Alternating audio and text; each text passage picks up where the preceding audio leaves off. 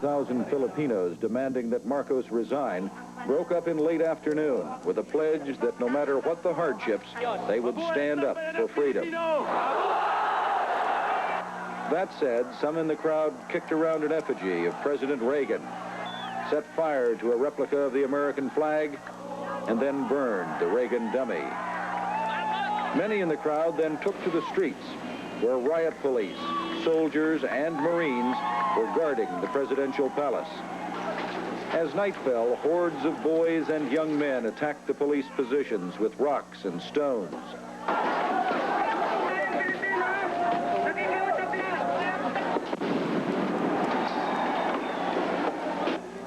Several buses were torched, buses that were being used as barricades by the government troops. Finally, the government forces got the orders to move against the demonstrators. They charged into the crowd, swinging clubs.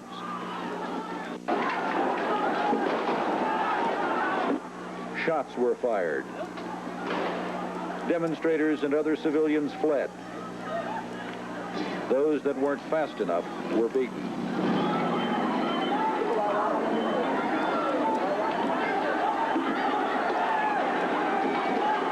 During the night, the presidential palace put out a press release saying that government troops were keeping their cool, even though they were being besieged.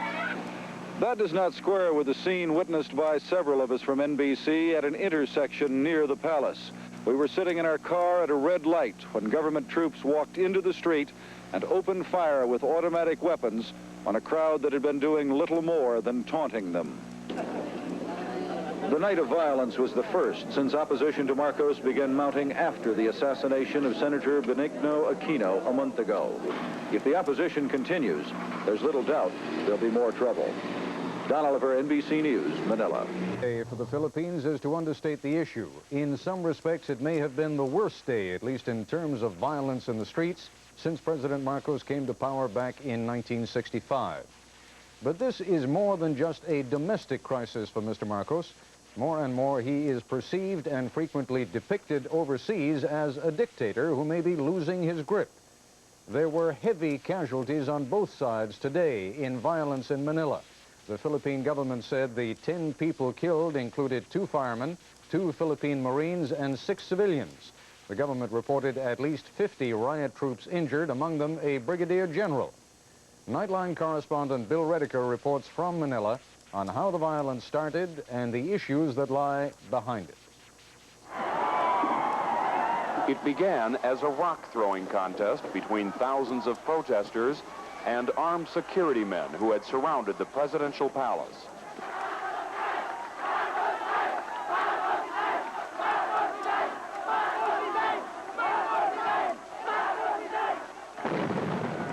But as night fell, tempers flared. The scene became violent. Protesters stepped up their barrage, firebombs were thrown, and then the police opened fire. They're shooting us! Goddamn Marcos! As the crowd scattered to avoid the explosions and gunfire, dozens were wounded, victims of police fire and hurled rocks. A nearby university hospital was converted into an emergency ward. Doctors treated both protesters and police. As the night wore on, buses and trucks were set on fire. There were several fatalities on both sides and numerous arrests, as Manila's worst night of violence in many years capped an unprecedented day of protest. Billed as a National Day of Sorrow rally, more than 100,000 Filipinos gathered earlier today to stage the largest anti-government demonstration since President Ferdinand Marcos declared martial law here exactly 11 years ago. Noisy and extremely political, the demonstrators protested several issues, including the assassination of popular opposition leader Benigno Aquino, the government's failure to explain how it could have happened when Aquino was surrounded by guards, and frustration over the rule of Marcos, which has lasted nearly 18 years. Today's rally marks the culmination of more than a week of anti-government demonstrations here. Protests, which have been organized by the opposition movement, but protests which for the first time in many years have drawn support from groups which would not normally dare criticize Marcos in the past. The most notable occurred in Makati, Manila's conservative and normally quiet business district. Last week, 10,000 office workers took to the streets to demonstrate their unhappiness with the administration's financial policies. And just yesterday, it happened again, as white-collar workers joined by students drove out a rally organized in support of Marcos. I don't think there's real freedom. Otherwise, these people wouldn't be doing this. We won't be doing this. We won't be leaving our jobs, leaving our desks, and going out in the streets, sweating it out, and shouting all these things. There's real freedom. Filipinos want a free and clean election. And the only way we can do that is to make sure that Marcos is out of power. It was the assassination of opposition leader Aquino last month that ignited so much protest. Escorted by government guards and then shot less than 10 seconds after he was marshaled off the plane, his so far unexplained killing has left many here furious and suspicious.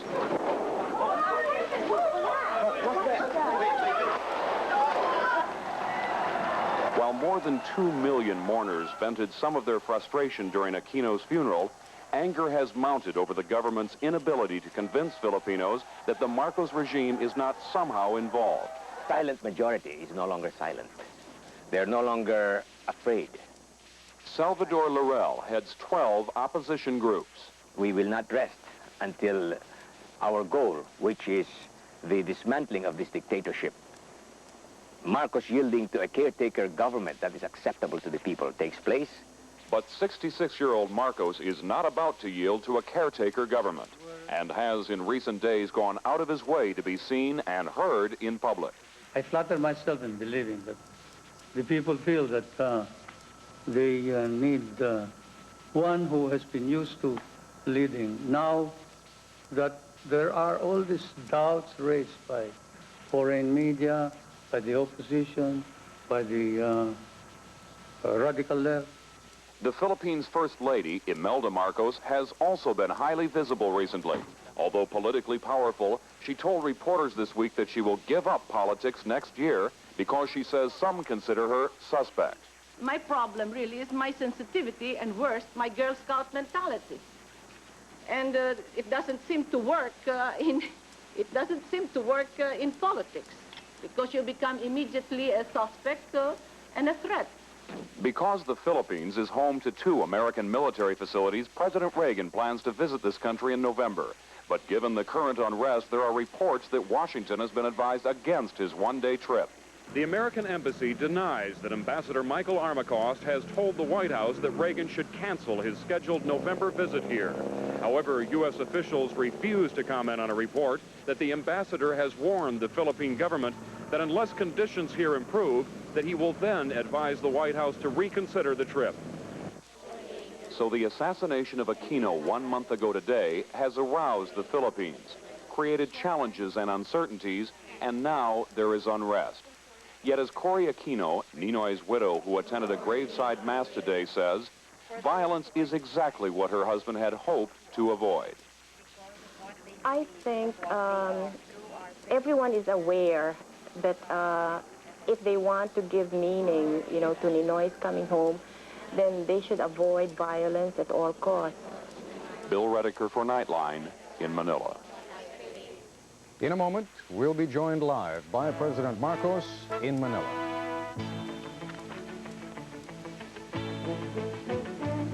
And later, a report from Newport.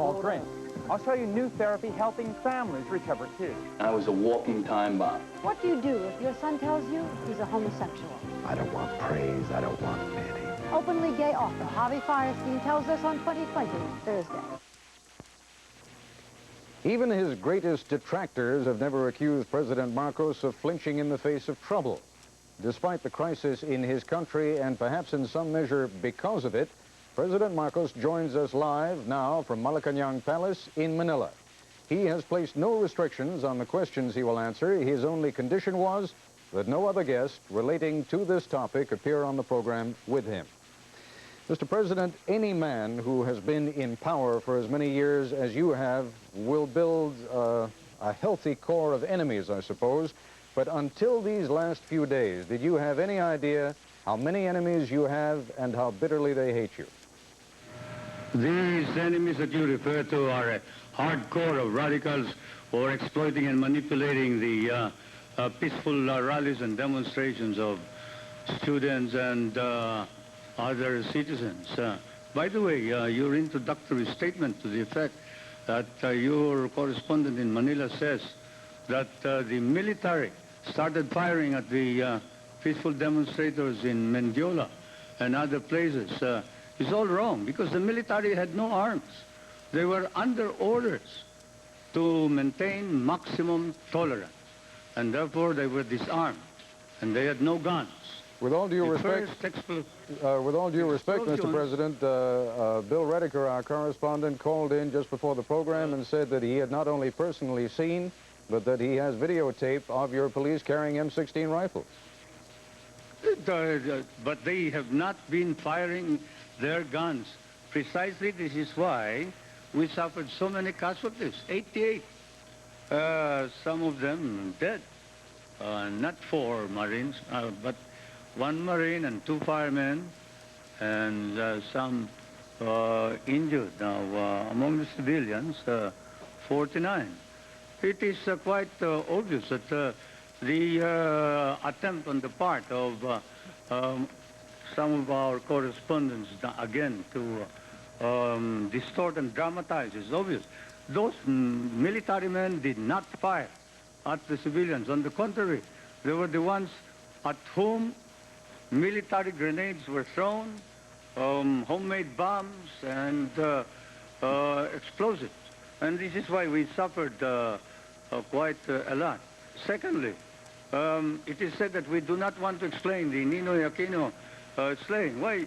We have been trying to, but the opposition has been setting all kinds of obstacles, like filing cases in the Supreme Court, stopping the Fernando Commission.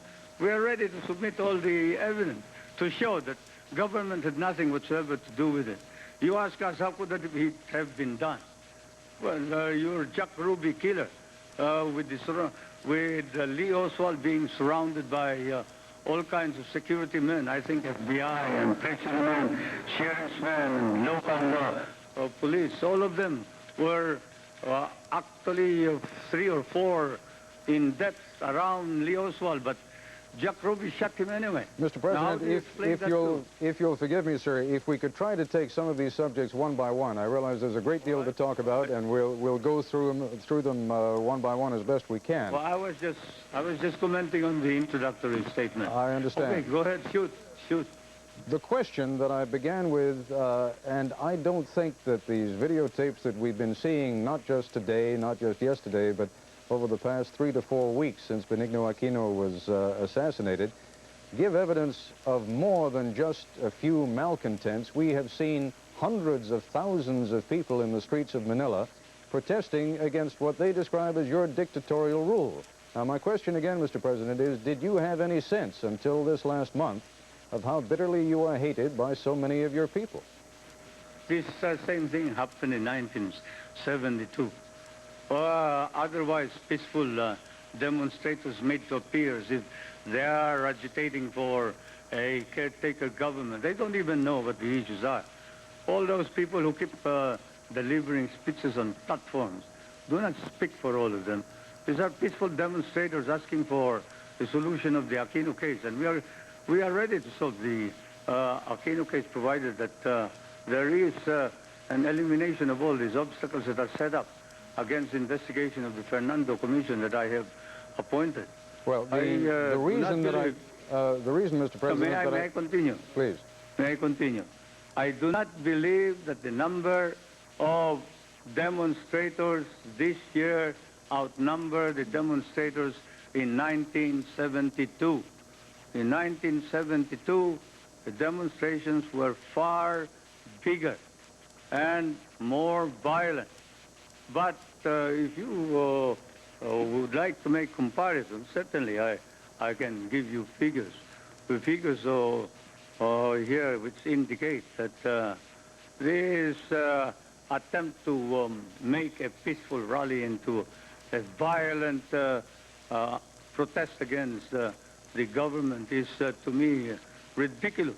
Mr. President, because peaceful rallies are justice for Aquino. We are for justice for Aquino. In 1972, in response to the demonstrations that you've described, you imposed martial law. You gave a speech to the nation just moments before we went on the air, in which you seemed to be hinting in rather strong terms that you were ready to do that again. Are you? I am not, but I might if I'm compelled to do so. And what would it take to compel you? Oh, well, we'll see what the developments are. This matter is a matter of judgment. I don't believe it's necessary right now. You did not seem to be giving anyone the impression that you were willing to compromise with your adversaries, with your opponents, in the speech that you just gave.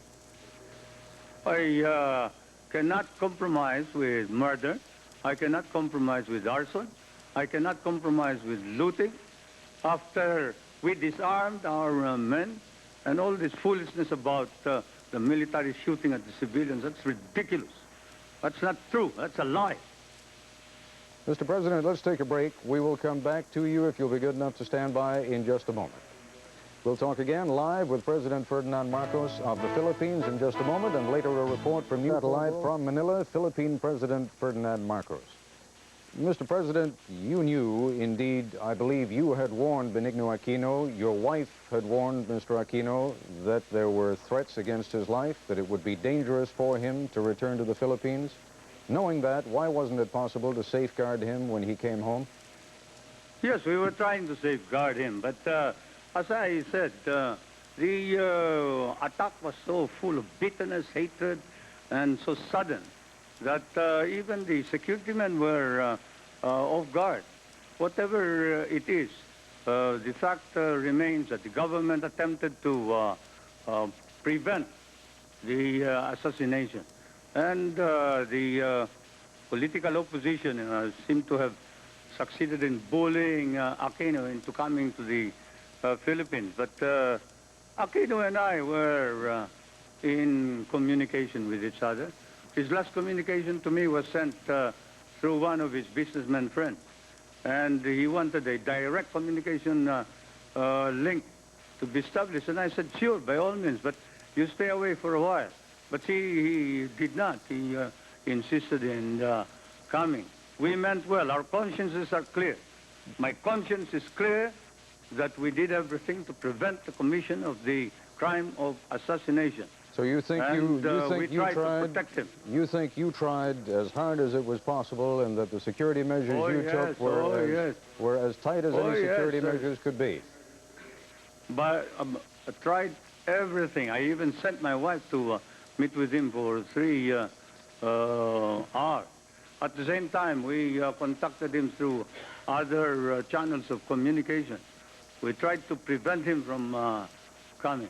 But the important thing here is we are ready to explain the circumstances under which we discovered the conspiracy against Aquino. The question I have, though, the question I have, Mr. President, is if you use the best security measures available to you to protect Mr. Aquino and we're not able to do so, don't you think it's rather dangerous to have the President of the United States come to your country in November? How can we be assured that his security will be safeguarded? Of course, it will not be under the same circumstances because Aquino was sneaking in and he couldn't come out publicly. Whereas if President Reagan comes in publicly, I can assure you that even those radicals will be protecting him. And every Filipino will be protecting him. I don't understand what you mean when you say that Aquino was sneaking in. I mean, you knew he was coming, your military knew he was coming, the airport was under tight control. Let's come on, let's be frank with each other. You know that he sneaked in. We didn't know. We looked into 9 airplanes before we even discovered where he was. But to say that we knew how he was coming, that's a ridiculous statement. No, I was simply reflecting on what you said a moment ago, Mr. President, when you said that you had safeguarded him with the best security that was available. Therefore, you must have known he was coming.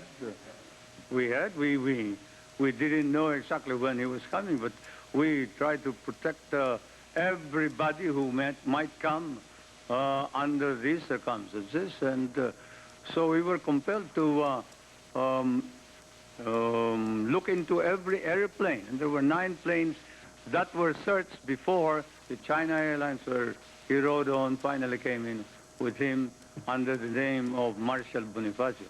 That's exactly what happened. But I am not going to discuss what measures were taken. We assigned the best officers to secure Aquino. That there was a sudden attack is something which, of course, we still must explain. But we are in a similar situation like Jack Ruby, Sirhan Sirhan, and all the others. How do you explain all this and the sudden attack on President Reagan by someone who claimed to be a member of media? They were also being protected. They were given the best security, but they were attacked. They succeeded. The situation is worse here because you had somebody, the assassin, Rolando Galman, who was ready to die in the attempt to assassinate Senator Aquino. And we want to explain why.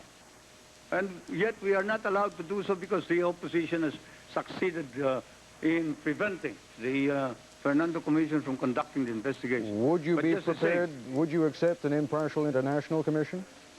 International commission, what the heck? Why an international commission? This is an internal matter. We pride ourselves in believing that we can solve this.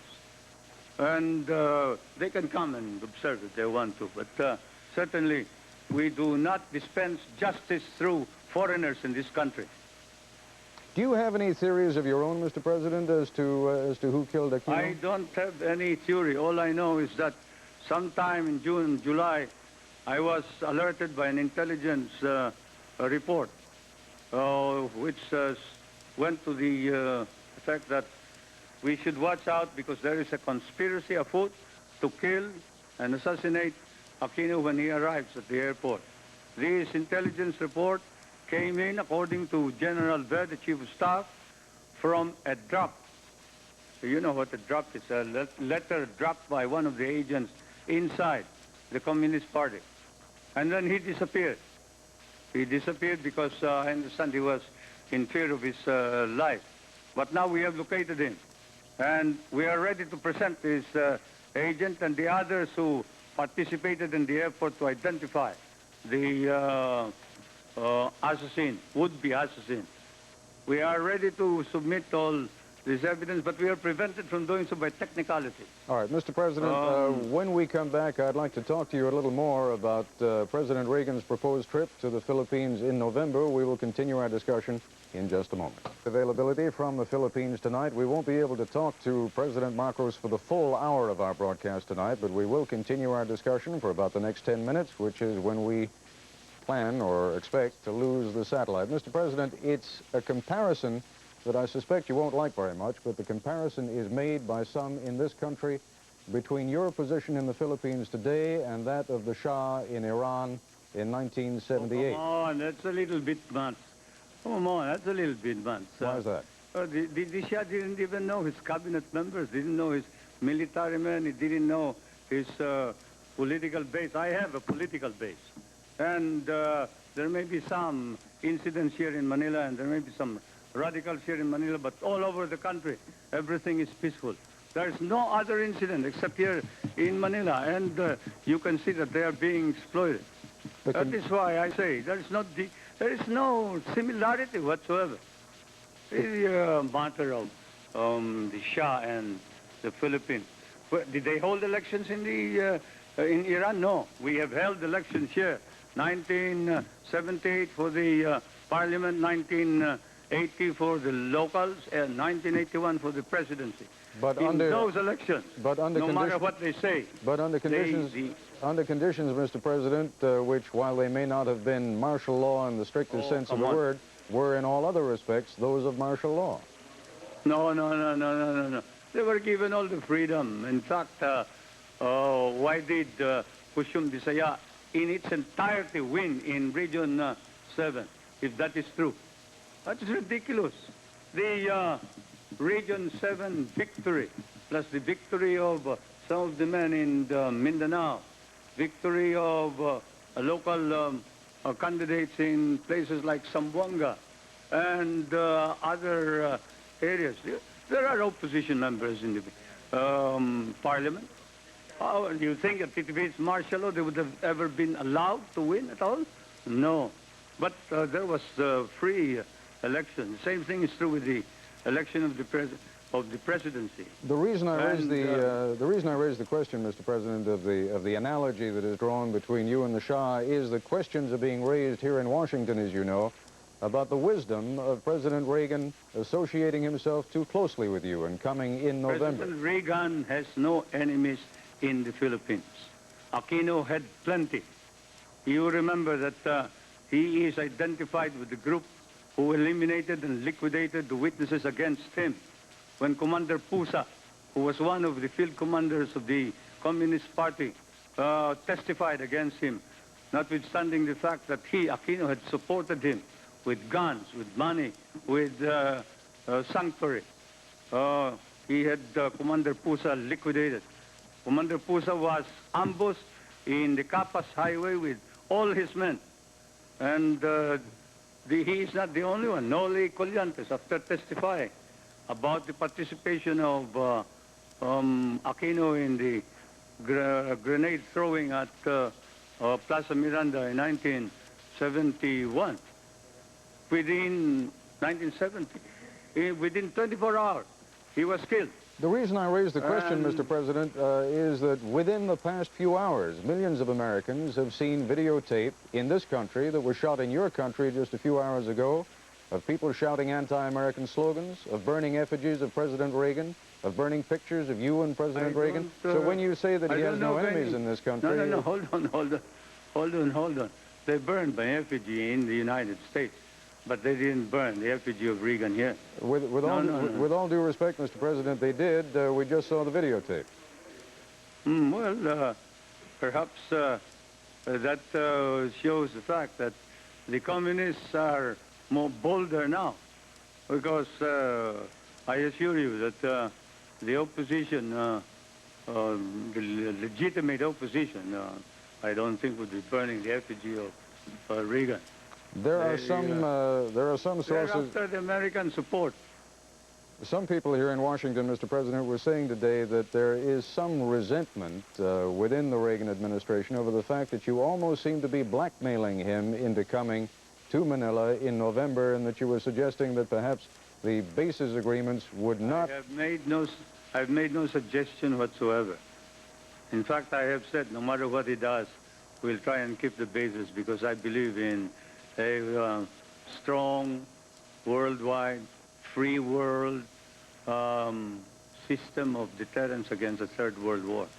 And if this be our modest contribution to the maintenance of world peace, so be it. No matter what happens. We are not talking here of forcing anybody to come. I can only say that knowing that this is a communist conspiracy, it certainly would be a big blow to us if the President of the United States supports the communist conspiracy. Given the volatile nature of events in your country right now, though, Mr. President, might it not be advisable to postpone such a trip? Why is it so important that President Reagan come to the Philippines in November? Look, I did not set the itinerary of the trip. All I can say is that you want to postpone it, you can postpone it. We are a small and weak nation. We have no capability to coerce or blackmail. Let's put things in their right places. We have never blackmailed or attempted to coerce the United States into doing anything. We have received unequal treaties and slapped down and badly treated as compared to that of the enemy after the Second World War, and we've taken all of this in our stride. Now, don't tell me now that you find us most overbearing after all of this patience that we have manifested in our relations with you. Mr. President, let me back off for a moment and ask you to back off for a moment and simply take a look at where you are today and where the Philippines is today. You're 66 years old. Some people say you are not in the best of health right now. You've been in power for 18 years. Why is it so important to you that you remain in power? Because I have a covenant with our people. I was elected for 6 years, from 1981 to 1987. I have no intention of breaking that covenant. You must understand, this is a solemn agreement between the people and me. I'd rather die than break that and violate this covenant. You and I know exactly what our obligations are, both as citizen and public official. As citizen and public official, I feel it my duty to now maintain the stability of the Philippine government, and we will. Give us a few days. You think that you have seen the last of what is going to happen here in the Philippines? Well, let me assure you that we have both the intention and the capability to maintain freedom, maintain stability, maintain peace, order and civility in our society with the use of the least possible force on the part of our military. And yet today... we will use our political base. We will use our political base more than the military, which means that all over the country now, we'll have to campaign the way they are campaigning. And we'll have to organize our mass base. If you want to use mass base against mass base, by all means, we will show you. What are you going to do about the demonstrations? Will you allow demonstrations to continue as long as they're peaceful? If it is peaceful, but we now will have to restudy the policy of maximum tolerance. We will tolerate peaceful demonstrations, why not? We'll listen to the opposition. But certainly we will not allow our men to be killed. We will not allow the use of grenades, use of Molotov cocktails, the use of homemade bombs, and the use of guns. We will probably have to now allow the military and the integrated national police to defend themselves when they are under attack. A final question, Mr. President, and just in case we lose the satellite, let me thank you for your courtesy in joining us this evening. Before I ask you the final question, are you tired? Thank you for the opportunity. Thank you. I must thank you for the opportunity for me to be able to speak directly to the American people. My final question to you, Mr. President, was simply, are you tired? Are you tired of being in power? No, I'm not. I've just started. I intend to see this thing through. You say I am not healthy. You watch me in the next few days. You watch me in the next few weeks. You will see how we have always succeeded in overcoming these misguided elements who think that they can import a communist ideology into my country and foment unrest and destabilization, and at the same time take over the government without the mandate of the people. I'm afraid, as we suggested, they meant it when they said we had the satellite for just 40 minutes tonight. But our thanks once again to President Marcos of the Philippines. In a moment, we'll turn... The Archbishop of Manila hailed Aquino's ideals of brotherhood and peace and warned the Marcos government that the Philippines will be plunged into even greater chaos unless the government leads an effort toward national reconciliation. His party controls 2/3 of the membership of the Assembly. Mr. Kessler, what do you think is going to happen? I think precisely what Raul suggests. Marcos is going to try to drag out the situation as long as possible to see if he can remain in power. He's holding really right now by the skin of his teeth. If there's no strong response by the United States and no strong response by the Filipino people, he'll make it. If not, I don't think he'll last much longer. Let's look at both of those. First, the Filipino people. Ms. Aquino says if she does not, if Mr. Marcos does not concede and turn over power, there will be civil disobedience in the streets every day by her. I think that's very probable. The overwhelming number of Filipino people, I think, voted for Cory Aquino. In most of the instances, in a large number of instances, their votes weren't counted. People are very upset. In the Philippines, they take this very personally. A number of people, over 100 or so, have been killed. Or at least two of the Citizens Watchdog group, NAMPRO, two of their members were killed too. These people take this very personally, and they're going to react very strongly. What will be the reaction at the State Department?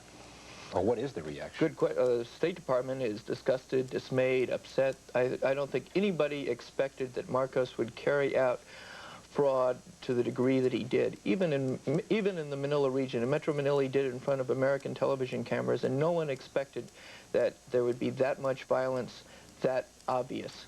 And as a result, the State Department is dismayed, upset. They don't know what to do. They expected that Marcos would win the election, but it would appear to be fairly fair.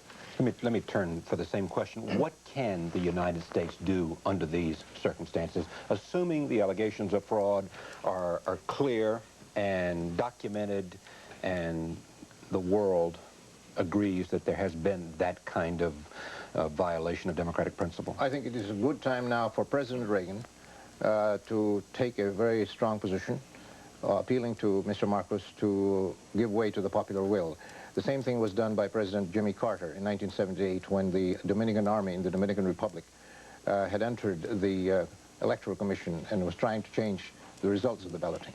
And the position taken by President Carter, accompanied, we were told, by a trip of the United States base commander in Panama to Santo Domingo to talk to his army counterparts, resulted in the Army of the Dominican Republic withdrawing and in democracy being restored. Suppose the president sends Senator Laxalt or someone else, Assistant Secretary Wolfowitz or someone, to see Mr. Marcos and says, the people have spoken, you should step aside.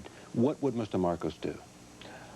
I think that if he were to see that the United States was determined and that the United States was ready to address directly the armed forces of the Philippines, which is the main prop of the dictatorship, I think that Marcos might then see that even if he would like to stay, the army no longer being with him, he might as well do a Duvalier. And a very good point to come back on, the role that the army will play in the future of the Philippines. We'll do that when we return. Stay with us.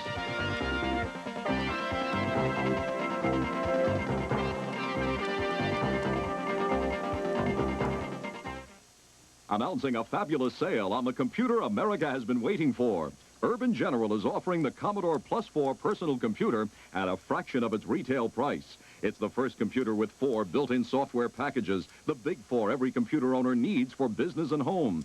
Built-in graphics and sound commands, 128 colors, 64K memory, basic language with over 75 commands. Features you'd expect in an expensive high-power model. Use your word processing to write letters, school reports, rewrite and edit. Change whole paragraphs without retyping. Create graphics, circles, boxes, charts, graphs, full color designs. The electronic spreadsheet balances checkbooks, business statements. Change one figure on your income tax, and your computer automatically recalculates the entire sheet.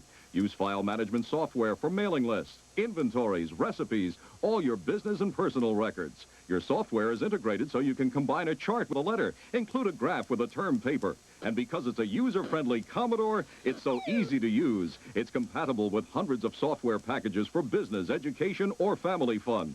Retail stores like Sears originally offered the Plus 4 for $299.95. Now on this special TV offer, you can order the Commodore Plus 4 for only $99.95 complete. That's a fraction of what you'd expect to pay for the built-in software alone.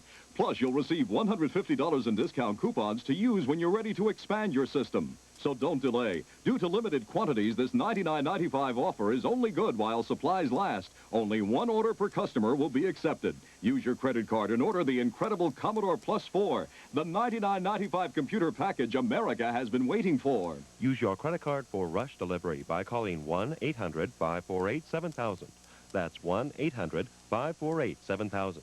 Or send check or money order for $99.95 plus $10 shipping and handling to Commodore Plus 4. P.O. Box 3500, Department D, West Caldwell, New Jersey, 07006. Later this morning on Night Watch, they were working hard Sunday at the NBA All-Star Game in Dallas, Texas. The most famous players in basketball were there, and we'll hear from some of them. Also, our series America Famous looks at author Kurt Vonnegut. He's been called a modern-day Mark Twain with a twist of black humor.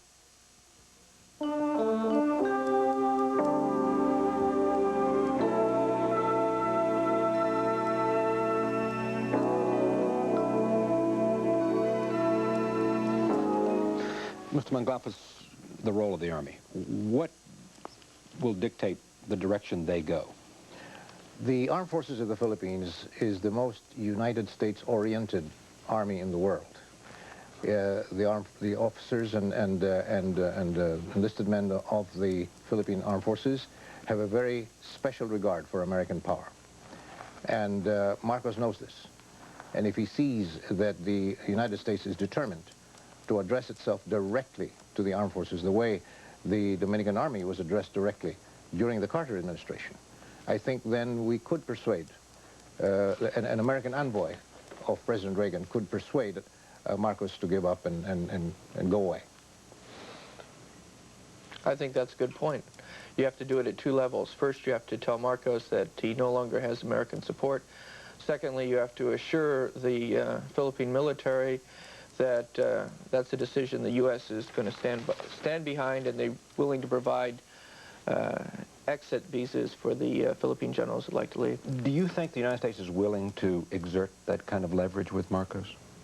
I don't think so, no. I mean, I think this administration to date has shown a lack of willingness to apply any leverage on Marcos.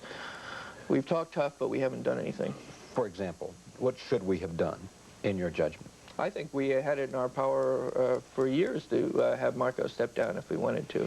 We've had it in our ability to force the Bears' resignation. We've had it in our ability to force economic reforms. What we've done is said we've threatened aid cutoffs. We've never done aid cutoffs. Should we have done those things? Yes. Should we try to dictate to the Filipino people who they should have as their leader? Well, I think it's something we do all the time. Well, what you decide is it in our national interest to intervene?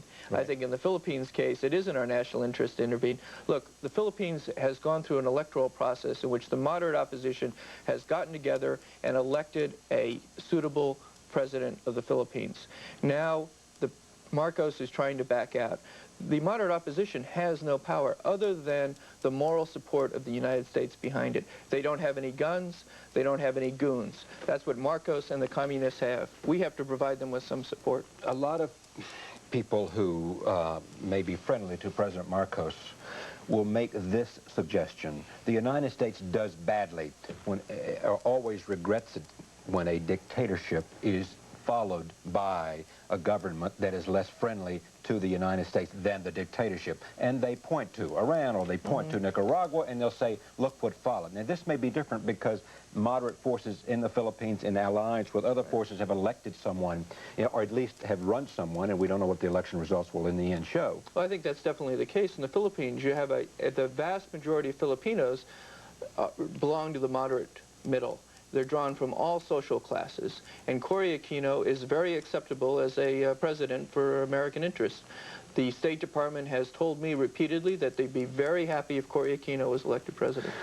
It's always been like that. The opponents of democracy for the Filipinos will point to Nicaragua, to Iran, but they will forget the overwhelming majority of countries that have returned to democracy over these past years, 10 of them. Let me make a couple of points. Do you think civil war will break out if, in fact, Marcos, it turns out that he has, in fact, stolen the election and will not give up power?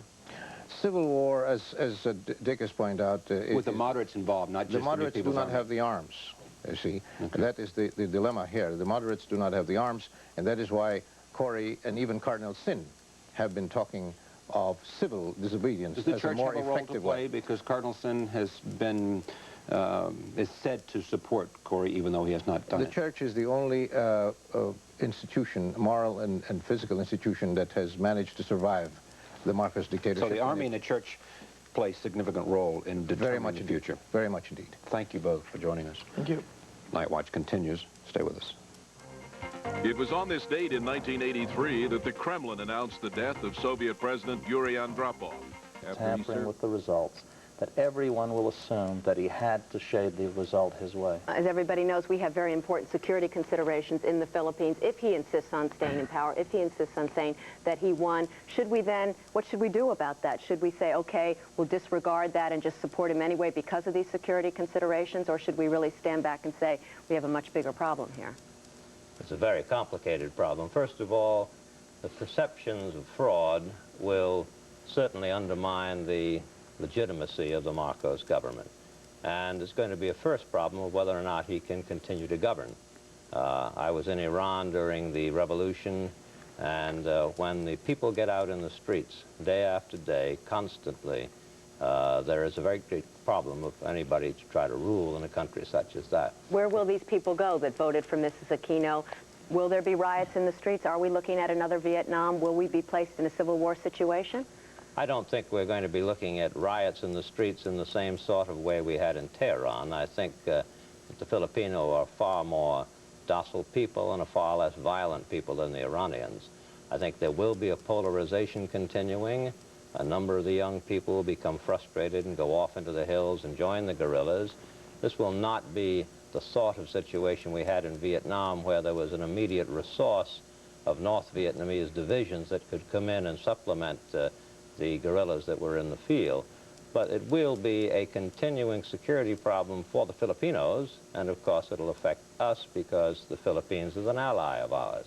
We have other considerations there, of course, with our military bases, and it is not a question so much of their physical security as it is whether or not we, by associating ourselves with the Marcos government in order to retain those bases, will be contaminating their use. Do you agree with that? Let me just be clear on what has happened here, Maria.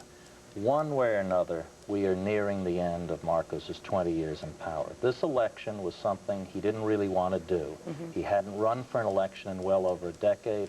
He put himself up for election to preempt pressure from President Reagan through the Laxalt mission. Now the election is turning out badly, and he can't win any which way that he turns. The administration, however, is in a terribly difficult spot. They have to decide whether to push that process forward more rapidly or distance from it. Whichever way they go, we should recognize that Marcos is finished, and in my view, the earlier he goes, and I hope it's orderly, it's critical it's orderly, the earlier he goes, the more rapidly the Philippines can get on with dealing with the communist insurgency, which is growing, and rebuilding its shattered economy. Okay, Richard Holbrooke and Ambassador Sullivan, thank you. I'm sorry for joining us this morning to talk about this, and the relationship as we know it with the Philippines appears to be something totally different for the future. In our next half hour, we will talk with President Marcos and get his reaction to the events in the Philippines. And the time now is 22 past the hour. In our next hour, daycare, the growth industry of the 80s. When they work, they're not worried who's taking care of their child. The savings are bigger than ever at FWS during the warehouse clearance sale. For 3 days only, get savings like never before. Canopy beds by Kemp 98. Which is viable, and he would then make the claim that the election was reasonable and democratic because he won on the one hand, but his vice presidential candidate lost on the other. Cory Aquino says she will not have this election stolen from her. She will mount daily demonstrations. She even predicted the possibility of civil war. Do you see that actually happening? Well, she may get entrapped in this one because if she moves into the streets and doesn't have the organization and the power to, in fact, bring about Marcos' departure, he will use it as a pretext to institute martial law. Yeah, if he does do that, or if, for that matter, he insists he is indeed the winner, what do you see the reaction from the communist insurgency? Well, to date, the Communist Party of the Philippines and the New People's Army has retained a degree of independence from the process, saying plague on both of your houses, essentially. They, in fact, are the only ones that are likely to benefit from a deadlock which would lead to a direct street confrontation between both forces. I need a very fast answer on this, Professor Newmoff. Is violence what we're seeing in the short future, in the short time? I think we're seeing it in the short and in the intermediate term, unless Aquino wins, and at least then people will say, we have another chance. Let's at least give it a reasonable try. Professor Newmoff, thank you for talking with us this morning. It's a pleasure, Noam. Sam Newmoff is a teacher of political science at McGill University. It's 24 past the hour. Shows him losing. Well, what does Marcos himself have to say about all of this, and what does he say about what it means for the future? We're going to ask him in just a few minutes. And for us after that, we'll meet Oprah Winfrey and Margaret Avery. They appeared together in the movie Color Purple. Now they're up against each other for the very same Oscar. And both of them have been nominated for the very first time. But before we get to that, and of course to the conversation with President Marcos, we want to bring you up to date on the latest news. Count of the votes in that country's special presidential election, President Ferdinand Marcos and opposition leader Corazon Aquino have both claimed victory. Supporters of both candidates gathered outside the National Assembly building, which was guarded by riot police. Official American poll watchers have pleaded for an honest count of the votes, but they have also charged that there was widespread fraud, and they have said the government deliberately delayed vote tabulations. Haiti appears to be... The Assembly is meeting to pick the winner. The Assembly is controlled by President Marcos. Supporters of opposition candidate Corazon Aquino rallied today in Manila. The opposition charges that Marcos is stealing the election. U.S. observers returning home today say they did see evidence of fraud by Marcos supporters. Under extremely tight security... Corazon Aquino are locked in a seesaw power battle. Unofficial results place Aquino ahead of Marcos, while the government's tally shows Marcos ahead. Philippine Parliament will begin an official ballot count later today to determine the winner as more accusations of election fraud surface. Yesterday, 30 poll workers from the government's own commission walked off the job, saying the results are being falsified to favor Marcos. Tainted by charges of fraud. And there are reports that even if he does manage to stay in power, he might lose some critical U.S. backing. President Marcos joins us now from Manila. Good morning or good evening to you, sir. Good morning, good evening. There are, as you know, widespread charges of fraud. It is causing considerable distress here in the United States. In light of that, would you consider the establishment of an international commission allowing international observers to come and review the votes and review the counting procedure to assure the fairness of the election? Now look, we are in the process of following our Constitution. I cannot violate that Constitution. Under that Constitution, our Parliament, like your House of Representatives, is a board of canvassers of the election returns in a presidential campaign. And it is the one that proclaims the winner. Now, how does an international body now come in and completely eliminate the Constitution and our Parliament? Would you allow that to be done in the United States? Well, I don't think so. Now, on the charges of fraud, there is a body known as the electoral body for presidency. And these can decide all of this. We have filed cases already in court. All right, they so talk about fraud. here is the international... We have cases of fraud. Mr. President, forgive me for interrupting. We just have such a brief amount of time. Go ahead. Here is the international political reality of this. There is now a perception, whether it is real or not, that there has been broad fraud throughout this election, that in fact, some are charging it has been stolen. Here is what may happen. The U.S. Congress may move to cut aid to the Philippines. The Reagan administration may distance itself from your administration. If that happens, what will you do? Well, I believe that we should allow these people who claim to represent the opposition in umbrella, which Senator Lugar wanted to continue the count. I asked them to continue the count. Let's depend on their result. And the COMELEC, the Commission on Election, and the Parliament. Now let's see what happens first, before we talk about fraud. If there is any fraud, why are there no cases filed in court? We have filed the cases. We've filed cases in Bicol, we've filed cases in Tarlac, and we are filing cases here in Manila. Now, why don't they do the same thing? All right, so Mr. President, you really didn't want this election. You called it in order to demonstrate how strong was the political support for you throughout the Philippines. And now comes this election where Corazon Aquino has certainly done very, very well if she has not beaten you. Does that, in terms of the political realities of the situation, spell a disaster for you? One of the reasons I called this election was to see to it that we get a confirmation of our policy of fighting the communists. our policy of dealing with the IMF and following its restrictions, like holding down the money supply and so that we can bring down the inflation rate, interest rates, and the like. We also put at issue the more important thing, which is that the policy with the United States should still be that of friendship, and we would like to continue the basis after negotiation. And these are all now confirmed. If they want to question this, they should do so legitimately. But sir, our Corazon Aquino... But they claim that they are... Yes, please, go ahead. Yes, sir, thank you very much. There are those people who are worried about the safety of Corazon Aquino and her followers. They are concerned that some harm might come to them as harm came to her husband. Are they in any danger? No, of course there is none. It is they who are doing the shooting.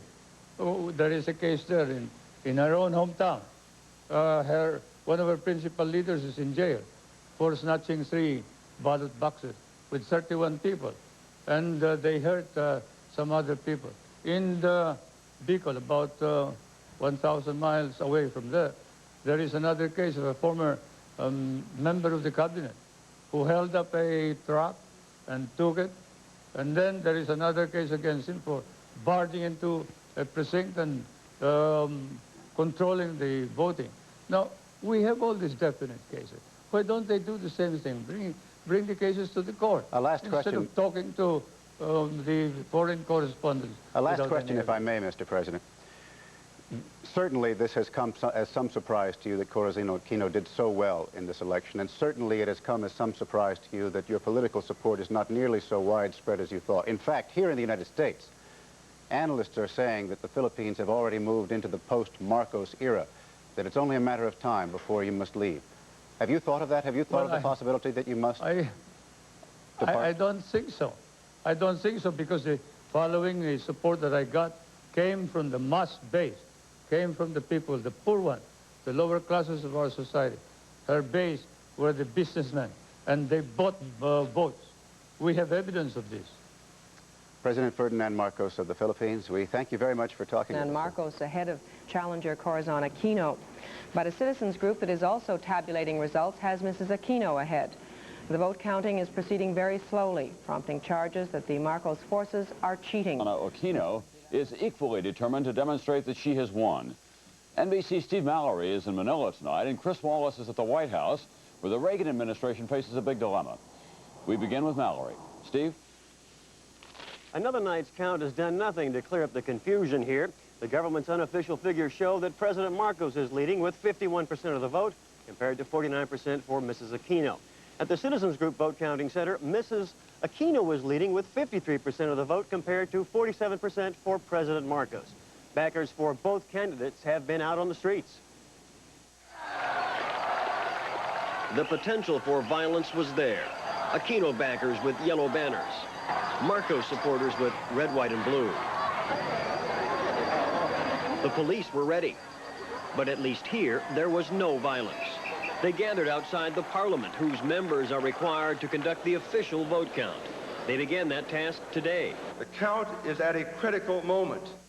Senator Richard Lugar and other American observers left for home today, saying that in no way could this election be described as clean.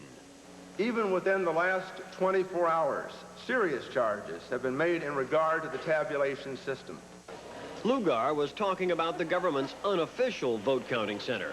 The results here have been tainted.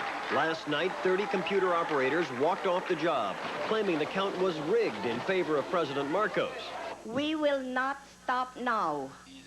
Mrs. Aquino was out again today, urging her backers to be vigilant, to counter attempts to cheat her out of the election. This woman of peace who stands before you today is claiming the people's due, the presidency. An hour after Mrs. Aquino made her speech, one of her supporters at the site was shot dead, the 95th victim of election violence. With the outcome still in doubt, soldiers are patrolling the nation's capital more than usual to discourage violence should there be any protests against the final results. No matter what the unofficial tallies show, this election will be determined by the count in the Marcos-dominated parliament. which is bound by law to have the results in 15 days. Tom? Thanks, Steve.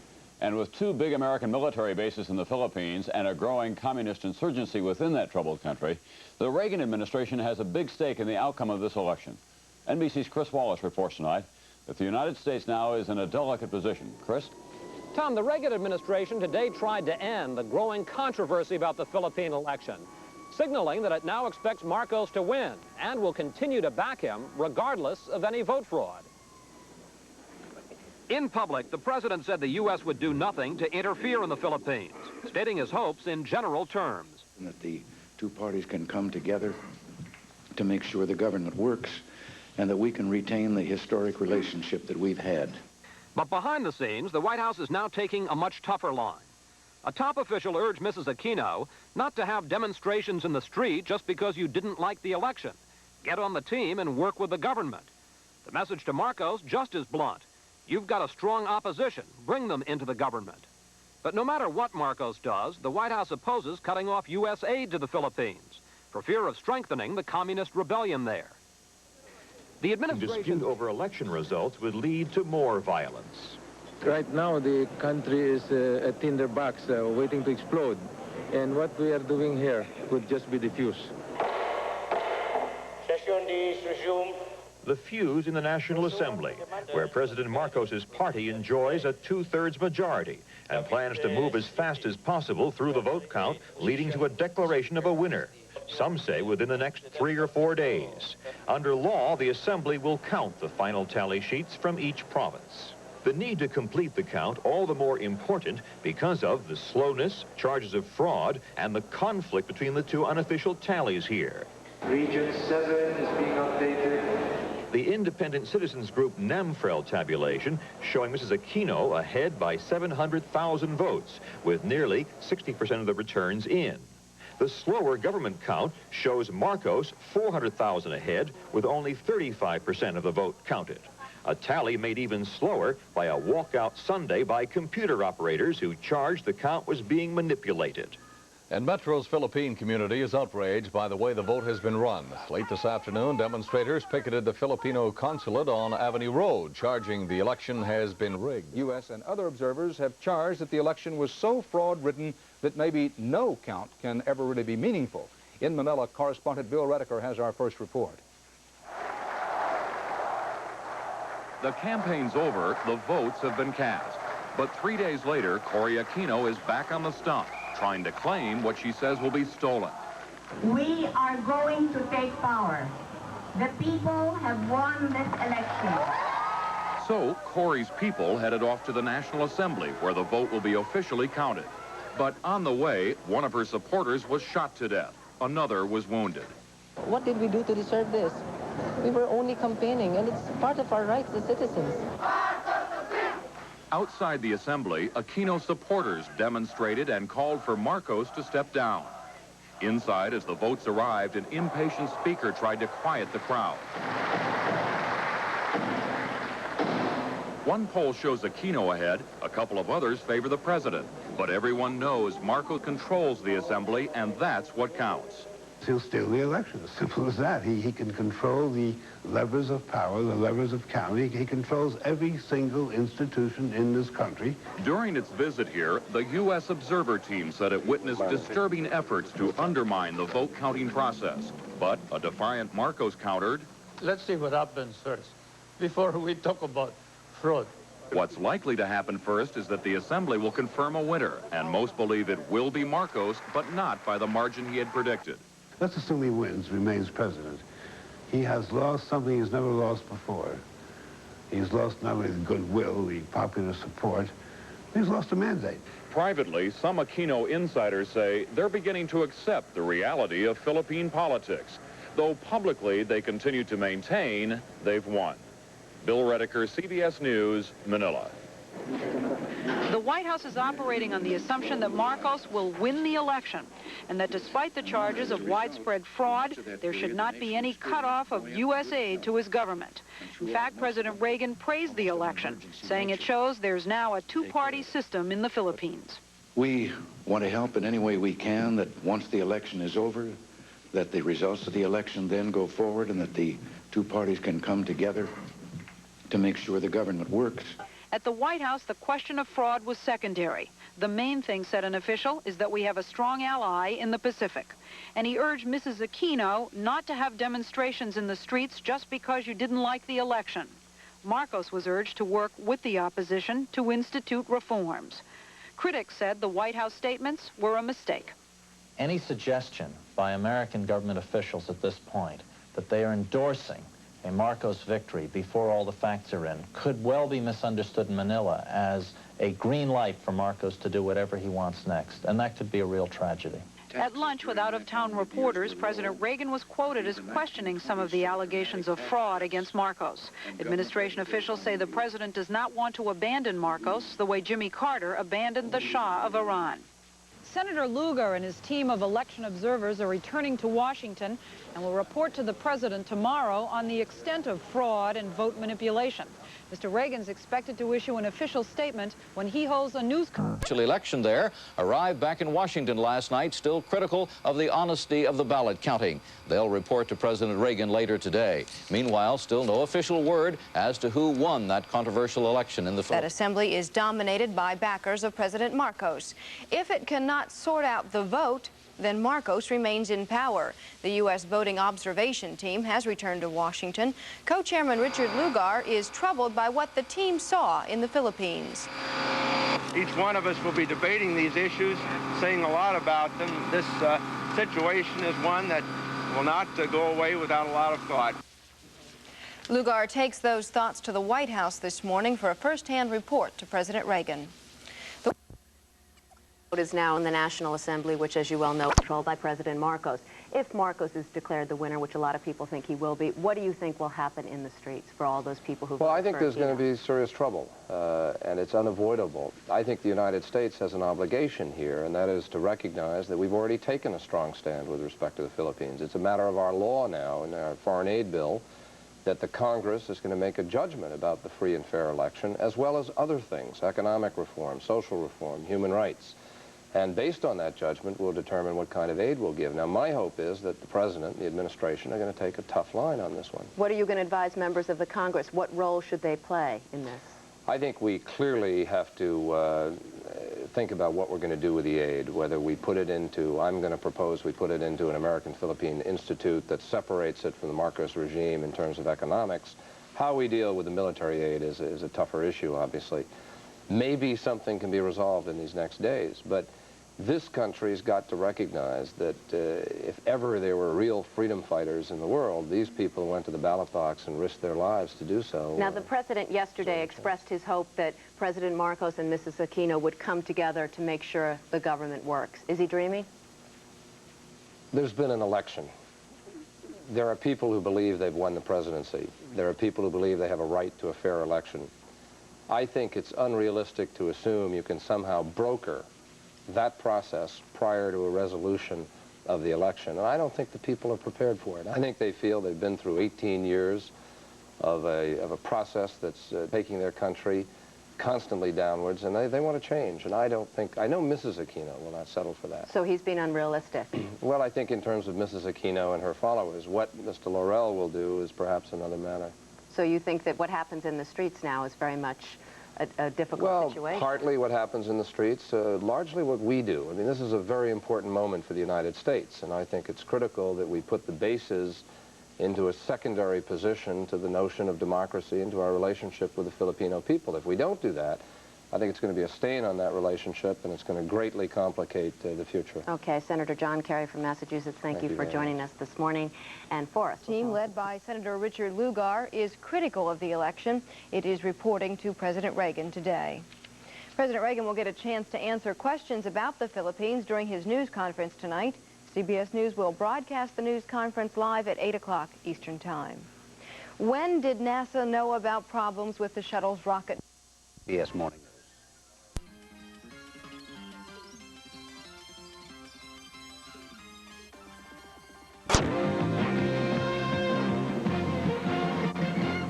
Good morning, I'm Marie Bryce. And I'm Mike Syka. It's 11 degrees in Buffalo at 7:25. February stays frigid. My forecast is coming up. In the news this morning, Johnson & Johnson say they have no reason to believe it's more than an isolated event. But in Westchester County, a Yonkers woman has died of suspected tainted Tylenol. Tests on capsules in the extra-strength bottle she used just before death showed the presence of cyanide, according to authorities. Right now, the Food and Drug Administration is telling shoppers to avoid Tylenol with the code ADF916. That's ADF916. With a May 1987 expiration date. The incident is the first since 7 Chicago area people died after taking the pills in 1982. The shock is still settling in, but community and healthcare leaders are already trying to find ways to save some of the 216 jobs that will be lost with the closing of Lafayette General Hospital. Yesterday, the doors of the hospital closed for good and the hospital filed for bankruptcy. Already being mentioned, developing a nursing home or an ambulatory care center or both on the property of the hospital. The reason for the shutdown, there simply were not enough patients. And Memorial Ambulance Service is back in business this morning. The ambulance service had been suspended over the weekend for safety violations. The conditions were remedied and 5 ambulances are now back on the road today. The state DOT says there will soon be an alternative to the Father Baker Bridge. The state says 2 temporary bridges over the Union Ship Canal will be built sometime this year. The bridges will function as a detour also when the aging Father Baker Bridge is rehabilitated or replaced. The murder trial of former UB student Ronald Longmire resumes today in state Supreme Court. 21-year-old Longmire of Niagara Falls is accused of fatally stabbing Tonawanda High School student Craig Allen during a brawl in Longmire's dormitory room in October of 1984. Longmire says he acted in self-defense, that he was attacked by a group of 6 young men who, in his attorney Paul Cleary's words, had nothing better to do than roam the campus and try to prove how tough they were.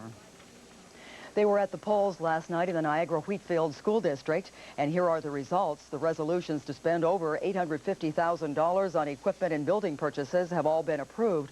The vote was about 4-3 in all cases.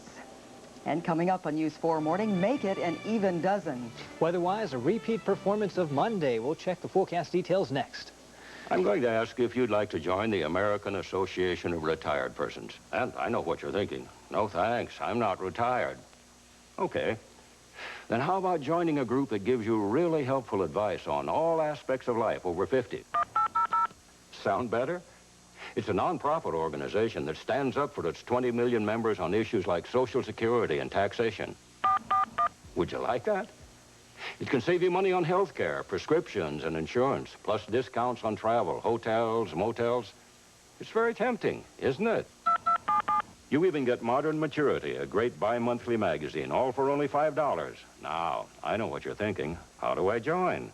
Call 1-800-441-7575. See? You just decided to join that group you thought you had to be retired to join. AARP. All you have to be is over 50. So call 1-800-441-7575. I knew you would. It wasn't easy, but the Canisius College Golden Griffins won number 12 in a row last night. The Griffs beat Maine 58-52 at the Kessler Center to boost their record now to 18-4. The Griffs started slow and fell behind as many as 9 points in the first half, but came back. Next up for Canisius is a Saturday night matchup against Dayton at the Niagara Falls Convention Center. They are really doing well this season, aren't they? I would say so. Mike, you may think we don't pay attention to you, but you said there were going to be a few flakes in the air, and I've noticed that. Well, there are, and frosty cold temperatures as well, Marie. They're still with us, and they will be with us throughout the next several days. Large area of snow, though, just the south of our region this morning across the state of Pennsylvania, but that's where it's going to stay. We're just going to see a few flurries around western New York today. Checking some of the regional weather conditions as of 7-11 from Jamestown and Buffalo, 12 degrees at the Falls, 2 degrees at Toronto. The forecast for today, partly sunny skies are expected from Buffalo northward, but cloudy skies to the south and the southern tier, and scattered flurries that should be with highs around 20 degrees. Overnight, partially clear, 5 to 10 degrees. Very cold tonight, but for tomorrow, still rather brisk. Sunny, a few clouds, and 15 to 19 for the highs. So the flakes stay in the forecast. Definitely do. Thanks, Mike. At 7:30, I'm Marie Bryce. And I'm Mike Cycle. We'll be back at 8:25. And now back to the CBS Morning News in New York. The CBS Morning.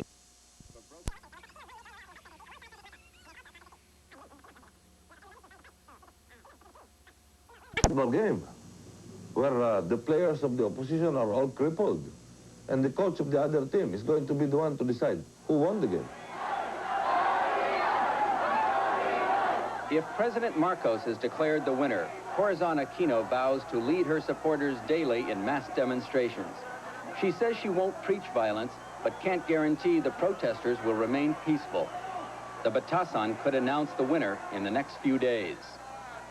This is James Walker for Nightline in Manila. When we come back, we'll be joined by the candidates for vice president on the Marcos ticket, Senator Arturo Tolentino, and with Senator Salvador Laurel, who was Corazon Aquino's vice presidential running mate.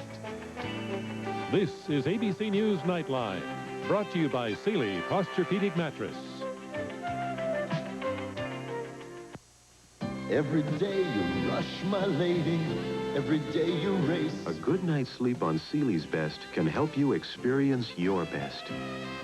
You're pushed, you're pulled, but you do your best, and you do it with such grace. Because Sealy Posturepedic is uniquely created to give you sheer comfort to ease the day's stress, you'll experience your best after you experience Sealy Posturepedic. You do your best, and you do it with such grace.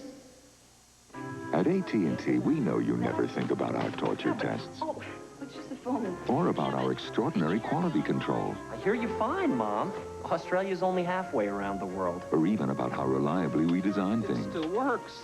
Who ever heard of a computer that works without air conditioning? You can take everything we do for granted, because we leave nothing to chance. It's not a total loss. The phone still works. For telephones, information systems, long-distance services, or computers, AT&T is the right choice. Blanket protection for your auto, life, home, and business from Nationwide Insurance. Nationwide is on your side. It's on now. Your Lincoln Mercury dealers Markdown Countdown. We're out to move millions of dollars of inventory in just 12 days, February 10th through 22nd. Now get 7.9 annual percentage rate financing on all new V6 Cougars and Lynx models with standard transmissions. Count on saving $710 on Grand Marquis when you buy an option package. Plus, see the striking new Mercury Sable. Hurry to your Lincoln Mercury dealers Markdown Countdown before February 22nd. Because when it's over, it's over. This is David Horowitz. If you're tired of getting ripped off, let your voice be heard. Join me each week as we look into the problems you face every day and fight back. Watch Fight Back Sunday at 6:30 here on Channel 7.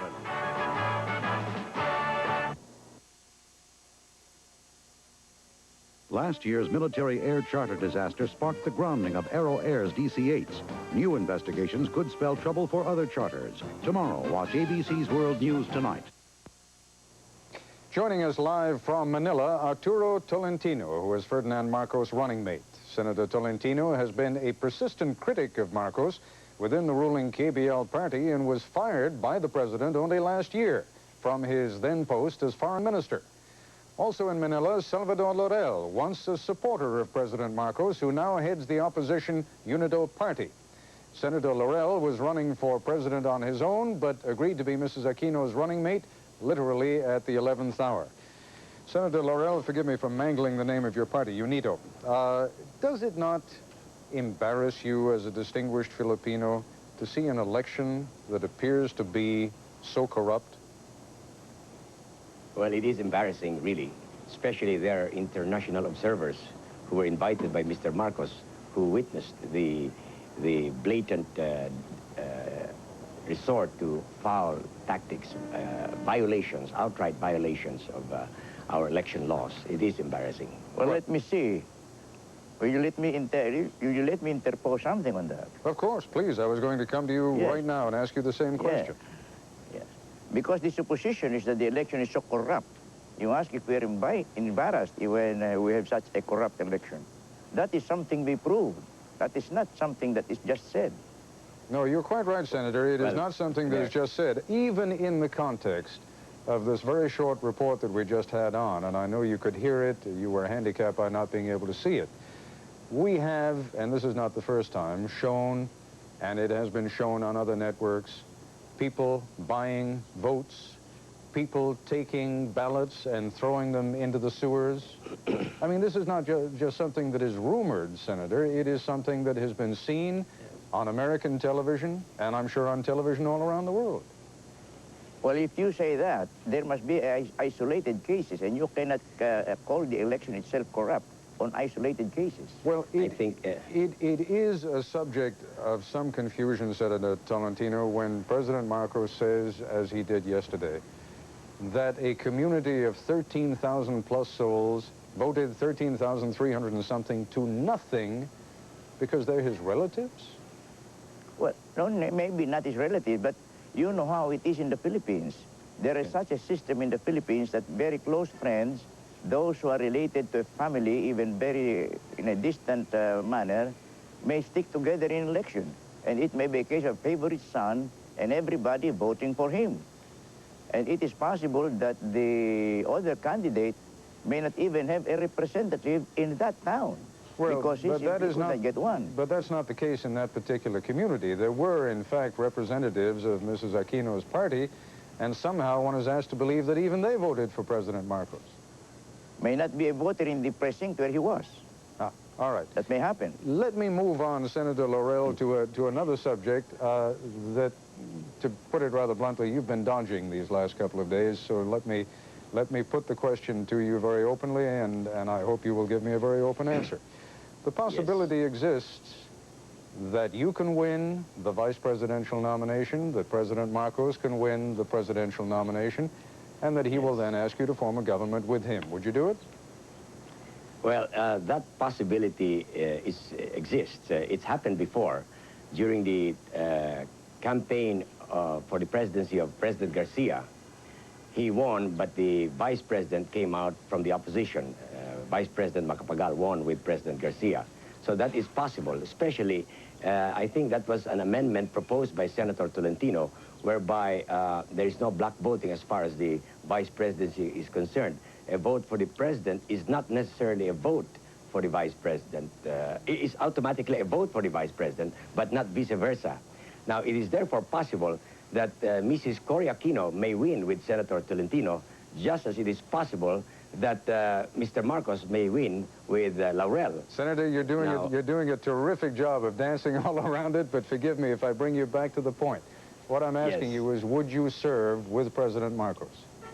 Well, firstly, let me make a statement. That is unlikely, because at this point, no, Cory is leading... Sir, I'm not, with all due respect, and I realize that it's an uncomfortable question, but I know you've thought about it, and... Yes, I will answer that question, Ted. Okay. But let me just premise a statement. As of now, the reason why I say it's unlikely, Cory Aquino is ahead of Marcos by 687,145 votes. Yeah, by one count. I say by one unlikely. count. Yeah, but by the other count, she's behind by 400,000 votes. And as you know, it's now in the hands of the Parliament, and the Parliament is two-thirds controlled by the President's party. So it's very likely that he will win.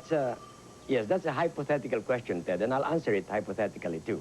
If, for instance, that is the will of the people, and that is not fraudulent, it is not the spurious will of the people, I have no choice under the law but to bow to the will of the people. There is a penal statute in the Philippines that the candidate who gets elected and refuses to serve may be punished and is subject to imprisonment. Let me put it, Senator Laurel, in other terms. There is the possibility of great violence. There is the possibility of great dissatisfaction. There is almost certainly the possibility, no matter who wins, that people are going to be charging fraud. Now, one way of bringing about a reunification of the country would be for the vice presidential candidate of one party to join with the presidential candidate of the other. Under those circumstances, just as a means of binding the wounds of the nation, would you serve with President Marcos? If you were invited to? I will answer that, Ted. If that is the true will of the people and not the spurious will of the people, I will serve, I will accept the mandate. But if that is the spurious will of the people, I cannot serve. All right, gentlemen, we're going to take a break. When we come back, we will continue this discussion, and we'll do that in just a moment.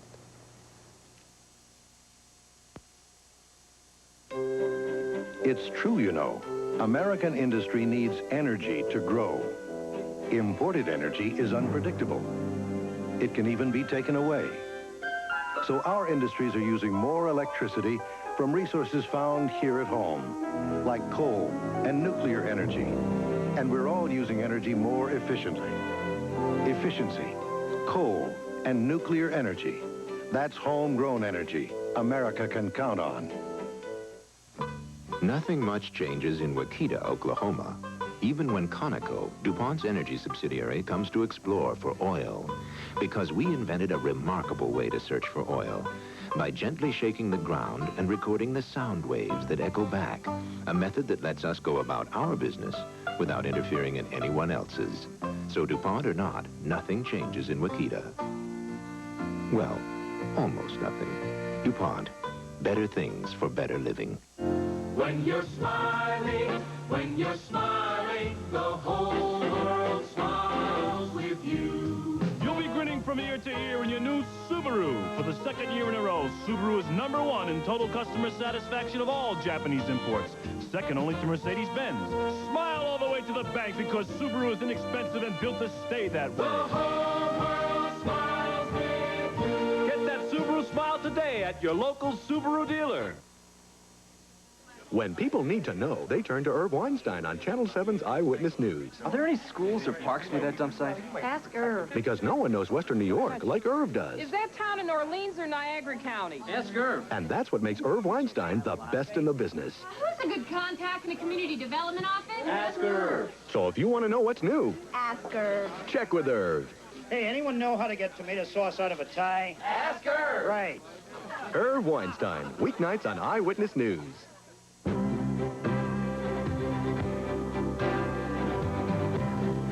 Did you know the first cornea transplant in Western New York was done by a black eye doctor? Dr. Yerby Jones was an ophthalmologist and pioneer eye surgeon who is credited with having trained 85% of the practicing ophthalmologists in our area. He taught at UB for 25 years and was the chief of staff at Meyer Hospital.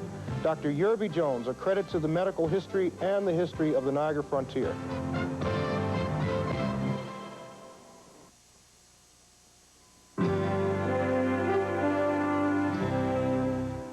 Continuing our discussion now with the two vice presidential candidates in the Philippine election, Arturo Tolentino and Salvador Laurel. Senator Tolentino, just for the record, let me ask the same question of you. If Mrs. Aquino wins and you win, would you feel comfortable serving as her vice president? Well, purely on a hypothetical basis, if I'm elected as vice president with Mrs. Aquino as president, I will take my oath as vice president. The question is whether I will serve in her government. Now, that will depend entirely on what kind of role I will play in that government. So, having been elected... But I will take my oath. I will take my oath as vice president. But I mean, maybe you can just give us the benefit of a little bit of your insight here. It is then theoretically possible for the opposition party to be elected, the candidate for vice president, to take the oath and then decline to serve? No. I'm not declining to serve as vice president. No, but I mean, you're saying if the role is not right. Yes, because under the Constitution, there is no specific function assigned to the vice president. The only role given to the vice president is to succeed the president in case of vacancy. And the Constitution provides that the vice president may be appointed as prime minister or member of the cabinet. So it will depend entirely upon the president to assign the vice president to some job, either as prime minister or member of the cabinet. Now, if Mrs. Aquino does not assign the vice president to any job, then simply he's there as vice president, but no particular function except to wait for the vacancy in the presidency. And that you would not want to do? Well, I would not say I would not want to do that. I said I would take my own. Senator Laurel, do you feel the same way about it? Would you have to have some kind of an understanding that you would have a substantive role, prime minister, for example? I'd like to distinguish the mandate of the people. Supposing the people elects me as vice president to Mr. Marcos, that is a mandate of the people. And I feel that if I am elected, notwithstanding the massive fraud and terrorism that has been mentioned in the papers, I believe that I have no choice but to bow to the true mandate of the people. On the other hand, that must be distinguished from an offer from Mr. Marcos of a position in his government. That I can decline. You can, but would you? my intention right now is to continue fiscalizing and exposing the evils of the Marcos regime. But to bind the wounds of the country, to bring it together again, I mean, if Doy Laurel were the only one who could do that by serving with the Marcos government, you'd do that, wouldn't you? Well, of course, I think someone, I think it was Pericles who said 4,000 years ago that the worst man is he who turns his back to his country in its hour of need. I don't want to be the worst of man if the country needs that. Senator Tolentino, give me your impressions now. The U.S. observers are back here in the United States. Do you think it was a good idea to have invited them? Well, I think it was a good idea. We could have done without them, but there was nothing wrong in having them invited here to see how our election system works. The only trouble is I do not know if they understand our election system. They may be looking at our elections in the light of American conditions and American perspectives. That I do not know. But I feel that we should look at Philippine elections in the light of Philippine conditions, which are not as advanced as the conditions in the United States. The conditions in the United States are such that they may allow the election process to be electronically managed or carried out. But in the Philippines, that is not possible. So the speed by which we carry out our election process cannot be as fast as those in the United States. I'm not now, sure. These are conditions. I'm not sure, Senator, that their criticisms, and they were more vocal in their criticism while they were still in the Philippines. Now I think they want to wait until the head of the delegation has met with President Reagan tomorrow morning. But their criticism was really focused on what they saw as just blatant, out-and-out fraud. Not so much the delay, although I think they were also suggesting that the delay might be part of the fraud. No, precisely. I'm addressing myself to the statement that there is some delay that may cause manipulation in the election results. And I am asking that the American public look at our conditions instead of looking at our elections in the light of American conditions. Now, with respect to the fraud, I do not know to what extent this fraud is. Every election in the Philippines, the loser always says he was defrauded, he was cheated. There is no election yet for president in the Philippines in which such an allegation is not made by the loser. Gentlemen, the president today, our president, President Reagan, made the observation that the elections in the Philippines are evidence of a good, strong two-party system. When we come back, I'd like to get each of your reactions to that and see if I can get your interpretation on what you think the president meant by that. We'll be back in just a moment. Hi. Hi. What are you reading? The new Sears catalog. Oh, that sounds exciting. You'd be surprised. Did you get to the part about the vacuums yet? I'm looking at the clothes. Oh, for the boys? For myself. In the Sears catalog? Yes. There's more for your life That's a very new Sears catalog. at Sears. Slattery, the computer network's down. Call the service rep. His ship docks in 6 weeks, sir. 6? There's a typhoon in Osaka. We should have gone with Harris. Who's Harris, and why should we go to Osaka with him? Harris, the big high-technology company, with a nationwide service network for their information and communications systems. Perfect. Call Harris, then find the idiot who chose this equipment. That would be you, sir. Mistakes happen, Slattery. For your information, our name is Harris. What a great evening. I hope it's not over yet. Look, I had to tell you, right now, I shouldn't be doing this. I'm a married woman. That's okay. I'm a married man. Happily married? Very happily. Oh, me too. Well, happy anniversary. Stephen, it's beautiful. An anniversary ring of fine quality diamonds, the gift that says you'd marry her all over again. Living in the Buffalo area doesn't mean you have to put up with nerve-wracking winter driving, not when your Western New York AMC Jeep Renault dealers are overstocked with four-wheel drive vehicles. Hundreds of new Jeeps are specially sale priced, including CJs, Cherokees, Wagoneers, new Comanche pickups, Even AMC's Eagle, America's premier four-wheel drive automobile. Savings are huge. Selection is the best in years. Once these excess Jeeps and Eagles are sold, it's wait till next year. See your Western New York AMC Jeep Renault dealer. House arrest. In states where prisons are too crowded, people are serving sentences in their own homes. Tomorrow on ABC's World News This Morning. Before Good Morning America. What do teenagers think about sex and teen pregnancy? We'll find out tomorrow. Also, Bruce Willis and Sybil Shepherd will moonlight with us tomorrow on Good Morning America. Continuing our discussion now with Arturo Tolentino, who is President Marcos' running mate, and Salvador Laurel, who is Mrs. Aquino's running mate. Senator Laurel, you must have heard what President Reagan said today. It almost sounded as though he was distancing himself a little from the charges of fraud. What do you think he was intending to say with that comment about the strong two-party system? It's hard to read the mental processes of another person, Ted. No, but if there's anyone around who can read between the lines of a political statement, then I'm sure you can. Well, what I think Mr. Reagan should do is to get together with Senator Lugar and his group right away and get the facts straight. Then he can probably have something solid, more solid basis for his an assessment of the situation here in this country. But one thing I do agree with Mr. Reagan is that he recognizes the existence now of the two-party system in this country.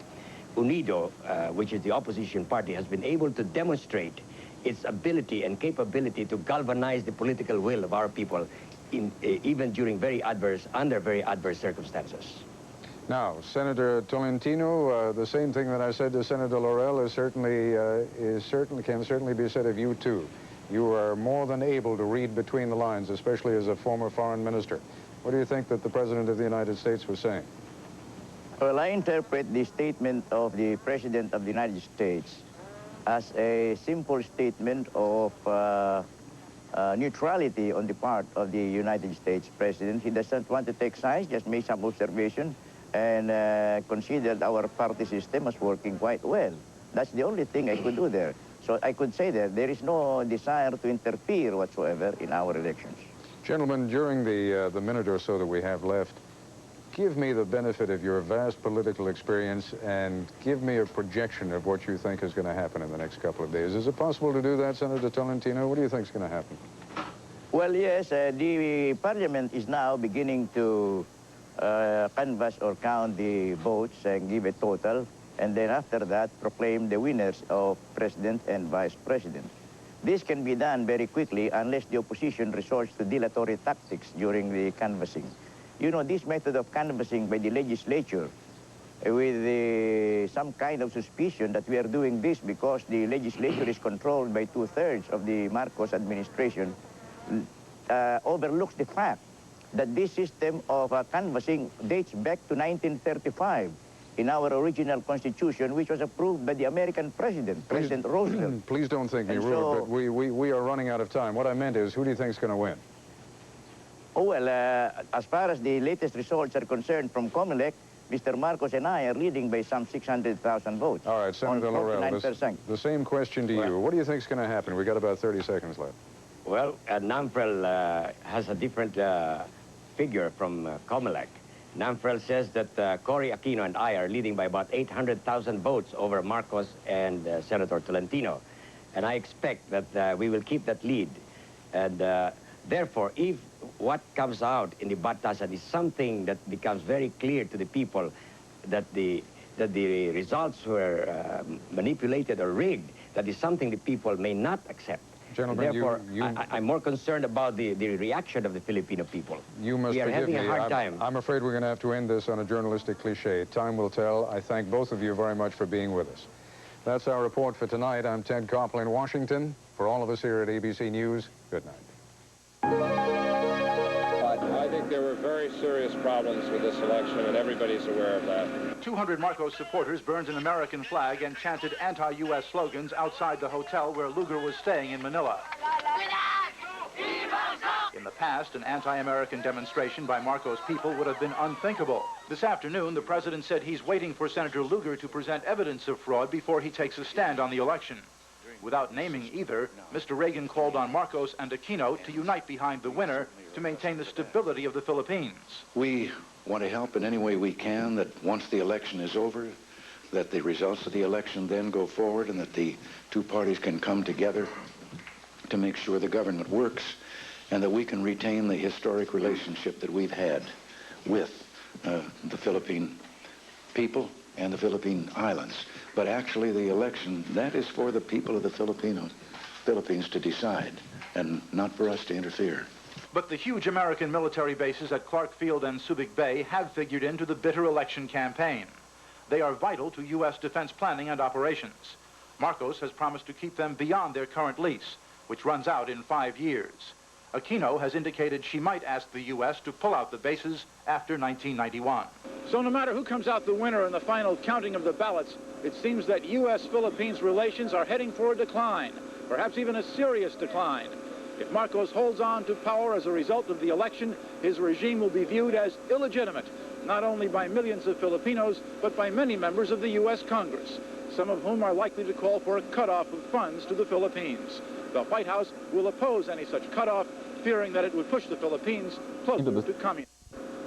For the Independent News, Jeff Kamen, Andrews Air Force Base, Maryland. Marcos is leading Aquino by 54% to 46%. Meanwhile, the powerful Roman Catholic Bishops' Conference in the Philippines has lashed out at Marcos and publicly declared its support for Aquino. Steve Mallory has more. The polls were unparalleled in the fraudulence of their conduct. The church's message called the Marcos government evil and joined Mrs. Aquino in urging civil disobedience, saying a government that holds power through fraud has no moral basis. The way indicated to us now is the way of non-violent struggle for justice. I think we should all be very proud and be very grateful that we have bishops who act as true leaders, not only of the church, but of our country. Mrs. Aquino will use a Sunday Mass to announce her plan to try to unseat Marcos. More than 85% of Filipinos are Catholic.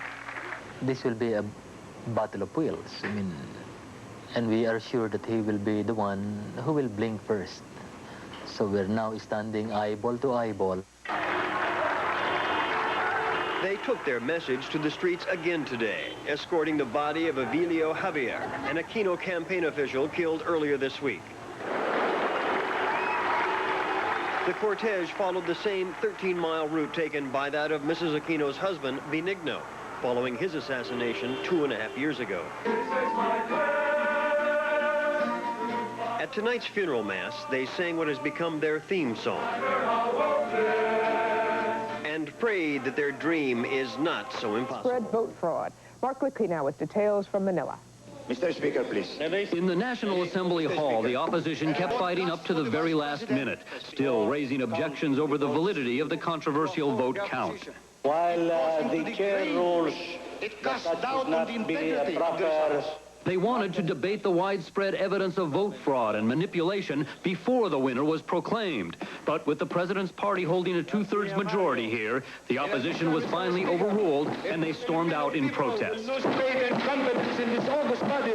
But despite all the objections, it took only a few more minutes for the assembly to make its final announcement. I hereby proclaim Ferdinand E. Marcos as the duly elected president. A short time later, at his palace, Ferdinand Marcos accepted his new 6-year term as president. The historian will say that the Marcos Tolentino team worked not only for political victory, but to protect and save the democracy of our republic. But to challenger Corazon Aquino, democracy was the loser in this election. Aquino was in church tonight, comforting the family of a campaign official murdered earlier this week. Refusing to concede defeat, she still claims she was cheated out of victory. Well, I think Marcos better realize what he has done to the Filipino people, and I don't think they will forgive him for it. Meanwhile, just as events were coming to a head tonight, U.S. Special Envoy Philip Habib arrived on his troubleshooting mission for President Reagan. Habib intends to meet with both President Marcos and Mrs. Aquino, perhaps to help ease some of the tension here, though his presence just might add to the problems. Demonstrators are already protesting daily outside the American embassy against U.S. meddling in Philippine affairs.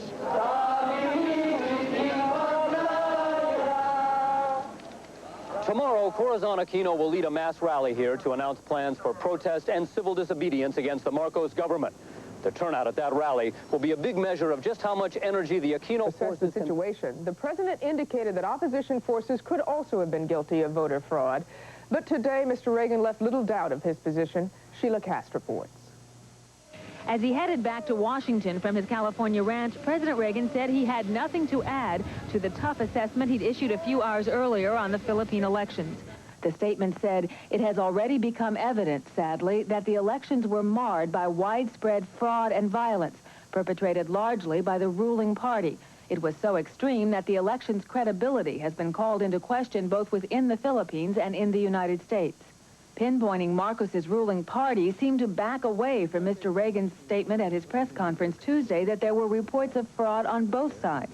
But a senior administration official said the U.S. is not calling the elections illegal, and also said it is too early for any U.S. decisions about cutting off aid to the Philippines.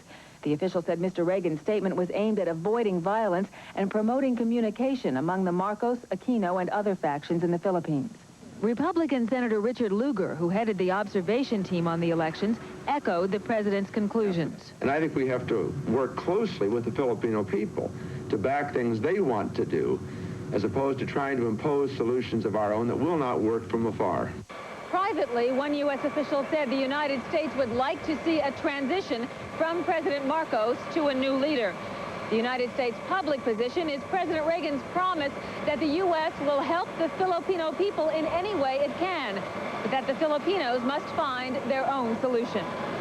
Sheila Cast, ABC News, with the president in California. Fraud on both sides, as if to suggest, gee, they're equally guilty. What was he wrong about? He wasn't wrong in saying there are lots of crooked elections in the world. Oh, no, but to say that there was fraud on both sides when clearly his own observer team had that morning reported to him that it was the Marcos, the government of the Philippines, that was controlling the fraud, was wrong.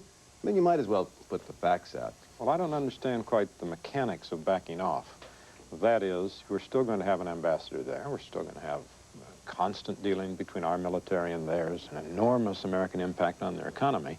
So we're woven into the life of the Philippines in a way that seems to me hard to end. The life of Ferdinand Marcos. He is not the Philippines. I understand that. It is the distancing, not between us and the Philippines, but between us and Marcos, because there will be interest thereafter, and there will be a government there. More specifically, isn't the question this? If, assuming that Mrs. Aquino and her understandably outraged adherents take to the streets and you start getting violence, that awful dialectic of metronomic regularity as one side fights the other, then what do you do 3 months down the road when it looks like Tehran? I think you better decide that the church today, and almost everybody who says they're for democracy, will be among those in the streets. I think that's an interesting idea. Marcos in this election. To set up an island somewhere, preferably in a nice climate, for all of the retired or forced out dictators of the world. But there's one thing you should bear in mind. You must supply it with fancy shops selling Paris fashions. Duty-free. Because Mrs. Duvalier has very expensive taste. She flies the Concorde to Paris to shop. Imelda Marcos has very expensive tastes. Well, she owns most of Manhattan, I understand. Marcos has about $600 million by some estimates of real estate and other worth in this country. Representative Solar suggests that we tell him, why don't you come on over, we'll give you a safe haven. How much money, you say? Well, he has to, I don't know how much, but there's estimates up to 600 million, maybe more. Solar says, tell him, okay, Marcos, come on over here and we'll give you safe haven, use your wealth. But if you wait too long, no dice, we won't let you in. He thinks that would be a powerful inducement to the Marcos. I take it you don't believe all this money is a reward of honest work and faithful service, right? Thank you all. Time's up. We'll be back with a few words about a government official who should get a bronze statue, but probably won't, in a moment. Entrepreneur. Afternoon. Supporters of losing presidential candidate Corazon Aquino came to show that even with the election over, the campaign to topple President Marcos goes on. From all around the Capitol, they marched. Hundreds of thousands denouncing the snap presidential election as a fraud. The march was peaceful. Pro-government goons who had been expected to disrupt the marches failed to materialize. At the rally, Aquino outlined a non-violent program to try to topple Marcos. It's a program to boycott businesses owned by Marcos's associates, to refuse to pay business and income tax, and to participate in a general strike now being organized. Out of this terrible moment in our life has come a new spirit of unity. All of us here have never felt prouder to be Filipinos. They're calling it a victory rally, but Aquino's supporters decided to stop short of issuing a proclamation declaring her as the winner in the Philippines presidential election. The mood was festive, but underneath, tensions are still running high, and leaders of both camps are trying to avoid doing anything that could spark outbreaks of violence. For now, Aquino and her supporters appear content to claim a moral victory. Bob Ireland, Headline News. The Marcos victory was declared by the Philippines National Assembly, where Marcos supporters hold a 2/3 majority. No independent observer has said that the election was fair. The 1.5 million vote margin given to Marcos was clearly fabricated. U.S. President Reagan, who tried to withhold judgment during the election and vote counting process, concluded afterwards that the process was rife with corruption. Canada's observer at the election, Senator Al Graham, says he witnessed massive vote fraud. The vote count in the National Assembly was expected to return Marcos to power, just as the government's vote count following Election Day reported that Marcos maintained a significant lead over his rival, Corazon Aquino. But an independent view of the election and vote count suggests that Aquino may have been robbed of about 1 million votes. The Canadian member of an international observer group, Senator Al Graham, says there was massive fraud by supporters of President Marcos. Senator Graham says he saw frightened Filipinos risking their lives to protect a democratic election. He says he witnessed vote buying and attempts by Marcos supporters to destroy Aquino ballots. When the senator returned to Ottawa from Manila, he said Aquino would have recorded a convincing victory if the election had been honest. I think she would have gotten 65% of the vote, and that's a very uneducated guess on my part. In Washington, however, President Reagan accused both sides of committing election fraud. Well, I think that we're concerned about the violence that was evident there and the possibility of fraud, although it could have been that all of that was occurring on both sides. But at the same time, we're encouraged with the fact that it is evident that there is a two-party system. But Senator Graham says the 19-nation observer group he was part of looked for evidence of Aquino-supported fraud. They did not bring back one shred of evidence, nor did they see anything that they could say there may have been some sort of fraud on the part of the opposition party. And I think that it is a part of the world that has a great potential for a real explosion at the present time. President Marcos' version of the disputed presidential election. But Philip Habib also has met with challenger Corazon Aquino, who has a far different view. Habib had nothing to say about his 2-hour meeting with Marcos, who's been officially declared winner of the election by the Philippine National Assembly. But publicly, Marcos is warning the U.S. against any punitive reaction to fraud charges. Kenneth Walker reports. On my proclamation as... Now that Ferdinand Marcos has been confirmed as president of the Philippines for another 6 years, the widespread allegations that he won by fraud and violence have increased calls in the U.S. for a cutoff of American aid. But strategic U.S. military bases in the Philippines might be threatened, Marcos warned yesterday, if any cutoff occurs. Now, if you take another tack and say, we don't intend to pay you anything, then we probably will have to ask that we renegotiate the military facilities. Members of Congress also realized the problem would be separating Philippine aid from help for Marcos. I think that's a very delicate problem, maybe not impossible, but one that we'll have to consider carefully. But some senators who returned last night from the Philippines feel a cutoff of aid, even if it hurts the Philippine people, is a price the U.S. may have to pay. We should not send any aid to this regime. It is not a legitimate regime. It has no credibility anymore with the Philippine people. Even President Reagan is starting to distance himself from Ferdinand Marcos, and if the Philippine president loses his biggest supporter in Washington... Steve tries to sort things out. Aquino has announced a new campaign to unseat Marcos. David Jackson reports. The election may be over, but the campaigning continues. Corazon Aquino says her victory was stolen, and she refuses to accept defeat. Hundreds of thousands of supporters turned out to hear her call for nonviolent efforts to force President Marcos out of office. She's calling for a one-day general strike in about a week and a half and boycotts of all Marcos-controlled businesses. Some Aquino staffers were concerned that anti-Marcos fervor had cooled since the election.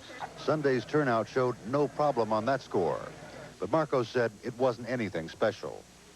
He spent the day at the presidential palace holding a news conference announcing some changes in his new government.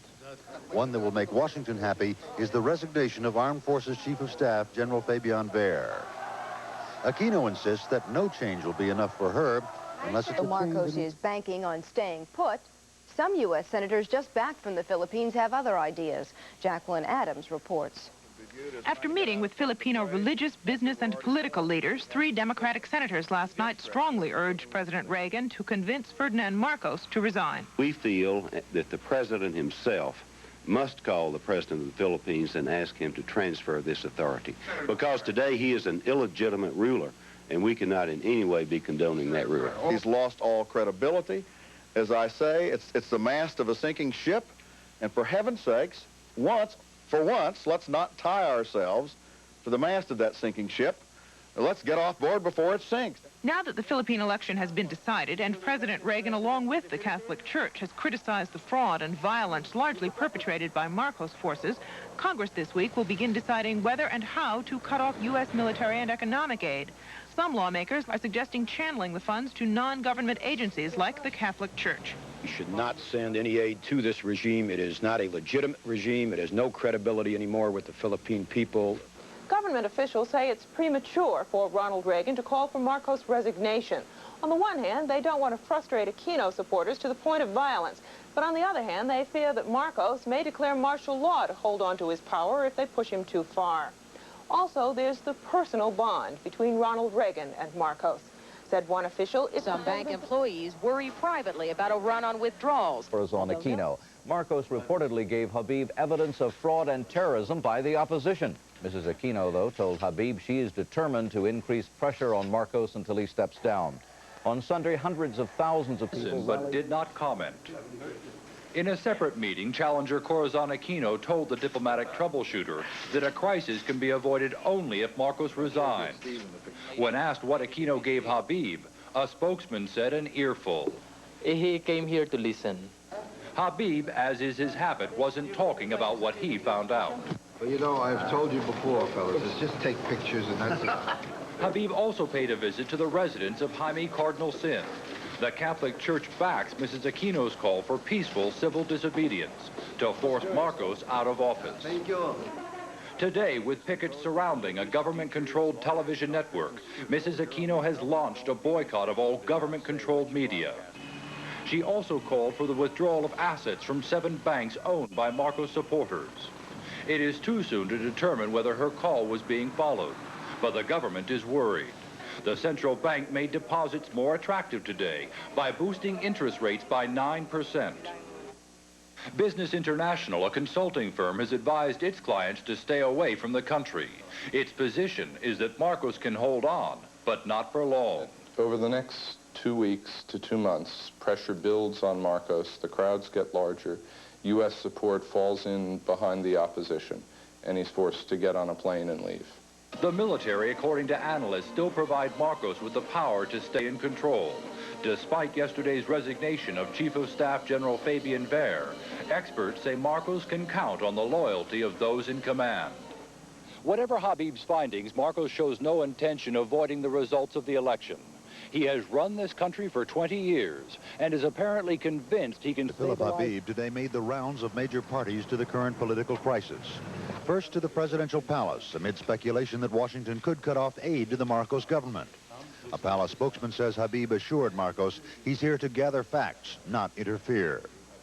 Habib also saw the leader of the influential Catholic Church, Cardinal Jaime Sin, who's put the church's support foursquare behind the opposition. He visited both opposition candidates, Corazon Aquino and Salvador Laurel, who told CBS News Habib sounded them out on the option of an aid cut, which is just what they want.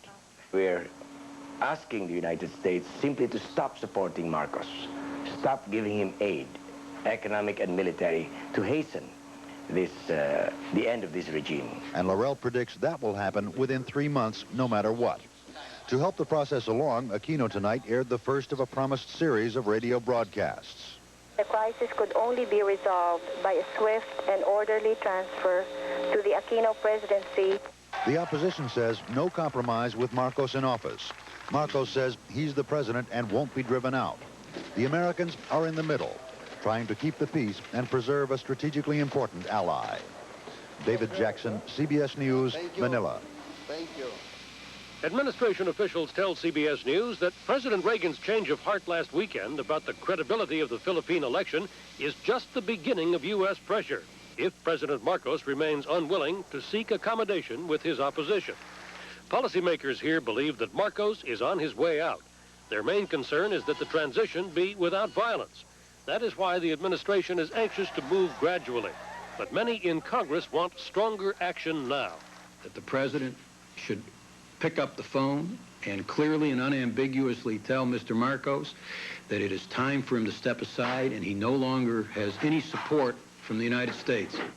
Democrat James Sasser will try to stop economic aid and pull out 18,000 U.S. military dependents. I think it is not in the best interest of the United States to be viewed as subsidizing the Marcos government or to be viewed as being allied with the Marcos government. But the chairman of the Foreign Relations Committee wants to continue aid while denouncing the election results. Congress, I think, is weighing in heavily against no aid at all. So I think we ought to have hearings, ought to try to help the administration devise ways of assisting our friends who are the Philippine people. Pressure from Congress is one thing, but officials here know that the only American Ferdinand Marcos takes seriously is Ronald Reagan, who had to be convinced that the election was too fraudulent to be credible. Nevertheless, administration aides who doubt that things will get any better in Manila. Marcos' feeling led the president to issue a strong denunciation of Marcos over the weekend.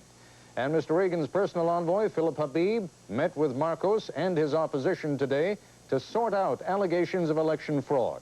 We have two reports, beginning with Mark Litke in Manila. Welcome to the Philippines.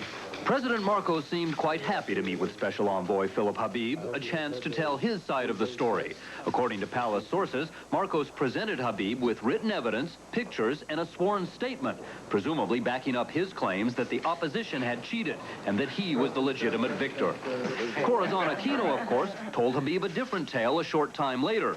According to her aides, the veteran diplomat got an earful about the U.S. supporting an imposter president who had stolen the election from Mrs. Aquino. And Habib probably heard more criticism at his final meeting with Cardinal Jaime Sin of the influential Catholic Church, which has also condemned the election as fraudulent. It's still not known if Habib is carrying messages from President Reagan. As usual, Habib's not saying. Well, you know, I've told you before, fellas, it's just take pictures and that's it. While Habib has received a cordial reception from all parties, one thing's for certain, his presence here is having no effect on the mood of political confrontation in the Philippines. All I am asking from Mr. Marcos is to resign at the earliest possible time. Tonight, Mrs. Aquino went on a Catholic radio station to attack the government. It is a battle between the forces of evil and the forces of good. It was the first in what she says will be nightly radio addresses to keep up the pressure on Mr. Marcos. Yesterday, at a massive rally, Aquino called for a campaign of ongoing protest, including strikes, civil disobedience, and boycotts of pro-government companies.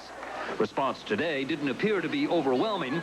Sales of government newspapers were down. Employees at some banks worried about a possible run of withdrawals. But Mrs. Aquino intends to keep calling for action until the government feels the heat, to keep up her struggle until President Marcos is driven from office. Mark Litke, ABC News, Manila. This is Kenneth Walker in Washington. Democratic senators just back from Manila intensified calls today for President Reagan to get tough with Ferdinand Marcos. Senators Bourne and Pryor and I all agree that the president should pick up the phone and clearly and unambiguously tell Mr. Marcos that it is time for him to step aside and he no longer has any support from the United States.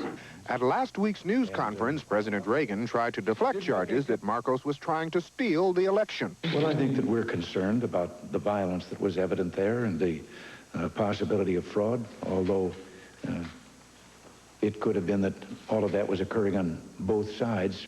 But on Saturday, after the Philippine Parliament declared Marcos the winner, a much tougher statement was issued from the Reagan Ranch in California.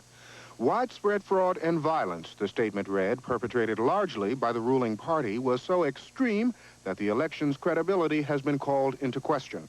The president's statement was fashioned in a conference call Mr. Reagan held with National Security Advisor Poindexter, CIA Director Casey, Secretary of State Schultz, Secretary of Defense Weinberger, and Chief of Staff Donald Regan.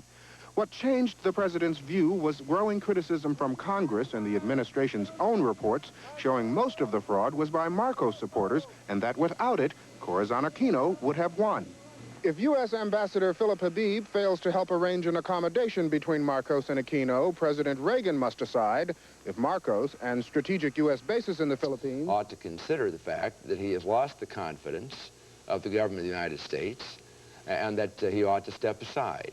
Now, that leads to arbitrary selections, and that's less satisfying than selections that come through elections. Well, now, yesterday on CBS, President Marcos was asked specifically, would you call another election?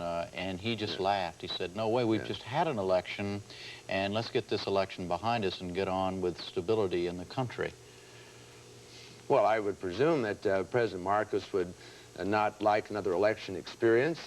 People that I talked to after the last election in his party were, as a matter of fact, suggesting that the mayoralty election, the local election scheduled for this year, might be inconvenient too, that perhaps not this year, not next year. I remember the mayor of Cebu City said maybe in 1988 would be about the time that people will be ready for this experience again.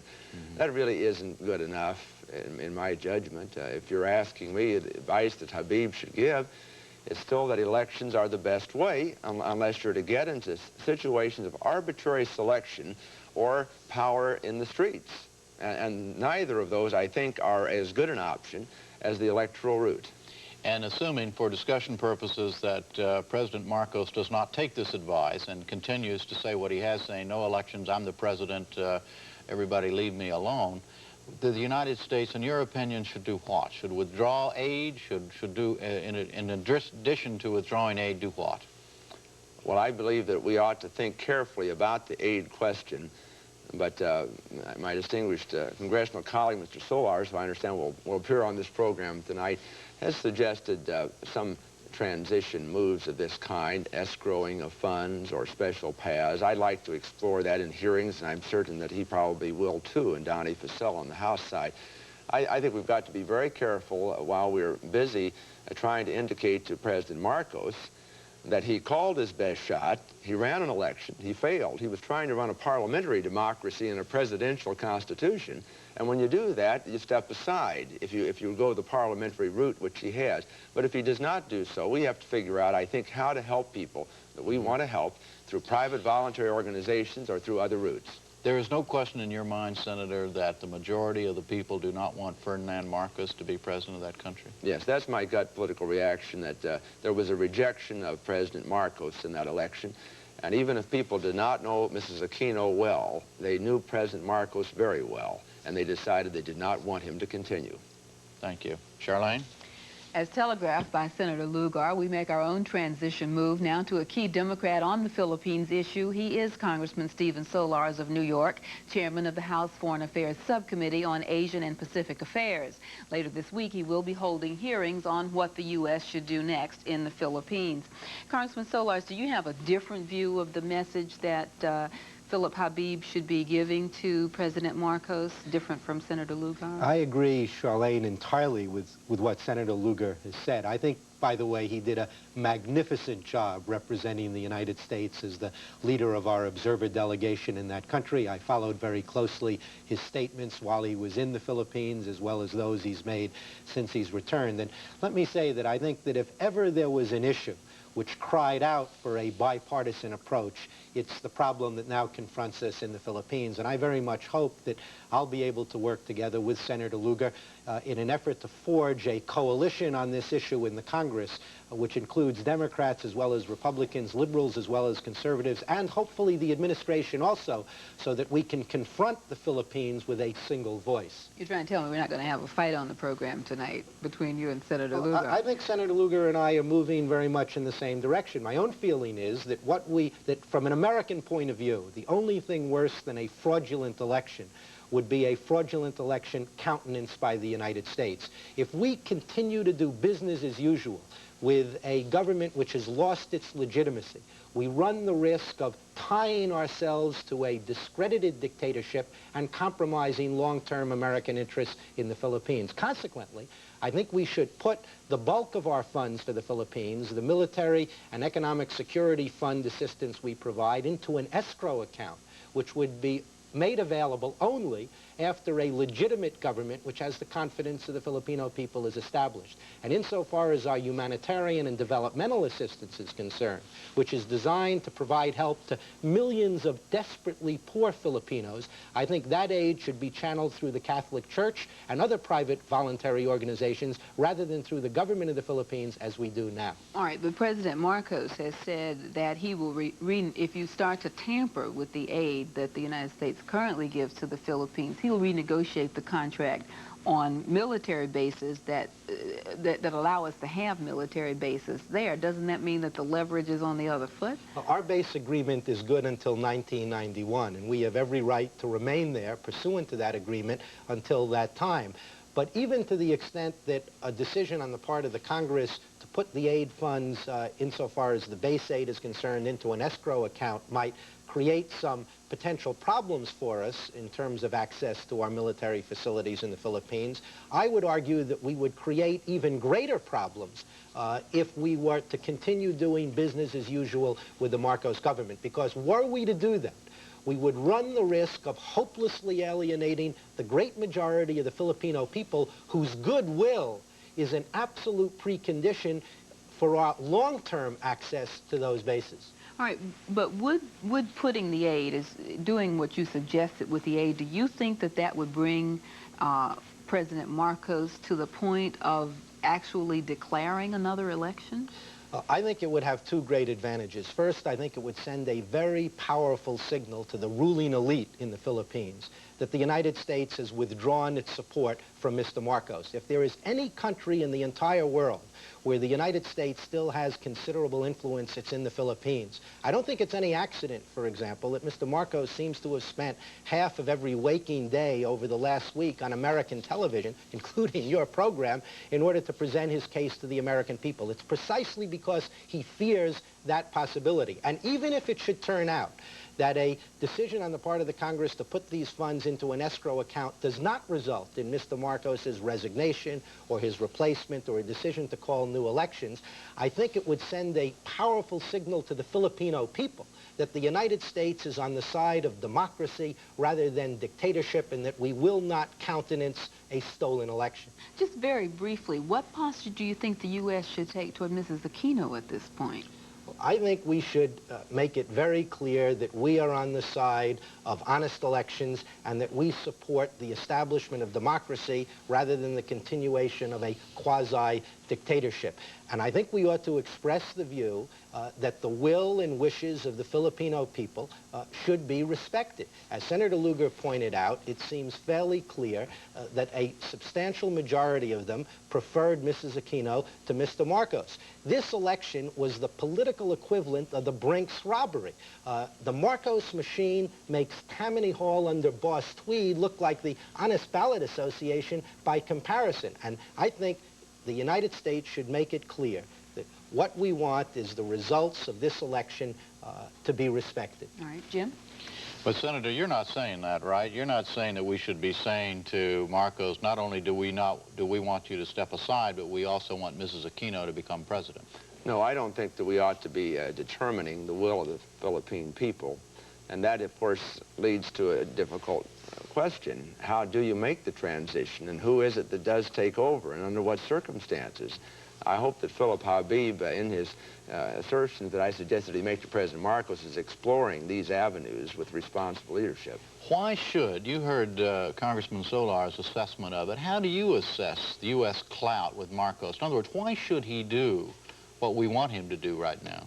Essentially because the defense of the Philippines ultimately relies greatly upon us. We have great interests in the Philippines, but correspondingly, they have great interest in our friendship and in our military power when it comes down to it. We have a lot going for us out there. But who is likely to invade the Philippines? I mean, who is endangering the Philippines that he needs the United States in order to survive? Well, ironically, the greatest threat is from the New People's Army, the communist insurgents who are there now, and who are a threat to our bases so long as the Philippine Army is inefficient. You know, our message that apparently precipitated all this election was a much more simple one, and that is, get rid of General Vera, the overstaying generals, reform your army to save yourself in addition to defend our bases. That was the message. It barely got through, but I hardly saw any evidence of activity that showed that Marcos took it seriously. But it's still a problem for him, whether he knows it or not. Yeah. Let me ask both of you. Both of you have said Congress is going to do this. Both of you are going to have mentioned hearings, that you're going to have Congressman Solarz. You mentioned hearings, you're going to have Senator. Congressman Solarz, what do you say to those people who suggest now, why doesn't Congress just kind of step back and let the President and the State Department and Mr. Habib see what they can work out and kind of cool it for a while? I hope that we can work with the administration on this issue, Jim. In fact, they will be testifying before my subcommittee on Thursday, and I am hopeful that we'll be able to work out an approach which will enable us to speak to the Philippines in one voice. We're always more effective abroad when we're united at home, but the Congress does have constitutional responsibilities. We have to authorize and appropriate foreign aid funds, and to the extent that we do have a constitutional jurisdiction over our foreign aid program, I think we not only have a right but a responsibility to express our views on this issue. How do you feel about it, Senator? Well, I think the President is critical in this respect. His statement on Saturday was a long leap forward in helping all of us have a flag to rally behind. We'll have to work with the administration. Are you concerned at all, though, Senator Lugar? You have been, because you are chief of the observer team, everybody in the world is asking you, what is the U.S. position? What should the U.S. I asked you myself a few moments ago. Are you concerned at all about that as a United States Senator rather than a member of the administration? No, because I've worked carefully with the administration, giving credit where it's due. Mr. Wolfowitz, Mr. Armitage, and Secretary Schultz have a very good idea of the score in the Philippines, and they are giving, I think, important witness. What is your best? What is you mentioned your gut earlier. What does your gut tell you that could happen in the next few days or weeks on the ground in the Philippines as a result of Mrs. Aquino's calls for peaceful demonstrations, etc.? Well, simply as a newsman covering it, I would say it'll be interesting to see the sort of support that Mrs. Aquino receives. She is taking some risks in going to the country and asking people to do some things with regard to boycotts and even showing up at her rallies. She plans to go on the radio if it's available. There are going to be some manifestations of support or lack of that, and in a way we're going to see a demonstration of where she stands with a lot of people. What is your feeling about what's going to happen? I mean, do you think that support is there? Are those people 10 days going to sit down as she wants them to? Dangerous to make predictions about somebody else's political situation, but I think her rallies will be very well attended. My guess is that those who are around President Marcos, both the military who begin to wonder about support so long as he's there, and his business cronies who begin to wonder as to how they're going to fare given this situation, may begin to visit with President Marcos and indicate to him perhaps some other situations will have to be thought about. All right. The Filipino people. Meanwhile, American envoy Philip Habib stepped into the election controversy today. He met with his opponents called to try to force him from office. The call to boycott newspapers, banks, and companies controlled by Marcos and his friends and relatives seems to be having some economic effect. It has forced the Philippine peso down in value. Let's put that first, over and above the bases. The bases are important. They're important to the Philippines and to other countries out there in addition to ourselves. So we feel that we have on our hands a very difficult and delicate situation. And we don't want to jump at it with some precipitous action here. We want to stay connected with the Philippines. We don't want to walk away from them. And how to do that under present circumstances is a difficult task, and I would counsel care and at least a little patience. Defense Secretary Weinberger told a House committee a cutoff of military aid would help no one in the Philippines except the communist rebels called the New People's Army. In the Philippines itself, President Marcos told his supporters he was prepared to use his powers to the limit to thwart the civil disobedience now underway in the country, as urged by his election opponent, Corazon Aquino. He did not state specifics nor say if it included a return to martial law. And one final Philippines item. The Los Angeles bureau chief of the American published Philippine News, an anti-Marcos newspaper, was shot to death at his Los Angeles home today. There was no immediate word on the circumstances. California Senator Alan Cranston asked the FBI to investigate. Over and above the military bases. And while pressure is also building to cut off aid to the Philippines, NBC's Andrea Mitchell reports tonight, the White House at the same time is urging patience. The administration wanted Congress not to do anything yet. We have on our hands a very difficult and delicate situation, and we don't want to jump at it. The delicate situation is in the hands of presidential troubleshooter Philip Habib, trying to persuade Marcos that he must order reforms and share power because Congress will demand it. But officials said Habib has cabled home that Marcos is yielding nothing. And the administration is worried that one of its long-sought reforms, the recent resignation of Chief of Staff General Fabian Ver, was a sham, that he still holds power as a shadow defense minister. White House pressure helped soften but not prevent the Senate resolution, passed overwhelmingly, criticizing the election results as marked by such widespread fraud that they cannot be considered a fair reflection of the will of the people of the Philippines. And it's time that the President of the United States speak on this issue. Cory Aquino has been elected President of the Philippines, and it's time to call a spade a spade. The time for fence-sitting is over. After a week of conflicting statements, there is no longer any disagreement in the administration about the election fraud. It was so extreme that the credibility of the election has been questioned, both in the Philippines and the United States. A Carter administration official was able to say publicly what many Reagan aides are saying privately. The executive branch would like to see the orderly departure of President Marcos as early as possible. The administration believes Marcos will not yield power if there is the appearance of U.S. pressure, and that cutting off aid now would wreck any chance that he would go willingly. Andrea Mitchell, NBC. Corazon Aquino can't be controlled. But Aquino showed no sign of backing down and said more boycotts of pro-Marcos businesses would be announced. There, of course, has been widespread violence against Marcos' opponents. Today, that violence spread to this country, where Oscar Salvatierra, a Filipino newspaper executive, was shot to death in Los Angeles. NBC's Noah Nelson reports tonight this murder was preceded by a threat. Oscar Salvatierra was shot and killed by an unknown gunman in mid-morning at his suburban Los Angeles home.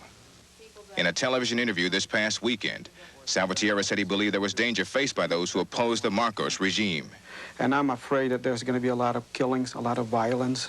A lot of the opposition leaders will either have to be put in jail or killed to prevent the will of the people to be expressed. Salvatierra was Los Angeles bureau chief for the Philippine News, a newspaper strongly opposed to Marcos and the largest Philippine newspaper circulated in this country. Just yesterday, Salvatierra received a death letter warning, "You are sentenced to death." The owner of the Philippine newspaper believes the murder was a political assassination. I'm pleading to President Reagan to realize the problem of Marcos, that he is not only terrorizing the people of the Philippines, but he has already terrorized the people who are Americans living in this country.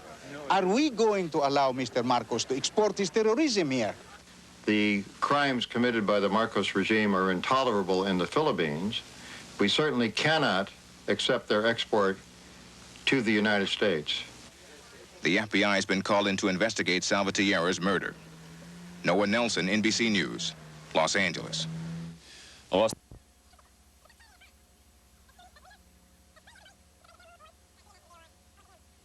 And again, threaten voters, force your will, and burn the the ballots. Shoot to kill. Well, nobody's perfect. We support him still. And Ferdinand is in again. See Marcos start to applaud when Reagan said, "Where's the fraud?" Aquino, she is hanging tough. She won real big, well, it could get rough. When Ron said, well, that's close enough, and Ferdinand is in again.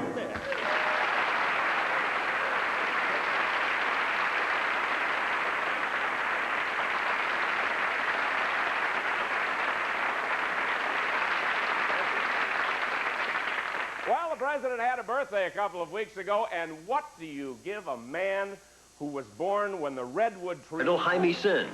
They also chanted support for those inside, support for Mrs. Aquino, and they passed on food to the soldiers. While the confrontation in Manila was unfolding, Mrs. Aquino was drawing huge crowds on the island of Cebu.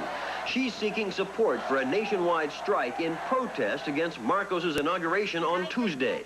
Aquino has now gone into hiding. It is now Sunday morning in Manila. The crowds are quieting down, and President Marcos has called on the two to surrender. Here in Toronto, emotions are running high tonight. Michelle Gibson on that. Further development from the alliance here. We call on the Canadian government to pressure President Ronald Reagan to show its clear support of the Aquino victory. The media conference held this afternoon is part of a continuing effort on the part of some members of Toronto's 40,000-plus Filipino population to get action. They want to see Ferdinand Marcos thrown out and Corazon Aquino given power. But not everyone agrees with that view, especially the Consulate General of the Philippines, Oscar Carino. Many people, including members of the Toronto Coalition, say that the election was a fraud, that Marcos cheated and Aquino should have won. How do you feel about that? My position is that the Western media, on the whole, has been influenced by its inordinate bias and prejudices against our president. And they publish only what is negative about what they saw and heard. The two top officials of the Marcos government have admitted that the government cheated. So how can we say that the Western media exaggerated the news? What's the truth? What's the truth? Well, the truth is, the batasan pambansa, the parliament has spoken and the president won. The Canadian campaign for a united opposition is determined that its voice be heard. So much so that a rally is being held here at the Philippine consulate next Tuesday to, as they say, express our outrage against the Marcos regime and to show our unity and solidarity with the Filipino people. Michelle Gibson, City Pulse Tonight. The White House tonight sees the revolt of the two top military officials as reinforcement for its concern that Marcos won by fraud. The U.S. also renewed its appeal to Filipinos to avoid further violence. He's lost the church, he's lost the middle class. Clearly, he is now in process, it seems to me, of losing the military support. I think it's rapidly approaching a time where he must make some decisions in behalf of peace and stability in the Philippine Islands. Today's developments also raise questions about the fate of American military bases in the Philippines.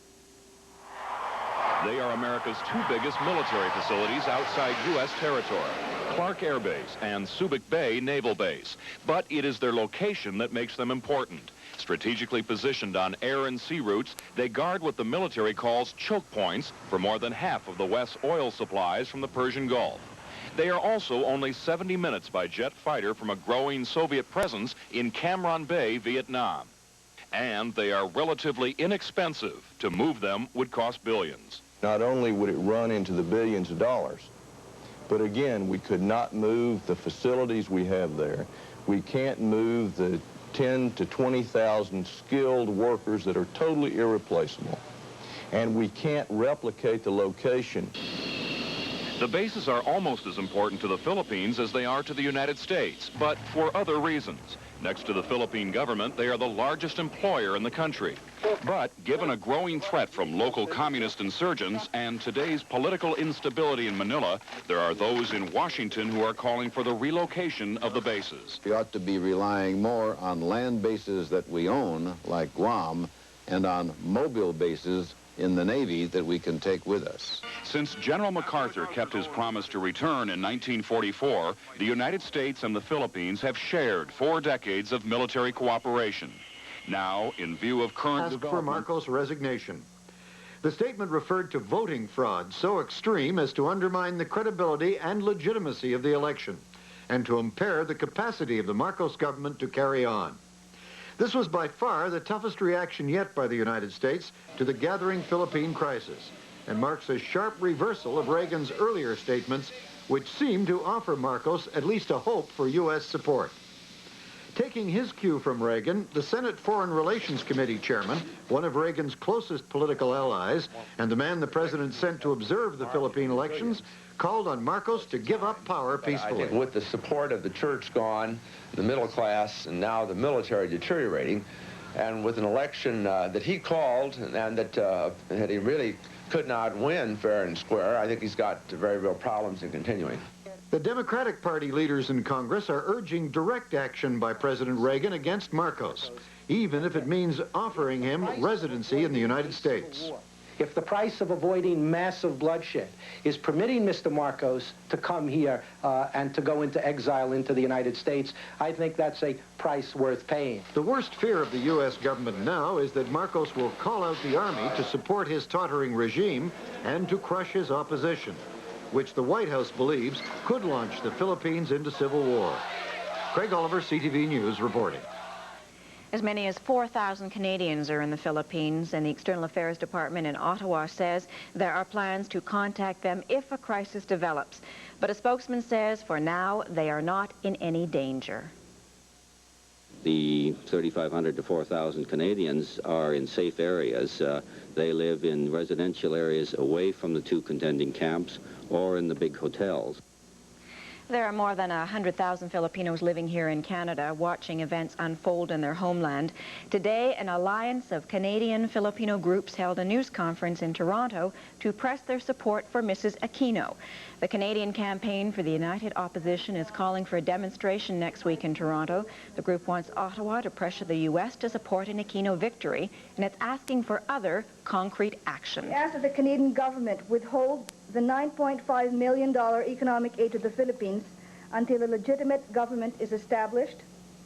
And we ask, finally, that the presentation of credentials by Canadian Ambassador Russell Davidson be withheld until the Aquino government is installed.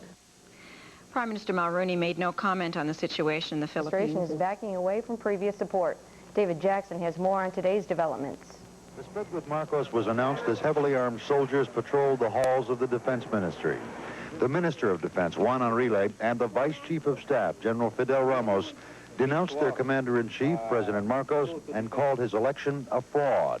I believe that the mandate of the people does not belong to the present regime.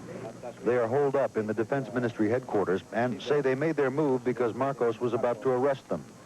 The story from the presidential palace via government television a few hours later, much different. Which they were part of an aborted coup d'etat and assassination plot against the president and the first lady. Marcos produced First Lady Imelda's bodyguard, who admitted guilt and implicated aides of Ramos and Enrile. Marcos promised not to attack the ministry. For now, he called on those inside to give up. Stop this stupidity and surrender. Their move comes as Marcos is under increasing pressure to prove he still has the mandate of the people. President Reagan's special envoy, Philip Habib, ended a week-long fact-finding mission here just hours before the military men announced the split. The Catholic Church called on the people to go to the ministry headquarters to show support for those inside. They came. In the early morning hours, General Ramos was pulled to the top of a truck to address the people and claim legitimacy on their behalf.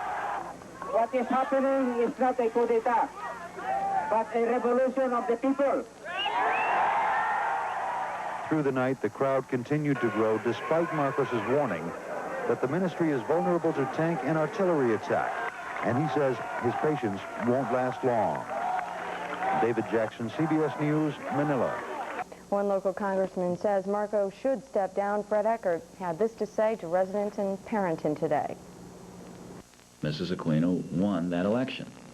But Mr. Marcos acted as a civilian dictator and fraudulently took from the Philippine people the government that they had freely elected. It's in Americans' best interest in the long run. No longer back President Marcos. I believe that the mandate of the people does not belong to the present regime. Surrounded by their loyal officers, the two told reporters that decent troops backed them, and they were prepared to defend themselves to the death if necessary.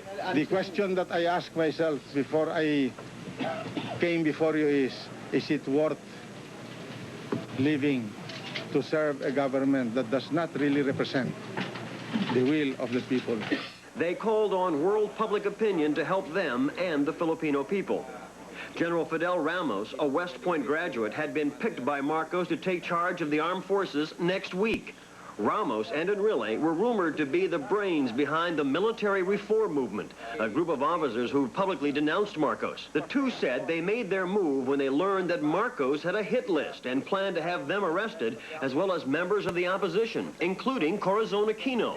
Enrile and Ramos called on other members of the cabinet and armed forces to join them. In a hastily called television appearance, Marcos told his side of the story, saying that some members of the military had failed in an attempted coup d'etat. Marcos called on those barricaded in the defense ministry to surrender. You are very vulnerable to artillery and tank attack. And we know that you have no defenses against these weapons. The former Minister of Defense denied that there had been any coup. Outside the military camp where the dissidents had dug in, festive crowds gathered, in part responding to a radio appeal from the Archbishop of Manila, Cardinal Jaime Sin. They also chanted support for those inside, support for Mrs. Aquino, and they passed on food to the soldiers. Global correspondent Anton LaGuardia is one of a number of journalists at the Army compound. I spoke with him just moments ago on the telephone from Manila and asked him to describe how the situation had changed since early this evening. The situation seems to be pretty much similar, except it's daytime now and everybody can see what they're doing. A small crowd is gathered outside each of the gates, but it's not as big as in the early part of last night when there were literally thousands and traffic came to virtual standstill. They're still passing food on, and people are still worried inside the camps about the possibility of an attack on the camp. So that fear of an attack still exists? Yes, it does. In fact, there's been a rumor of a possible amassment of artillery pieces in a nearby military camp, but it's a sort of situation where rumors do tend to spread quite quickly, and that hasn't been confirmed at all yet. Has there been any communication between those in the Defense Ministry and Ferdinand Marcos? Not that I know of yet. If Marcos refuses to step down, refuses to abdicate the presidency, what then, as far as these two men are concerned? What do they do then? Basically, for the people here, it's that they've gone beyond the point of return.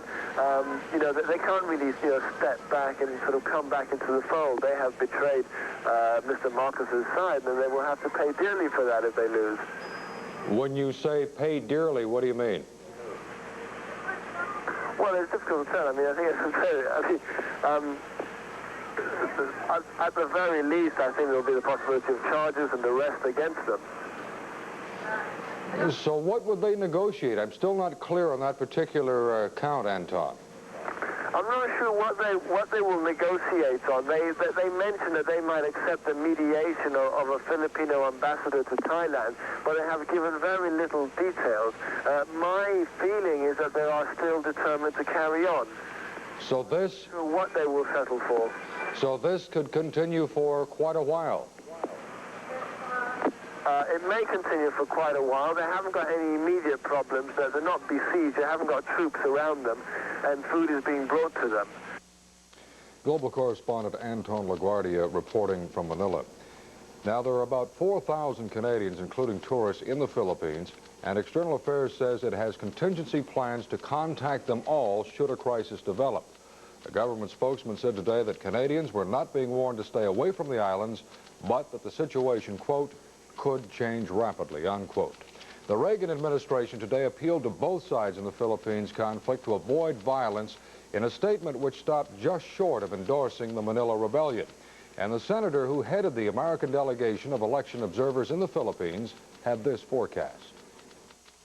With the support of the church gone, the middle class, and now the military deteriorating, and with an election that he called and that... Minister and another top military leader have declared themselves in opposition to President Ferdinand Marcos. The two men say Mrs. Aquino was the legitimate winner of this month's presidential election, and they are calling on Marcos to resign. Supporters of Mrs. Aquino lay down in the road today to block government tanks that were approaching the camp where the rebellious military men have barricaded themselves. In this country, Vice President Bush says he knows of no movements of American troops in the Philippines, prompted by this weekend's developments. He refused to speculate on possible actions if the two American bases in the Philippines are threatened. Change the course of events in the Philippines. Our review of the week's news begins with them. The two were top military men, Juan Enrile, the Minister of Defense, and Lieutenant General Fidel Ramos, Deputy Chief of the Armed Forces. Yesterday, they said Marcos cheated to gain victory in this month's special election. They said the people really elected Corazon Aquino, and they called on Marcos to resign. Stop this stupidity. Marcos called on them to surrender. Which they were part of an aborted coup d'etat and assassination plot against the President and the First Lady.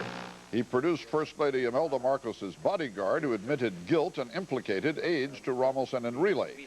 The two military men said they were part of no assassination plot, but they said they are willing to sacrifice their lives for principle.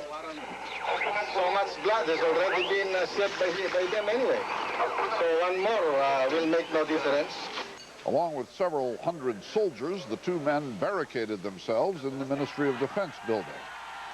Marcos promised not to attack them, promised not to attack the crowd of their supporters outside, at least for now. The White House issued a statement supporting the charges of fraud in the election and urging a peaceful end to the new turmoil in the Philippines. Themselves surrounded by a great crowd of civilian supporters and accompanied by a number of soldiers, several hundred, we're told. Let's turn to Jacqueline Adams, who is standing in the snow outside the White House this morning, and ask her what's going on in Washington with regard to the Philippines. I should think a good deal, Jackie.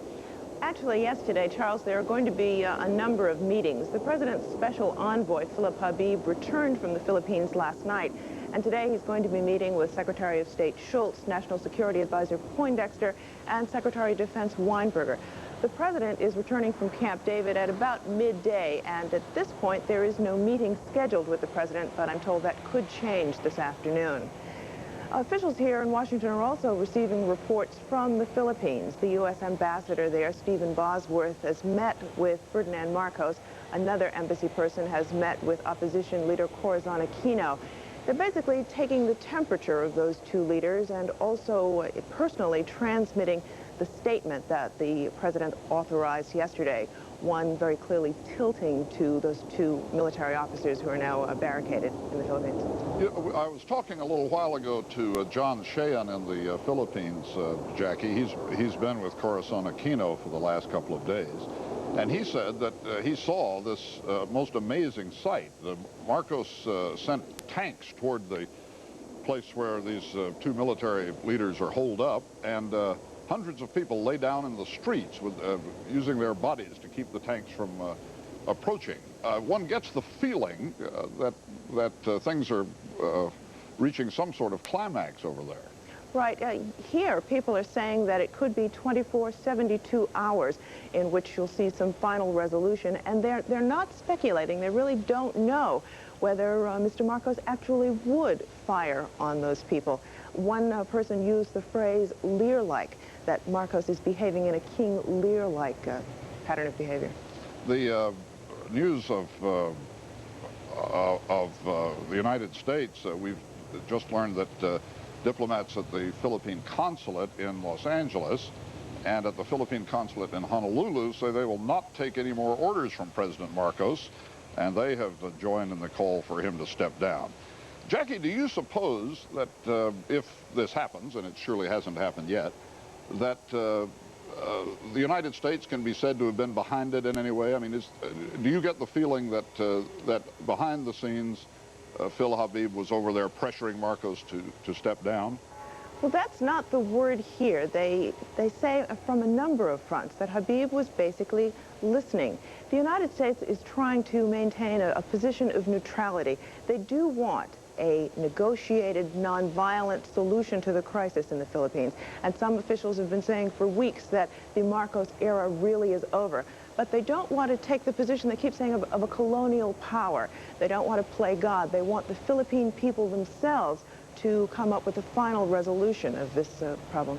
Well, you can sort of understand the attitude, considering that in recent history, in Iran, in Nicaragua, the United States hasn't had very good luck after it has encouraged despots to step down. Greater despotisms have taken the place. And they've also given as many signals as they possibly could to Marcos without absolutely saying, step aside. One person said that Marcos is a personal friend of President Reagan. And we've seen in Mr. Reagan's behavior that he is reluctant to push friends out of their jobs, even here in the administration. So he's willing to give Marcos the benefit of the doubt. They're treading very cautiously. They don't want to take too active a role in pushing Marcos out, but clearly they believe his era is over, and they're sending very broad signals. If they really are friends, it looks as though Mr. Reagan might be moved to offer Marcos asylum in the United States. Do you have any idea whether that's in the works? At this point, I don't think it is in the works. As you say, it would make sense. All right. Thank you very much, Jackie, for joining us and shedding a little light on what seems to be a rapidly moving development in the Philippines.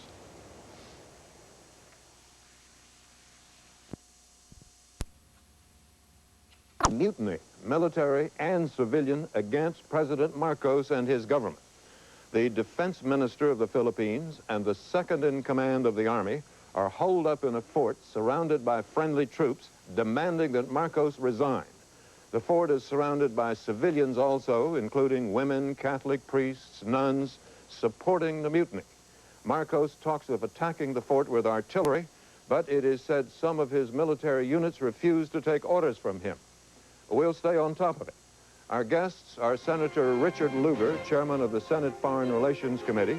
He led a committee watching the Philippines. The two, both longtime friends and Marcos supporters, both accused the president of cheating Corazon Aquino out of victory in the elections 2 weeks ago.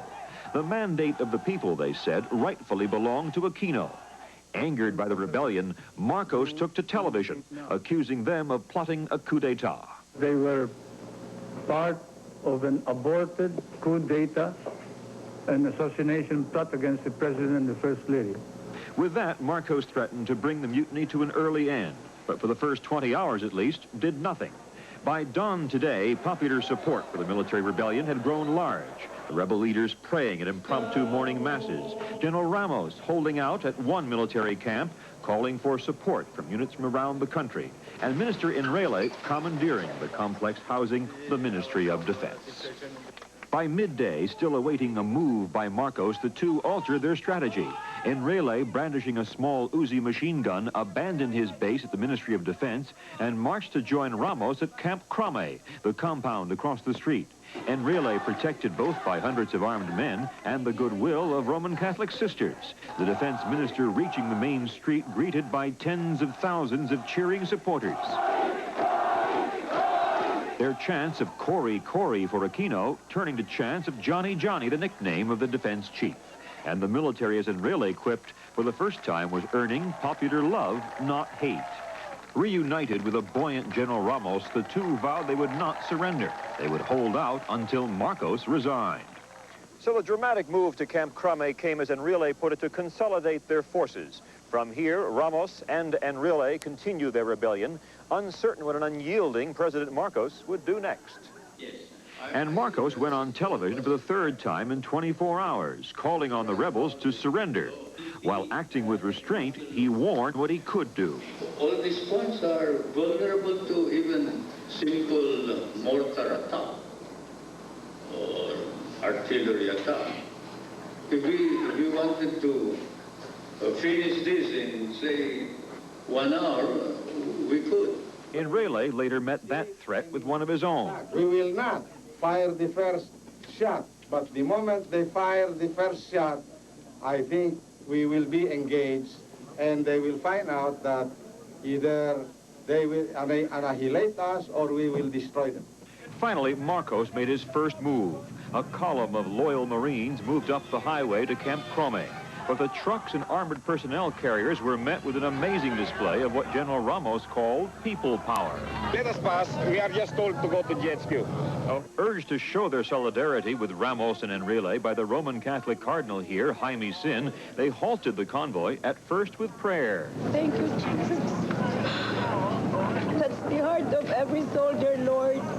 And later with sit-ins, trucks, and buses blocking the way. The new military confrontation here appeared to dwarf the continuing efforts of Corazon Aquino to bring down the Marcos government. Today, returning to Manila, and before going into seclusion out of a concern for safety, Aquino made yet another plea. For the sake of the Filipino people, I ask Mr. Marcos to step down now so that we can have a peaceful transition of government. Yet faced with the mounting pressure from Aquino, foreign powers, the church, and now military rebellion, Marcos still seemed unyielding. I will not resign on the say-so of, those who criticize my administration. But for now, Marcos was in search of an effective way to deal with a popularly backed military rebellion. As the day ended, his forces in their first appearance on the streets were turned back, the tanks returning to base, the people cheering them on with the slogans and victory signs of Aquino echoing behind them. Jim Laurie, ABC News, Manila. All right. President Reagan some days ago sent Philip Habib, a veteran government negotiator, to the Philippines, but for exactly what purpose was never stated. Habib returned to Washington last night, arriving about 11:30, to report to the president on whatever he learned or whatever he did in the Philippines. And a little news from elsewhere. Russia's Gorbachev proposed ABC News, and Sam Donaldson, ABC News White House correspondent. Senator, it does look from here as if the Philippines is at some kind of historic turning point. Is President Marcos going to survive this? Your judgment? No, I don't believe that he will. And it seems to me that given the loss of the middle class, the loss of the people of the church who are now in the streets around the fort, deterioration in the military, President Marcos must come to the same conclusion that our president arrived at yesterday, that given an election, fraudulent results, no legitimacy, difficult to see how this regime can continue, he ought to step down. Having said that, this doesn't solve all the problems after that, but I think it does address your question that this is a matter of days, and in order to be humane, to avert bloodshed, it ought to be soon. Say some more, if you can, about the political composition and the fundamental stability of the Army. There are two armies in the Philippines. One is the Army of the Philippines, and the other, small but there, is what's called the New People's Army, the Communists. Is there a danger at this point that the Army will not just leave Marcos but disintegrate? We've had some experience with that. I don't believe so. I suspect that the Army is likely to follow General Ramos and relay the defense minister in the event that President Marcos steps down. I think there are very tough choices to be made by each of these commanders in the field for the moment. But one must remember that for instance, Mr. Enrile, the defense minister, was out there in the hustings trying to get votes for Mr. Marcos just 2 weeks ago. He succeeded very well. In his area, he claims now 350,000 votes were stolen. He says he was not personally responsible for that, but he witnessed that. If you magnify that around the country with the rest of the persons who were also trying to do their duty, and they find that Mr. Marcos is after Mr. Enrile, maybe to the point of arresting him, that, I think, changes the picture. I believe the military will consolidate. We can help that by pointing out that our military assistance will go to people who want to reform, and they would include now, apparently, Ramos and Enrile. Some minds in Washington go back to the removal of Mr. Diem in Vietnam, which committed the United States to Vietnam in a big way because we had knowledge of it and were in some way involved. Mr. Habib goes to the Philippines and events certainly accelerated after he got there. Is that coincidence or cause and effect? I think it was a cause and effect. I think both sides have said the United States has got to settle this. It's an unfair burden. They believe we could settle it. And it doesn't matter where you are, Mr. Habib was in a situation of having advocates on his doorstep. Now, after he left, events, I think, accelerated also. President Marcos apparently determined to arrest a number of people, and they refused to be arrested, and so here we are. Let me be clear about this. You're not saying, are you, that Mr. Habib went there with instructions to No. or an intention to? He did not. He went accelerate to these listen. events? It was, you know, a thoughtful gesture to send him to listen, to mediate and so forth, but I think he got an earful, and he heard from people who said, put us in. We want results. We're less interested now in the process. But the actions that have been taken were not taken because of anything he said or did? I suspect that immediately upon his departure, various people had perceptions of where they stood and accelerated what they were going to do. Well, surely, Senator, as we've been told, Ambassador Habib must have laid down the law in a sense to President Marcos by suggesting that the United States could not further back his regime. Well, to the extent the president's message yesterday states that, I presume that does not go beyond what Habib had to say before that. Although the tone of the message by the president yesterday is substantially escalated from a few days before, and it appears that we have not only come to a conclusion the election was fraudulent, but so blatantly fraudulent, so heavily on the government, and now with all these people disintegrating all around it, that Marcos cannot govern. Well, now, President Marcos suggested he could put down this revolt by force of arms. In fact, do you think he has that ability, or do you believe that the Philippine army would not fire on civilians and would not fire in such a way as to cause great bloodshed? As of Sunday in Manila, it was clear that he could not put it down. Now, Monday morning brings people back to work. How long the vigilance will continue, I suppose, is arguable. But for the moment, the forces Marcos has sent over were literally pushed back by the people themselves. Not only was there a human wall that some describe as 100,000 to 300,000 people, but then people actually surrounded the units and pushed them back so that they were not in view. That is a phenomenon that has not been seen in the Philippines by most observers. Some people used to say that Filipinos were not risk takers. Well, they certainly are this time. And they're actually pushing the forces back. Should we offer President Marcos asylum in this country? I think we ought to be humane with regard to all of the parties who are involved. Well, what's the answer then? Well, of course, we should. And I would extend that to a lot of persons. It seems to me our president said we ought to do things that avert bloodshed. We ought to help the Philippine people work out the problems to the extent that helps them work them out. We ought to do that. From the fact that the Army units allowed themselves to be pushed back by unarmed civilians, is it safe, is it reasonable to draw a conclusion from that, that the Army will not let itself be used to put down... I think that's a fair conclusion, because there are additional reports, and these are fragmented, that some of the Army units ended up with yellow ribbons, and that there were a lot of American flags around the periphery of all of this situation, which was also a heartening phenomenon as far as we're concerned at this point.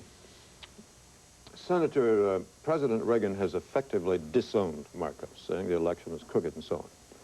Could he have done that without knowing that he was going to leave office? If he did not leave office, he would not be able to do any business with him in the future. Your logic is impeccable. The problem, I suppose, is finally saying the magic words, and that is go.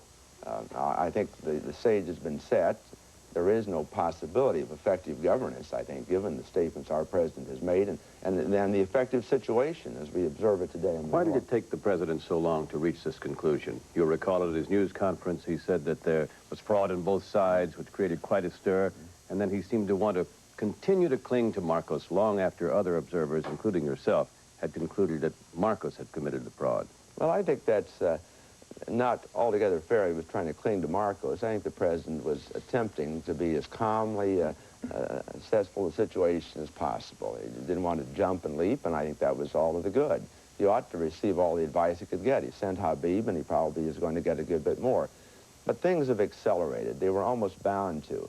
When Marcos decided to declare himself president and then to have an inauguration next Tuesday, this makes the timetable very short. It might have played out in a different way. Senator, thank you. Thanks very much. We'll be back in a moment.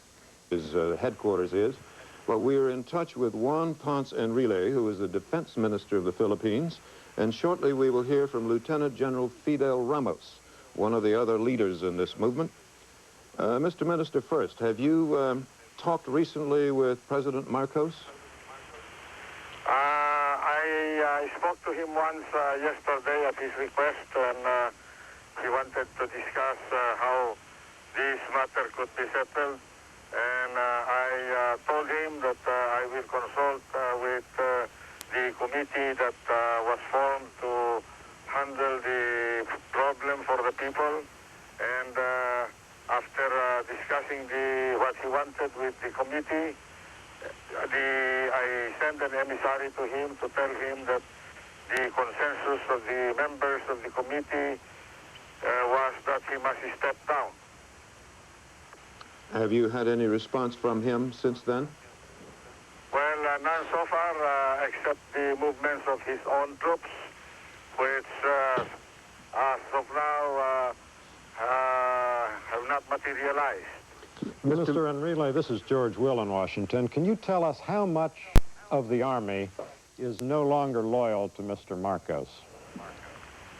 It is a sizable group, and many of those that are seemingly loyal to him are reluctantly obeying orders, and we are confident that when they perceive the real situation and the size of the crowd composing our people demonstrating in the streets asking for the departure of Mr. Marcos from the seat of power, I believe that even these troops will join us in this effort. I have no doubt that they will not use their weapons against our own people. Are you saying you do not fear at this point an attack on the camp where you now are? If they do attack us, we have enough capability to repel the attack. And possibly, if they do attack us, they will suffer heavy casualties. Mr. Minister, this is Sam Donaldson in Washington. When you and General Ramos took your move, did you have an idea that, in fact, the United States was going to back you? Did you have any information from Ambassador Habib or other sources that the United States would back this movement? None whatsoever. We only depended on our perception that the United States is a fair country. The American people have the wisdom to perceive real political situation, and that if the events will unfold as they are now unfolding, we had no doubt that the Americans and their government will finally realize that the voice of the people of this country must be heeded. Well, now, you have told us you have called on President Marcos to step down. Can you elaborate on the way you think that should take place? For instance, would Mr. Marcos be free to leave the country? Should he stay in the country and possibly face charges? I believe that that will depend upon him as far as we are concerned. If he will depart peacefully and he wants to live anywhere else in the world, that is a matter that perhaps we can work out, considering the fact that he has been a leader of the nation for quite some time. There is no intention on the part of anybody here to harm him or his family. Mr. Minister, you've called on President Marcos to resign. Suppose he does not. Suppose he refuses. He is known to have some degree of stubbornness. Suppose he does not. What might we expect to happen? Some sort of civil war? Well, it will be the Filipino people that will indicate to him that they no longer want him to be their leader, and he has to depend upon his aging generals and some of the troops to crush these huge demonstrations. But if I were in his place, I would think twice to do that, because I'm sure that our soldiery will never attack or kill our people to sustain in power a man that they perceive to be no longer wanted by the Filipino people. I believe Lieutenant General Ramos is there with you. Would he give us his view on this question? What will happen if Mr. Marcos? You can ask him your question. I'll pass on the telephone to him. All right, fine. General Ramos? Mr. Brinkley, this is General Ramos. How are you this morning? My Fine, question. I feel fine. Good. How are you? Very well. My question to the minister was, what will happen if, despite your demand and despite the opposition now in the streets, suppose President Marcos refuses to resign, which is altogether possible? What might we expect to see? We shall continue with the same concept of applying people's power versus his military power, because we have infinitely more staying power endurance compared to his. General Ramos, the next event in the campaign of people power, as I understand it, is to be a general strike called for next week. Would you expect the portions of the Army, at least, to participate in the general strike, and what would you expect President Marcos' response to be? He has said something in the way of a threat about prosecuting people for rebellion and sedition if they participate in a general strike. Well, we have already gotten the support of commanders from the 13 regions of our country. The commanders concerned are mostly the commanders of the Philippine Constabulary and the Integrated National Police, plus a sizable component from the Regional Unified Commands, which includes the elements from the Army, Navy, and the Air Force. And these elements would support any move to remove Mr. Marcos from power. If I may interrupt here briefly, we'll be back with more questions for Defense Minister and Relay. I have a question for you. Do you hear me now? Who has the phone now? Just a moment, please. Thank you. Hello, Mr. Brinkley. Mr. Minister, Yes? it appears I'm to no us... longer minister. I am ex-minister. Well, all right, ex-minister, ex-minister and Relay. Well, you can call me Mr. Juan Ponce Enrile. All right, that'll be fine. It appears to us from this distance that Mr. Marcos has lost the support of the Catholic Church in a strongly Catholic country, lost the support of some part, apparently a large part, of the Philippine public, of the... Only a large part. He has lost perhaps about 80% of the support of the Catholic Church and also the Protestant Christian churches. And in the center of our society, which is the seat of power, we calculate that he has lost at least 70% of the support of the population. Plus, he's lost some support of the Army, I don't know how much. He has lost the support of President Reagan and lost the support of the U.S. Congress. What does he say about all of this? How does he react to this? I do not know. I have no...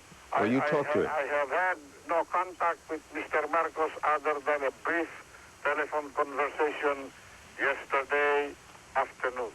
Senor Enrile, may I ask you to hand the phone to General Ramos again? I have a question for him, if I may. Do that, and here he is. All right. General Ramos, this is Sam Donaldson in Washington. I want to ask you to describe events as they are taking place right this moment in some detail, but before I do, I want to take you back to the event that precipitated all of this in the last couple of years, the assassination of Benigno Aquino. Now that you are no longer part of the Marcos establishment, do you have any information as to whether President Marcos was involved in that assassination? I do not have any information on that personally, but we are morally convinced that the orders that led to the assassination of Mr. Marcos must have come from the highest authority. Well, he is the highest authority, is he not? Well, the man at the very top, and that is Mr. Marcos himself. Well, if you're morally convinced of that, do you agree with Senor Enrile that President Marcos ought to be allowed to leave the country without any further investigations into that matter concerning him? Well, of course, we should look into that also as we uncover more facts about the matter. General Ramos... May I just ask one more question? General Ramos, I don't want to put words in your mouth, but are you suggesting that, in your view, President Marcos should not be allowed to leave the country until this matter is settled? Oh, I'm saying, what I'm saying, as Minister Henry has already said, is that we believe that the only way for this to be settled is for Mr. Marcos to step down from power. General... And what? Be allowed to leave? And for the people to decide later on what should be done with him. But this is something that must be discussed with the representatives of our People's Power Committee. General Ramos, have you spoken recently with Mrs. Aquino? Are you in touch with her now? Do you know where she is, and are you convinced that she's safe, and have measures been taken by some parts of the armed forces to be sure that she is safe? Yes, we are assured that Mrs. Aquino is safe. We cannot give you any details about her security, and we have been in touch with her closest representatives, and we shall be meeting her very, very soon. Do you support her to succeed Mr. Marcos? Say again, please. Do you support Mrs. Aquino to succeed Marcos if and when he leaves? Yes, we do. General Ramos, tell us, if you will, about the military situation. You and Mr. Enrile have suggested that the Army is not going to support President Marcos. Have you personally been in touch with enough commanders around the country so that you have direct assurance of that, or is that simply your hope? We have talked to either the senior commanders in our regions throughout the country or the provincial commanders composing the regions. And we have substantial support from all of the 13 regions, which includes the Metro Manila area. In fact, not only have the young professionally minded officers in the 4 major services of the armed forces come out to support us actively, but we even have members of Mr. Ver's own joint or special staff already with us, helping us in this movement.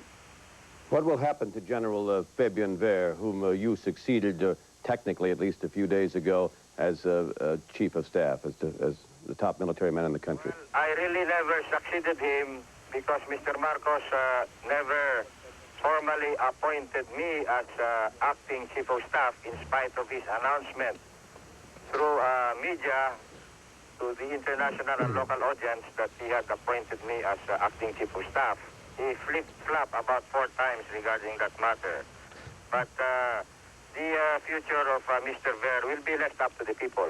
General Ramos, before we leave, it's just after midnight, I guess, where you are. Can you tell us physically what the scene is like there at the camp where you are? Are there still many thousands? If so, how many thousands of people surrounding the camp? And what do you expect to happen in the next few hours? Yes, right here in our compound in Camp Crame, we have thousands upon thousands of people supporting us, and perhaps 10 times that number out there in the highway immediately fronting this compound. There are also a great number of media representatives here. I think they must number about a battalion. We would like to inform you too that we have just gotten verified information that scores and scores of young officers in the Presidential Security Command of Mr. Marcos have defected and continue to defect due to the fact that some of them have been ordered to arrest their own classmates from the Philippine Military Academy, something which they cannot stomach because they now consider the orders of Mr. Marcos to arrest these professionally minded officers who feel that they're only doing their duty to be illegal. And we are hoping that the other major commands in the armed forces which continue to respond to the orders of Mr. Marcos will continue to be undermined by these defections and reversals, which now are diminishing the military strength of the forces of Mr. Marcos and Mr. Ver. General Ramos and Defense Minister Enrile, thank you very much. Talking to us from the Philippines. We've been by their own account. What do you make of this? Can Mr. Marcos survive all this? Yes, I have no doubt that the Philippine leadership of both sides are groping right now for the right compromises and a sort of inspired peaceful settlement of this stalemate. Concerning the support of Minister Enrile and General Ramos, I think you heard them largely speculate on the size of the support that they have. I have been going over the latest dispatches from Manila just now, and they all end up with one reassurance that by and large the Philippine Army of about 250,000 people are supporting the Constitution, and that means they support legitimacy based on that Constitution. Mr. Minister, you've come to Washington to try to seek support here. Can you tell us that you found any support in the councils of the Reagan administration for Mr. Marcos's continuing in power? Well, I literally just arrived, and so I have welcomed the opportunity to talk with Senator Lugar. Congressman Solars, is there any support? Solars, and of course I think some of the perceptions here are too far gone for me to be able to introduce meaningful inputs. But it doesn't mean that the voice of legitimacy in the Philippines ought not to be heard in some manner in Washington. Congressman Solars, is there any support? I would have to say, Sam, that the support for Mr. Marcos in Washington, and indeed throughout the United States at the present time, is probably somewhere between nil and negligible. I think it's evaporated. I think he's lost his legitimacy. I think the statement issued by the White House yesterday indicates that even President Reagan has moved solidly into the camp of the opposition. The Congress has moved to cut off our military aid and to redirect our developmental and humanitarian assistance to the Philippines through the Catholic Church and other private voluntary organizations. I think the feeling in Washington is that if there's going to be a peaceful resolution to the current crisis in the Philippines, Mr. Marcos will have to step aside and permit a new government, which does have the confidence of the Filipino people, to take office. Mr. Minister, you said a moment ago that you think that General Ramos and his supporters are exaggerating the support they have in the Philippine Army. A second question is, will the loyal Army units, loyal to Mr. Marcos, fire on other Army units? Do you think that is apt to happen, or how will that be avoided? Well, you have a state of rebellion called by a portion of the armed forces. I think that in any legitimate government, this will have to be seen as a naked defiance of constitutional authority. Just the same, as you can see, both sides seem to be observing a superb restraint. There is a negotiation taking place, and all over the country, notwithstanding impressions of turbulence created overseas. There is general peace and order prevailing. The government is in control. I have no doubt about that. And I'm not saying this is equivalent to the necessity to employ physical force in order to subdue a rebellion of some members of the military establishment. But you won't fire on your own people, will you? Not on the civilian population. Well, they're the ones who are protecting, if you will, this garrison that you say is an insurrection. Congressman, would you address yourself to this and answer this question I think the minister has raised in the public prints? Is not the United States and the Congress, and you particularly, are you all not playing with fire that the United States seems to be almost in the business of encouraging civil disobedience, even unto military mutiny in a country, an important country? Well, this is obviously, George, a problem which the Filipino people are going to have to resolve for themselves. But I think that from our point of view, it's very clear that the longer Mr. Marcos remains in power, the greater the prospects for the eventual triumph of communism in that country. The events which are now unfolding in the Philippines make it clear that we've now reached the beginning of the end of the Marcos era. The only question is whether the transfer to power in a new government will be peaceful or will be violent. The only ones who can possibly benefit from massive bloodshed and perhaps civil war are the communists. And the only way to prevent bloodshed and possibly civil war at the present time is for Mr. Marcos to step aside. Many years ago, Stalin once asked in a pregnant question, how many divisions does the Pope have? And I think we're now finding out the answer to that question. We saw just minutes ago on your program Catholic nuns standing up in front of advancing tanks and the tanks turning back and going to their base. This is, I think, one of the great human and political dramas of our time. What we are seeing on the streets of Manila today is the cry of an entire nation for democracy, because people there take seriously the ideals which we bequeath them. And in that contest, I don't think there's any way that Mr. Marcos You don't think Marcos' survive. forces will fire then on the Filipino people, or will use force to try to put down this, what they call insurrection? I certainly hope they won't. I don't think even if they do, they can prevail, because you cannot overcome What should our the government's power of a attitude united be? nation. What should our government's attitude be if they do? I think that we should make it very clear, unambiguously, that we believe the time has come for Mr. Marcos to relinquish power so that a legitimate government can be established. With all due respect, Mr. Minister, the key question in the Philippines now is where legitimacy lies. And when you have the Conference of Bishops in a nation which is 85% Catholic, saying that a government which remains in power by virtue of fraud has lost the moral basis for its power, it's quite clear that the government of Mr. Marcos, as a result of the massive fraud which took place in the election, has lost its legitimacy. Minister O'Play, I'll give you the last word. Would you care to respond to that? Our time is almost up.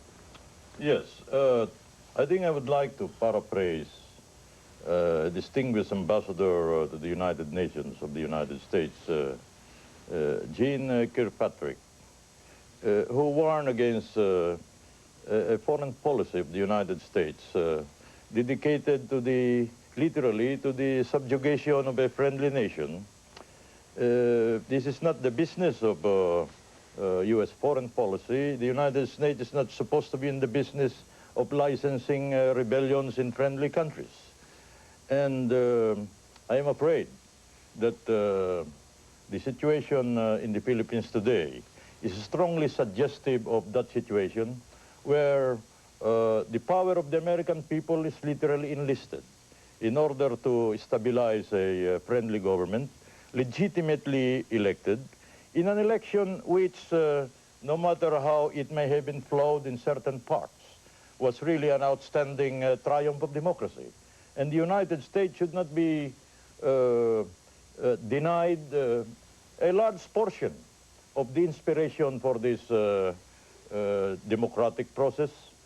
It was certainly the most exciting democratic process in Asia and the Pacific, if not in the world, characterized by a candor and a warmth of debate that you could not see elsewhere in Southeast Asia. Yes. It is a process that couldn't be observed in any of our surrounding nations. Mr. Minister, thank you. Thank you very much. Mr. Solars, thank you for coming in today. Thank you, It's been a Dave. pleasure to have you. Coming next, our little discussion here, and joining us will be commentator Jody Powell in a moment. We saw here a few minutes ago from Manila of the crowds of people, civilians, women, young people, nuns, priests, standing in front of those tanks and stopping them. Wherever your sympathies may be, that was something to see. So I guess the question is, in view of the degree of opposition in the Philippines, can Marcos survive? What do you think, George? Well, it's a question, I think, of how long, and it's also, we have to be unsentimental here and understand that when you do something as drastic as General Ramos and Enrile have done, there's a tendency to allow your wishes perhaps to be the father of your thoughts, and we really don't know who's supporting whom. There are no doubt a lot of people who have nailed their colors to the fence at this point and are waiting to jump one way or another. It's an extraordinary phenomenon and a very painful thing for Minister O'Play to sit here and see his country disintegrating like this on television.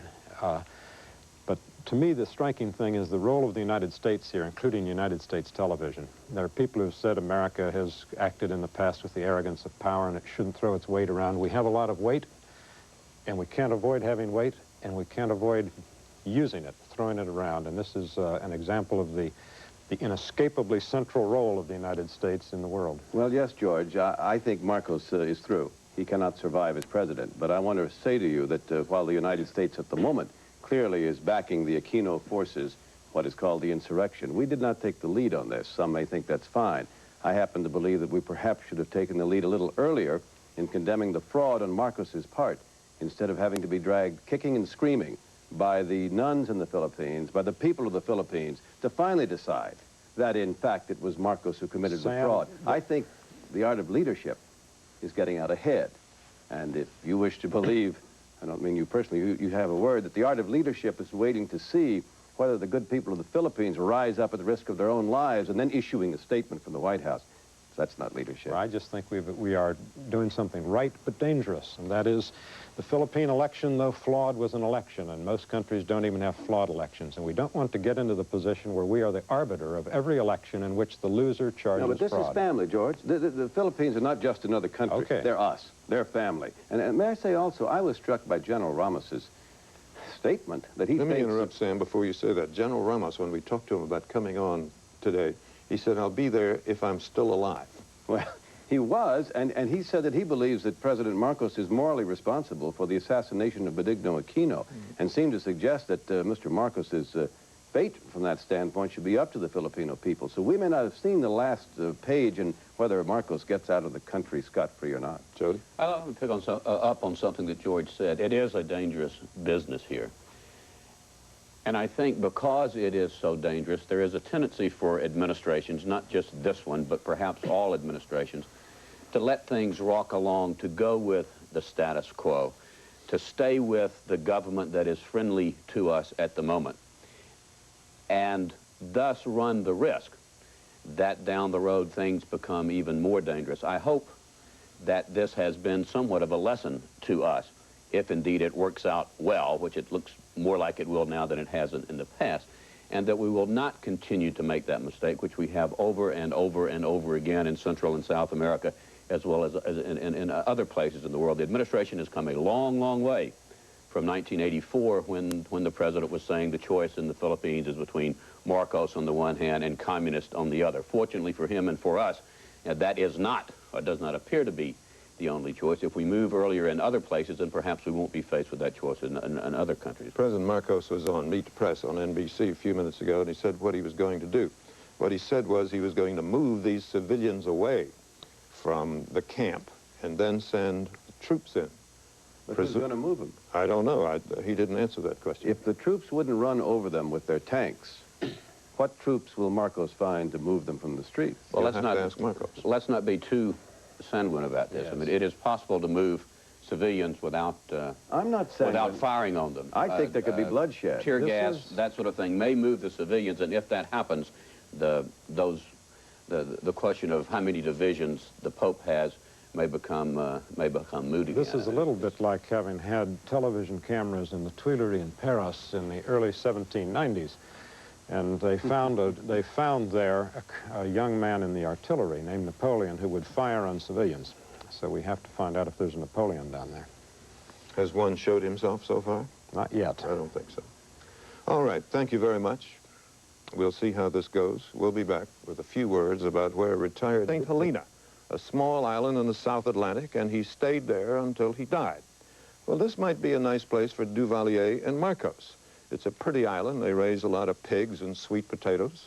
Marcos and Duvalier could spend their days lounging around under the palm trees, watching the pigs in the streets, and waiting for dinner of pork ribs and sweet potatoes, and waiting for the newspapers that arrive a month late, and waiting for their bank statements to come from Switzerland. And at night, perhaps I could get up a gin rummy game with both of them cheating. This might be the answer. For all of us at ABC's this week, until next Sunday, thank you. This week with David Brinkman. Hearted for former Defense Minister Enrile as he made his way the few blocks to consolidate commands with General Ramos. They insist Corazon Aquino is their commander-in-chief. She cut short a trip to the south, returned to Manila today amid heavy security, and expressed her support for the rebellion.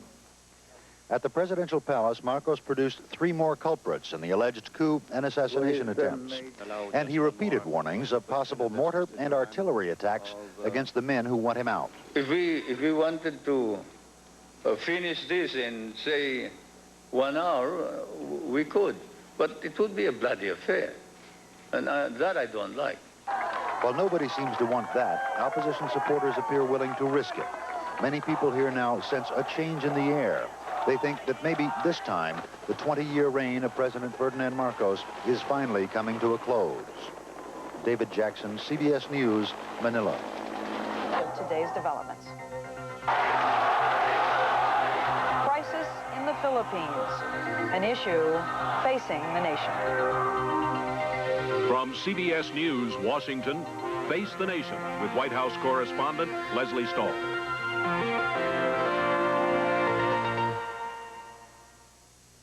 This portion of Face the Nation is sponsored by General Motors. The GM Odyssey, science, not fiction, leading the way to the 21st century. Christopher, hi, it's me. How are you doing? You did? That's great. I can't wait to see it. This man is an explorer. Tell Mommy I'm on my way. One of thousands at General Motors embarking on an odyssey into the unknown, filled with technological wonders that might seem like science fiction. But at GM, they're becoming reality now. Lasers that probe body structure, sophisticated instrument displays, computer-simulated testing, electronic navigation systems. But the road doesn't stop here. The 21st century lies dead ahead, and GM is leading the way there. Today's GM is evolving into a GM the future will demand, driving America down roads we've never been before. The GM Odyssey. Science, not fiction. Ferdinand Marcos has gone on Philippine television to accuse the leaders of the rebellion of sedition and to announce that, quote, we will deal with them as such. He said that if they do not negotiate for a peaceful resolution, quote, let the blood that flows be on their conscience.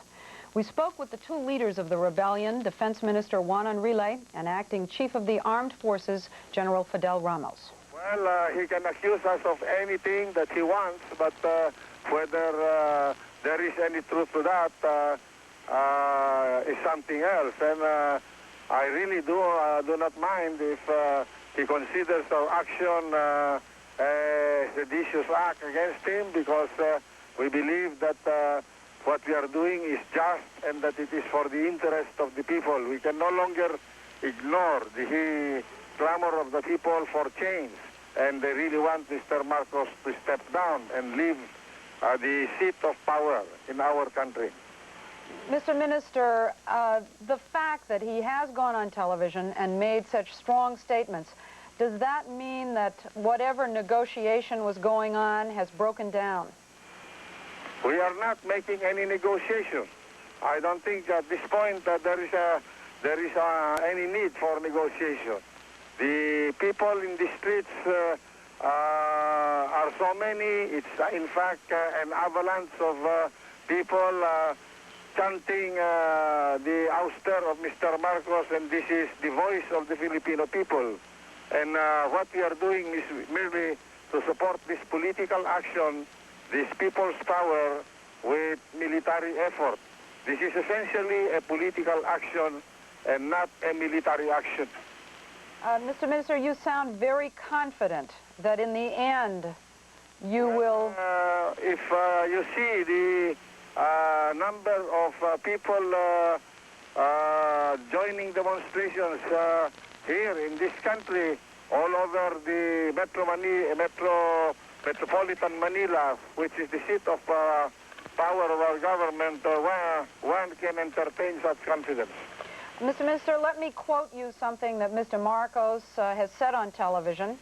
He says that if you do not negotiate a peaceful conclusion to this standoff, then, quote, let the blood that flows be on your conscience.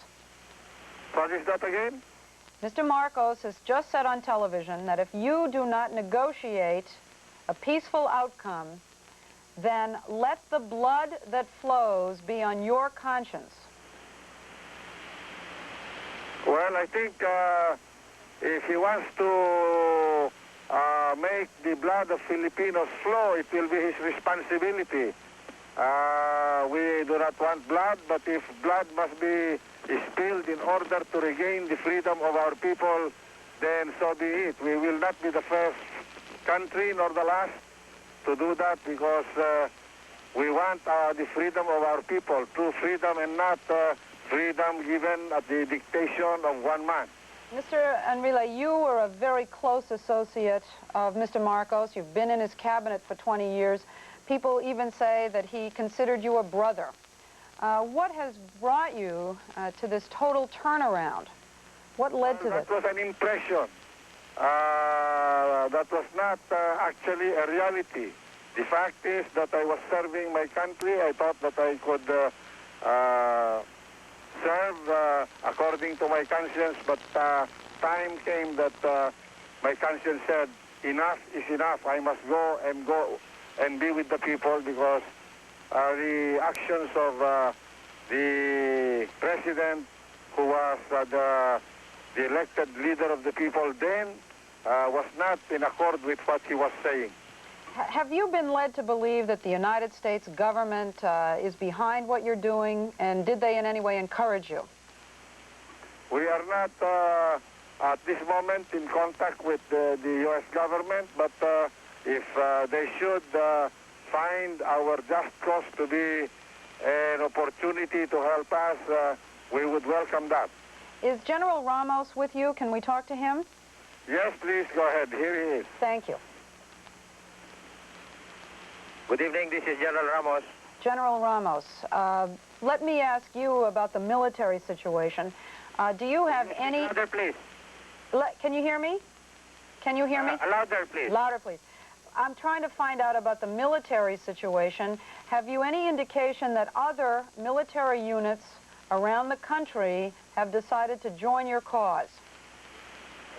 Yes, we have pledges of support from the commanders of 13 regions, the 13 regions in our country, supporting our movement. This includes the Metro Manila area. In addition to these pledges of support, there continue to be defections from the forces of Mr. Marcos and Mr. Ver, including defections from his elite unit, the unit that guards the First Family and the Presidential Palace, the Presidential Security Command. Just now, more than 30 young officers have turned around to join us from the Presidential Security Command, because they cannot stomach orders of Mr. Marcos for them to arrest their own classmates within the Presidential Security Command, as well as in other major services of the Armed Forces of the Philippines. Have they come to join you in the military camp where you are right now? Will you say that louder, please? Yes. Have these 30 officers come to join you in the camp where you are right now? Some of them are starting to come in. We also have a member of Mr. Ver's own central staff, the man in charge of his psychological operations, has joined us during the last 24 hours. And out there in the field, troops are starting to disobey the orders of Mr. Marcos because they consider these orders to be illegal, especially those which would result in inflicting violence upon the population. Now, you know, Mr. Marcos is saying that that blood will flow if you do not enter negotiations with him. And you obviously... Violence that will come only from Mr. Marcos. Our people and our troops will only act in self-defense. General Ramos, let me ask you one final question. Just how confident are you that you will eventually succeed in taking over the government, and how soon? Well, I have no doubt that we will succeed in this movement to topple Mr. Marcos. How soon? Very soon. And what about Mrs. Aquino? We are now supporting Mrs. Aquino and Mr. Laurel. We have joined forces with them, although our movement is multi-sectoral. It's not aligned to any particular political party. We have important elements from both political parties supporting us, as well as the major sectors in our country, including the political, the religious, the civic, the business, and the professional groups. General Defense Minister Juan Enrile and Acting Chief of the Armed Forces, General Fidel Ramos. We'll be back with Senator Lugar. Holy Mary, Mother of God, pray for us sinners. In science, engineering, education, and the arts, the men and women of General Motors pursue their commitment to excellence. A commitment that begins in our plants and laboratories and extends to the world around us. At the General Motors Technical Center, excellence is celebrated with the McEwen and Campbell Awards in Research and Development and the Kettering Award for Invention. Recent winners have moved the state-of-the-art forward in atmospheric modeling, structural acoustics, reliability analysis, and magnetic density distribution.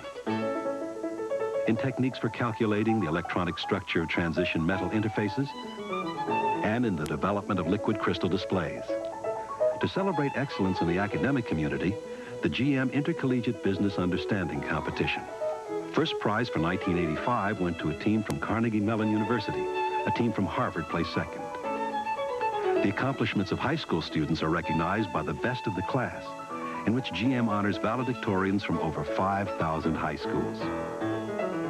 We celebrate excellence in medical science through the General Motors Cancer Research Awards. These awards to each scientist of a gold medal and $130,000 are decided by an international jury of distinguished scientists. The 1985 honorees were Dr. Paul C. Lauterbur, currently at the University of Illinois, for the development of magnetic resonance imaging. Dr. J. Christopher Wagner of Landock Hospital, Wales, who was the first to associate asbestos with a specific form of cancer, and Dr. Robert T. Shimke of Stanford University for pioneering work in genetics.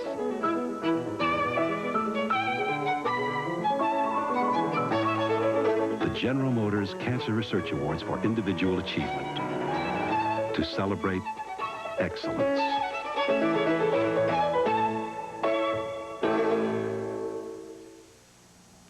We talked earlier with Senator Richard Lugar, chairman of the Senate Foreign Relations Committee, and a member of Marcos's cabinet, Labor Minister Blas Ople.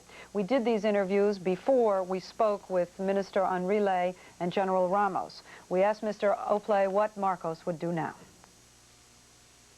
First of all, the president has called for a peaceful solution to this stalemate. He has ordered explicitly his military commanders not to start any hostilities. At the same time, the burden of upholding the Philippine Constitution rests on him. He is the legitimately elected leader of the nation. I think from the standpoint of the United States, she must be conscious of her role as the guardian of legitimacy and very often the enforcer of that in the world. What will he do? The president, of course, is expected to receive any moment now an emissary designated by Minister Enrile and General Ramos from Camp Crame. To negotiate?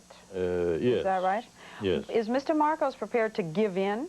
Will it be a true negotiation where both sides give up something? Is that the position Mr. Well, Marcos will the take? president's position is not inflexible.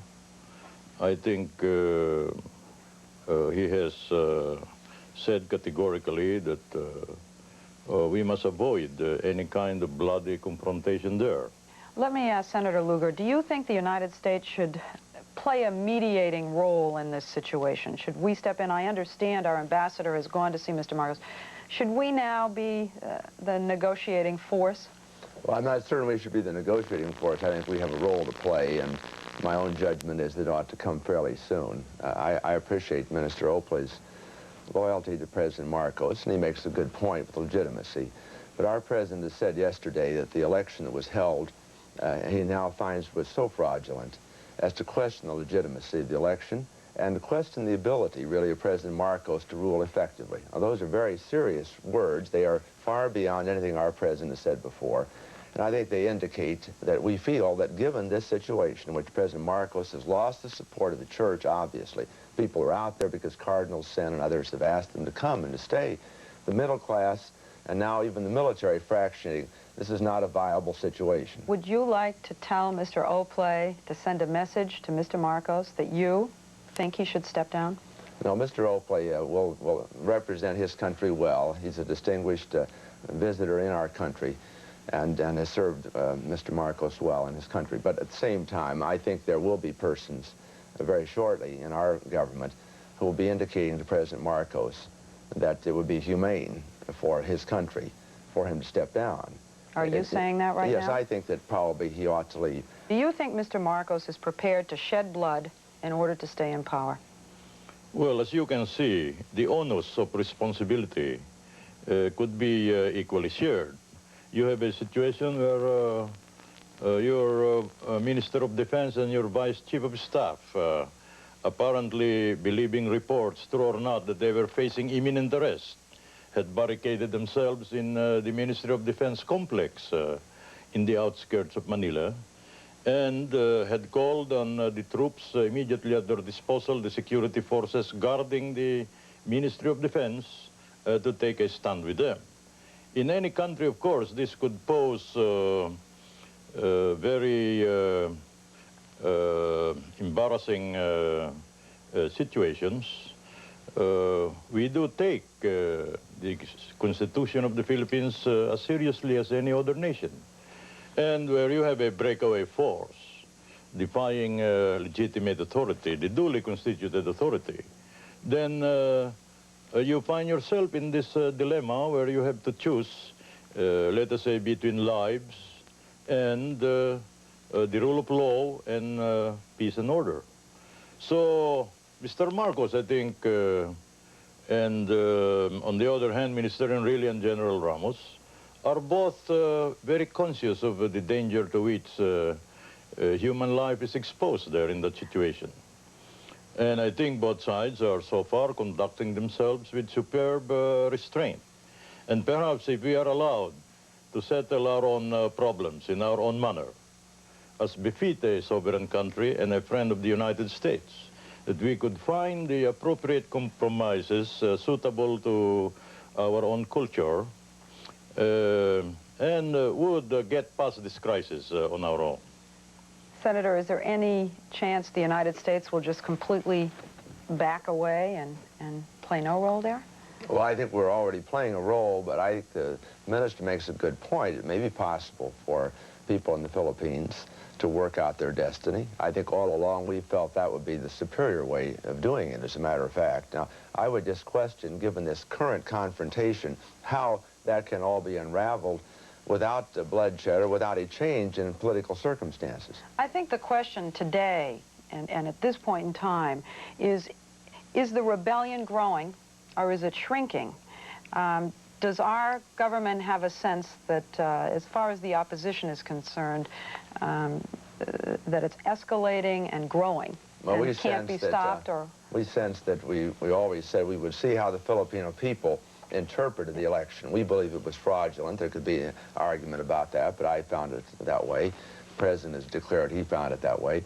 Leaving that aside, the Filipino people appear to be saying that the continuation of President Marcos will not work, that it's a government that lacks legitimacy, that lacks credibility given this election result, and given at least the manifestations of the crumbling of institutions we're now seeing. And you see, that being the case, the change is imminent. The question is whether it can come by negotiation with some peacefulness without bloodshed. We all pray that it will, and I think that was the president's prayer specifically. have we offered to in any way protect Mrs. Aquino? There is a report that we've told her if her life is in danger, we will provide her transportation out of the country. Do you know anything about that? Well, I do know something about that, and I would say simply that the desire is even greater. I would think that our country has an interest in trying to protect major figures on all sides. It is really an important situation that a humane denouement of this business occur. Have we offered the same kind of assurances to Mr. Marcos? You seem to be saying I'm that. not going to comment on that. Well, you seem to indicate that. You suggest both sides, and is that the position we're taking now, that whoever is the one to leave, we will protect and help leave the country? Let me just say, Leslie, I think that we are in a position in which we would like to be helpful in attempting to have a situation without bloodshed. We've indicated that clearly in the president's statement. Senator Richard Lugar and Philippine Minister Opley. We will be back with more.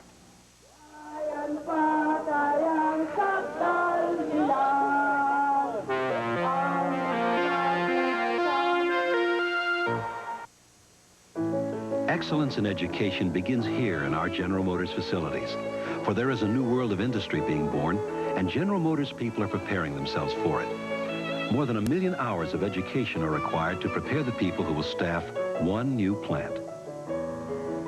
To encourage excellence in the arts, we begin with young people, co-sponsoring with 17 Magazine a national classical music competition exclusively for high school age musicians. Here you see the Opera Company of Philadelphia, Luciano Pavarotti International Voice Competition.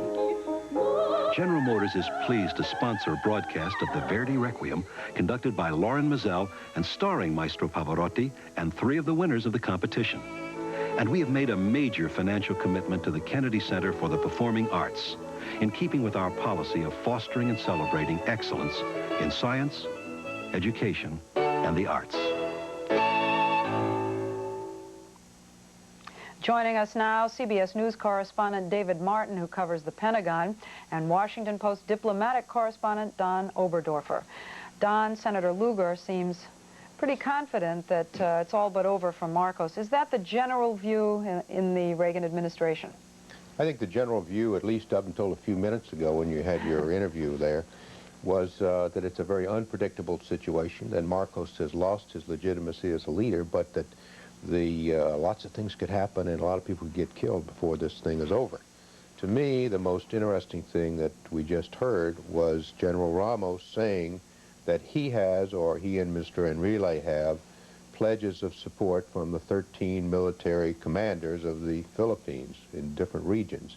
If that is true, it's all over for Marcos.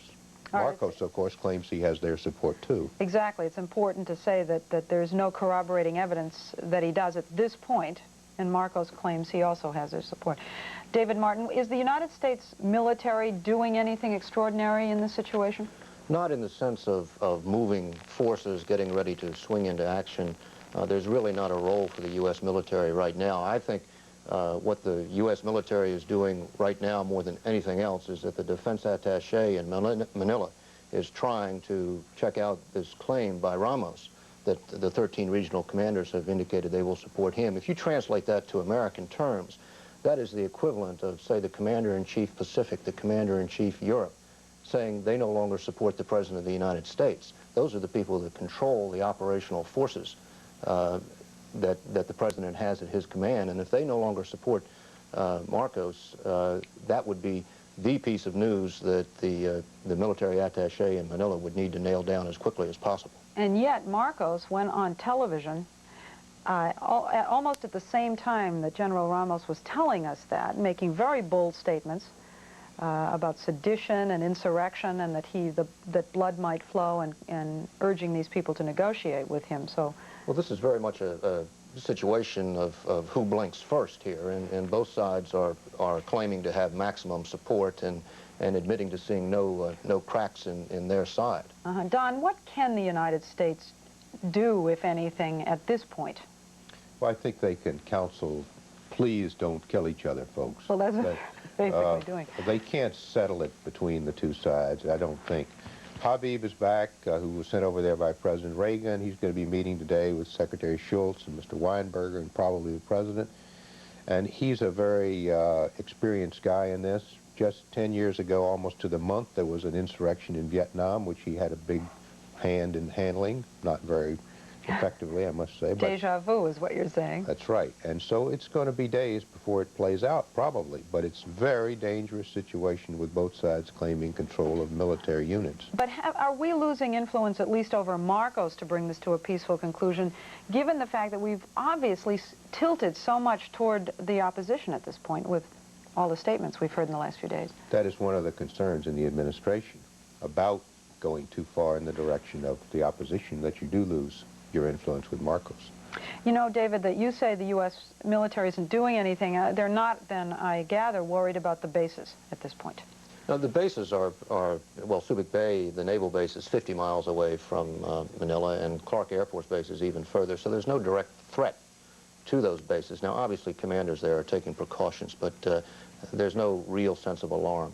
David, Don, thank you very much. This is Face the Nation. He went on nationwide television to put an end to rumors that he had left the country. And he threatened to use force to end a two-day-old uprising by rebel military leaders. Our correspondent, Jean-Francois Lepine, who's been covering the continuing crisis in the Philippines, has been at the rebel leaders' headquarters all day. Pro-government troops clashed with opposition civilian supporters a few hours ago in an apparent attempt to enter the rebel camp in Manila.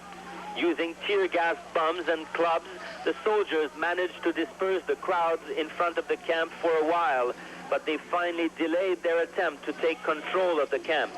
A few minutes later, military and civilian helicopters landed inside the rebel camp. There were fears that a confrontation would take place, but it turned out that the occupants of the helicopters were armed forces members joining the rebels. Rumors say that the Air Force Chief of Staff has also joined the rebellion. President Marcos just held a news conference at the presidential palace with his whole family surrounding him. He denied rumors that he and his family had left the country. We might be forced to use the military to show to everybody the effectivity of government and capability. At the same time, I would like to announce that there is no way under which I can step down or resign from the position of president. The news conference broadcast on national television even showed Marcos giving orders to his top military advisor, General Ver. Ver was seen arguing with the president, urging him to take stronger action against the rebels. But Marcos insisted that Ver try peaceful means as long as possible. Jean-Francois Lepine, CBC News, Manila. Meanwhile, in Washington today, Ronald Reagan had a threat for Marcos. All American military aid will be cut off if any of it is used to attack the rebels. Joe Schlesinger reports. It was a day of much bustle and much talk in Washington.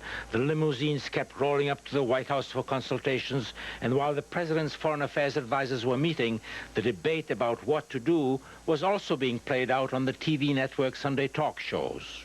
There was the disembodied voice of the Filipino general who had rebelled against President Ferdinand Marcos. I have no doubt that we will succeed in this movement. And there was Marcos himself, saying he couldn't see what the fuss was all about. I am president. I was proclaimed by the only constitutional body that can canvass and proclaim the winner in a presidential election. So why should I step down? An American senator said the time had come for Ronald Reagan to do something. There will be persons very shortly in our government who will be indicating to President Marcos that it would be humane for his country for him to step down. Reagan returned from his retreat at Camp David to meet with his National Security Council and Philip Habib, his special envoy who had just returned from Manila. Later, presidential spokesman Larry Speakes announced that the United States would cut off $55 million in military aid to the Philippines if pro-Marcos forces attacked the rebels. That the president is assessing the current situation, which is ongoing at this moment, and that if he makes a determination that our military aid is being used improperly, is being used against Filipino government, being used against other Filipinos, then the aid will be stopped. Once again, the White House stopped just short of calling on Marcos to step down, saying it would be improper for a foreign power to do so. But at the same time, the Americans are hinting that they're willing to give Marcos asylum if he only does the proper thing and resigns quickly. Joe Schlesinger, CBC News, Washington. There are Canadians in the Philippines, between 3,000 and 4,000 of them. About half are tourists. External Affairs is keeping a close watch on developments. Sean Brady is with External. He joins us from the department's operations room in Ottawa. Mr. Brady, what's the latest information you have on Canadians in the Philippines? Latest information is that they're safe, but the situation is highly fluid, and we've been warning the Canadians there to stay off the streets tomorrow if they can, and for those who are living near the two military camps to consider where they might want to move, and we'll give them a hand if they need to. Well, are there Canadians in any direct danger right now? Not as yet, but several, as I mentioned, Peter, live at least near the military camps in question. How are you keeping track of them? We've got a system of wardens, which was instituted some time ago in our emergency procedures, and we're in touch with the wardens when that's necessary to do so. And generally, in the meantime, we're in track on a responsive basis as well. Well, if the situation does get extremely violent, what plan is there to get Canadians out of the Philippines? Well, I can't tell you precisely what it is, because that will depend on how the situation plays out, but I can say that we've got a series of plans and procedures that have been worked out over a long time, which allow for a variety of fallbacks and a variety of different scenarios, and those have been updated, and we're in the middle of those right now. But we would be able to get Canadians out if the need arose? We have a wide range of ways that we would hope to be able to get Canadians out, yes. Mr. Brady, thank you very much. Okay. We'll have more on the Philippines a bit later when we'll talk with a leading American senator in Washington and a Canadian expert on the Philippines in Vancouver. And on our panel tonight, a preview of the top Canadian story in the coming week, Michael Wilson's budget. Reagan has been talking to his advisors today to help him decide on his next move. One group Reagan's listening to is the delegation of senators who went to the Philippines to observe the election. Senator Frank Murkowski is part of that delegation. He's also chairman of the subcommittee on Asian and Pacific Affairs. Senator Murkowski joins us from Washington. Senator Murkowski, what's your reading of the situation now? Can President Marcos survive? Well, I think President Marcos' countdown has actually begun. You know, some have said that he's had the best election money could buy. On the other hand, the fact that his trusted lieutenants have now left him, we've already seen General Ramos. He's gone. His Minister of Defense is gone in relay. And, you know, these things hurt. You were there in the Philippines in the past few days. You had a chance to see Marcos. Is he the kind of person who, like Duvalier, might leave in the middle of the night, or will he hang on to the last minute? Well, I think that everybody is guessing at that.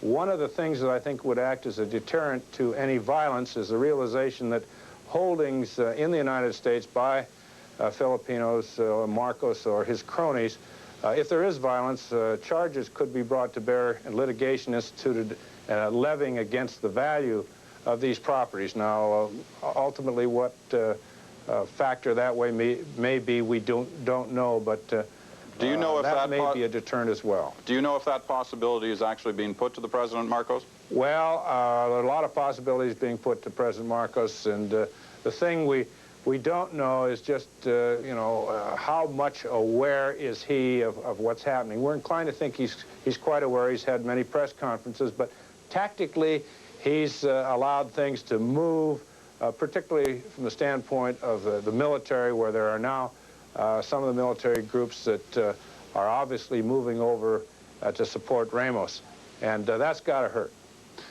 Senator, one last question. What about asylum in the United States? If Marcos is willing to leave the Philippines, should the United States provide asylum for him? I personally feel that if there's anything the United States can do to expedite the process, including asylum, we should initiate it, because it would, I think, rapidly diffuse any violence that may occur over there, and that's what we're all very concerned about. But it's moving on, and the course of events is such that Marcos is weakening with each hour. Senator Murkowski, thank you very much for this.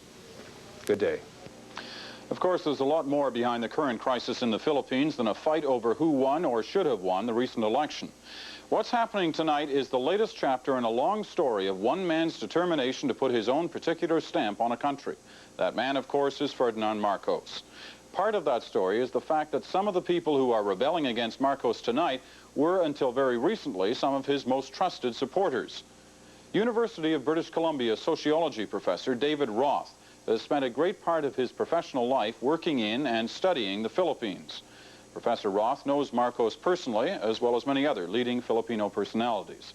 He joins us tonight from his home in Vancouver. Professor Roth, are we actually seeing the revolution underway now? The revolution has been underway, and I think that it's now being made evident to the whole world. We're seeing the Marcos alliance of the old forces, the traditional forces in the rural area with the landlords, and against the forces that Aquino represents, the rising urban class of professionals and business people. And this is a pattern that we see happening in many third world countries. Well, the focus of attention this weekend has been on the rebel military leaders, and I'm a little confused as to which side they're really on. By their own admission, they were part of the fraudulent process in the election just a couple of weeks ago. Whose side are they really on? That's right. I think that when you take a look at people like Enrile and in particular and Ramos only secondarily, Enrile is a very ambitious politician who has used power the last 20 years to attempt to build his own base so that he might be able to move up after Marcos. He recognizes that he's involved with a sinking ship, and I think he's made a last-minute move here, and so far he seems to feel that he's reaping the rewards of it, that he may get some recognition if they pull it off. Well, would you suggest then that the Aquino forces are going to have to be extremely careful who they ally themselves with there? The Aquino forces is, again, a very, very mixed bag, and there are some of the old politicians from the discredited old party system involved with them. There are some of the new forces who, and there's some of the leftist groups are involved with them. There will be a lot of problems in the Aquino camp following the outcome of this. So those who are calling for a change and calling for Corazon Aquino to lead in the Philippines now really don't know what they're buying yet, do they? I think that's very true. There's a great deal of uncertainty in many areas, and this is one. And I think that's influencing the U.S. position. All right, 2 quick points. We asked Senator Murkowski what he thought about President Marcos. Was he the kind of person like Duvalier who might leave in the middle of the night, or is he the kind of person who will hang on to the bitter end? What do you think? Ferdinand Marcos is a fighter. He's committed to the use of power. He's dedicated his life to achieving power and to holding power. I remember very well in 1962 driving with him when he was Senate President then, and his wife was predicting that soon he would have power and that he would make major changes in the Philippines. And I think that that aspect of his character has been evident ever since I've known him. He is not a quitter. And I think that he's also has a bit of Latin macho in his character. And he lost a lot of face over the accusations about his fraudulent past in involvement in World War II as a guerrilla hero. And I think as an old man, failing health, that he will go down fighting rather than quit to restore his face. Briefly, what do we have at stake in this one? Obviously, a lot of concern in the United States because of their historic relationship with the Philippines. What about Canada? Well, I think Canada's interests are generally different. We, of course, we have our investments over there. There's the potential for a market. We would probably like to see a stable Philippines. We would probably like to see an effort made towards advancing the development of the country and improving the pathetic lot of the people in that country. And I think we would probably tend to support different people than Reagan would be supporting right now. I think Reagan might find himself satisfied with Enrile and Ramos, some of the old military elite that would give priority to attacking the guerrillas as opposed to bringing about major political reforms and social and economic change. Professor Roth, thank you very much for this. Thank you, Peter. Canadians will, of course, be watching intently as events in the Philippines develop over the next few days. But even more supporters. Let us pass. We are just told to go to GHQ. It was the first real test of the opposition's call for mass action. Some used prayers to stop the tanks. They all used their bodies. When the tanks gave up, they tried some friendly cajoling to urge the soldiers to come over to their side. It was a temporary stalemate between Aquino's brand of people power and the military power commanded by Marcos, but the soldiers still had the option of using force. The defectors still expect a fight. They moved more men in arms into a heavily barricaded army camp. The two ringleaders, Enrile and Ramos, marched there from a nearby compound amid cheers from supporters. And they acknowledge the power struggle is coming quickly to a head. The moment they fire the first shot, I think we will be engaged, and they will find out that either they will annihilate us or we will destroy them. And Marcos, on television for the fourth time in 24 hours, sounded equally impatient. They repeat that once more, and I'll stick the tanks and the artillery on them. We'll wipe them out. But Marcos' claim to power is under assault from abroad as well as at home. And when the tanks retreated, temporarily at least, his opponents sensed they had the president on the run. Returned from the trip south today, urging public support for the dissidents. But she did not go to see them. There have been talks between the two which sides. never happened before. So I think finally we are seeing Filipino people power at its best. Corazon Aquino's running mate, Salvador Laurel, met with the rebel leaders this afternoon. He thanked them for backing the opposition and congratulated them for following their conscience. Mrs. Aquino is expected to meet with them tomorrow. The rebels say that Marcos used military personnel and others to cheat Mrs. Aquino out of the Philippine Embassy in London and the consulates in Houston and Los Angeles declared their support for the rebels. The consulate in Honolulu expressed support for Aquino yesterday. And the rebellion. Their numbers are not known. You can see that there are many, many more people as well as soldiers on our side. And the combination of people's power plus the alert volunteer troops in the new armed forces of the Philippines will be more than a match for the aging hardware and equipment of Mr. Marcos. President Reagan is threatening to suspend U.S. military aid to the Marcos government. The warning came after the president met Secretary of State George Shultz and other advisors today. White House spokesman Larry Speake said Mr. Reagan decided to cut off military aid if Marcos uses force against rebel troops. Indiana Senator Richard Lugar says that Marcos must step down in the face of widening opposition. And Lugar says the U.S. should be prepared to offer Marcos asylum. There are about 4,000 Canadians in the Philippines. Our External Affairs Department in Ottawa says it's watching their situation very carefully. If any trouble breaks out, a spokesman in Ottawa says the government's prepared to evacuate all Canadians who want to leave the Philippines. Ferdinand Marcos is a very wealthy man. His wife, Imelda, is a wealthy woman. She likes collecting art. Together, their assets, including significant real estate holdings, add up to hundreds of millions of dollars. And this week, before the rebellion, it was learned that Mr. and Mrs. Marcos had already felt the winds of change and were making plans for their future. Last spring, the art world began buzzing with reports of major works suddenly and mysteriously appearing on the market. According to art world sources, this Monet was one of the offerings. The asking price between $2 and $2.5 million. The cash from the sale was to be deposited in a Swiss bank account. The Monet had been bought in London in the 1970s by Imelda Marcos. Some of Mrs. Marcos' huge Asian art collection has also been sold recently, including a Tong horse similar to this one. The auction house that handled the transaction did not return repeated calls from NBC News.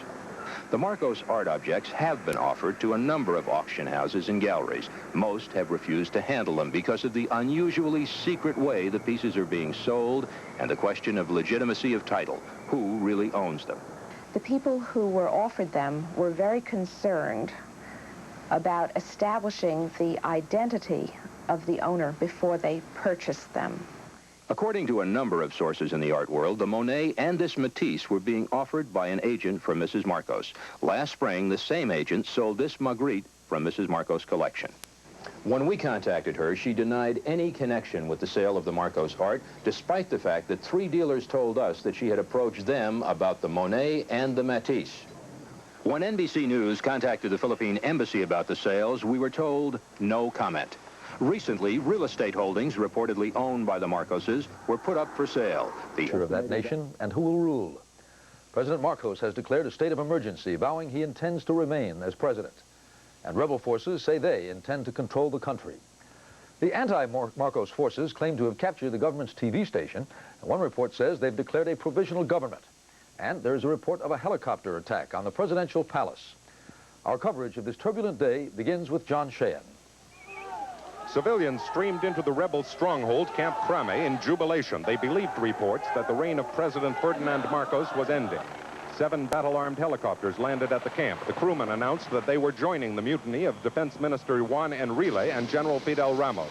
It was clear that Marcos and the rebels are competing for the loyalty of the armed forces. Combat helicopters that are all loaded with their armaments. They are here. John, I would like to repeat, a large segment of the Philippine Air Force has defected to us. Enrile said the end was near. I think this regime is about to crumble. Scoffing at reports that he had fled the country, Marcos appeared on television with his wife Imelda and their grandchildren and issued the orders that could push both sides over the brink of civil war. To all the commanders in the field, you are now free to use your small arms to defend your installations. And Marcos said the troops loyal to him should not use tanks and artillery, however, until he issued specific orders for them to do so. As the struggle continues, it's unclear whether Marcos is a president risking a bloodbath to put down a mutiny or a crumbling dictator issuing futile orders. John Sheehan, CBS News, Manila. As the White House continued to monitor the latest events in the Philippines, President Reagan tonight entertained the nation's governors. The president refused all comment on the Philippine situation, telling reporters, "I've said enough." He did say he had no plans now to call Marcos, and at this point all contacts are through the U.S. ambassador in Manila. This afternoon, after a hastily called 90-minute meeting with his top national security advisors and Special Envoy Habib, President Reagan made public the sharp warning he'd earlier sent to Ferdinand Marcos. We cannot continue our existing military assistance if the government uses that aid against other elements of the Philippine military, which enjoy substantial popular backing. The President urges in the strongest possible terms that violence be avoided as Filipinos of goodwill work to resolve the ongoing crisis. Speak said the United States had not received a request from Marcos for political asylum, but he indicated the president would consider one if it would prevent bloodshed. U.S. officials fear a military confrontation in the Philippines. In response to the movements in Manila, but first a break. This is Today on NBC.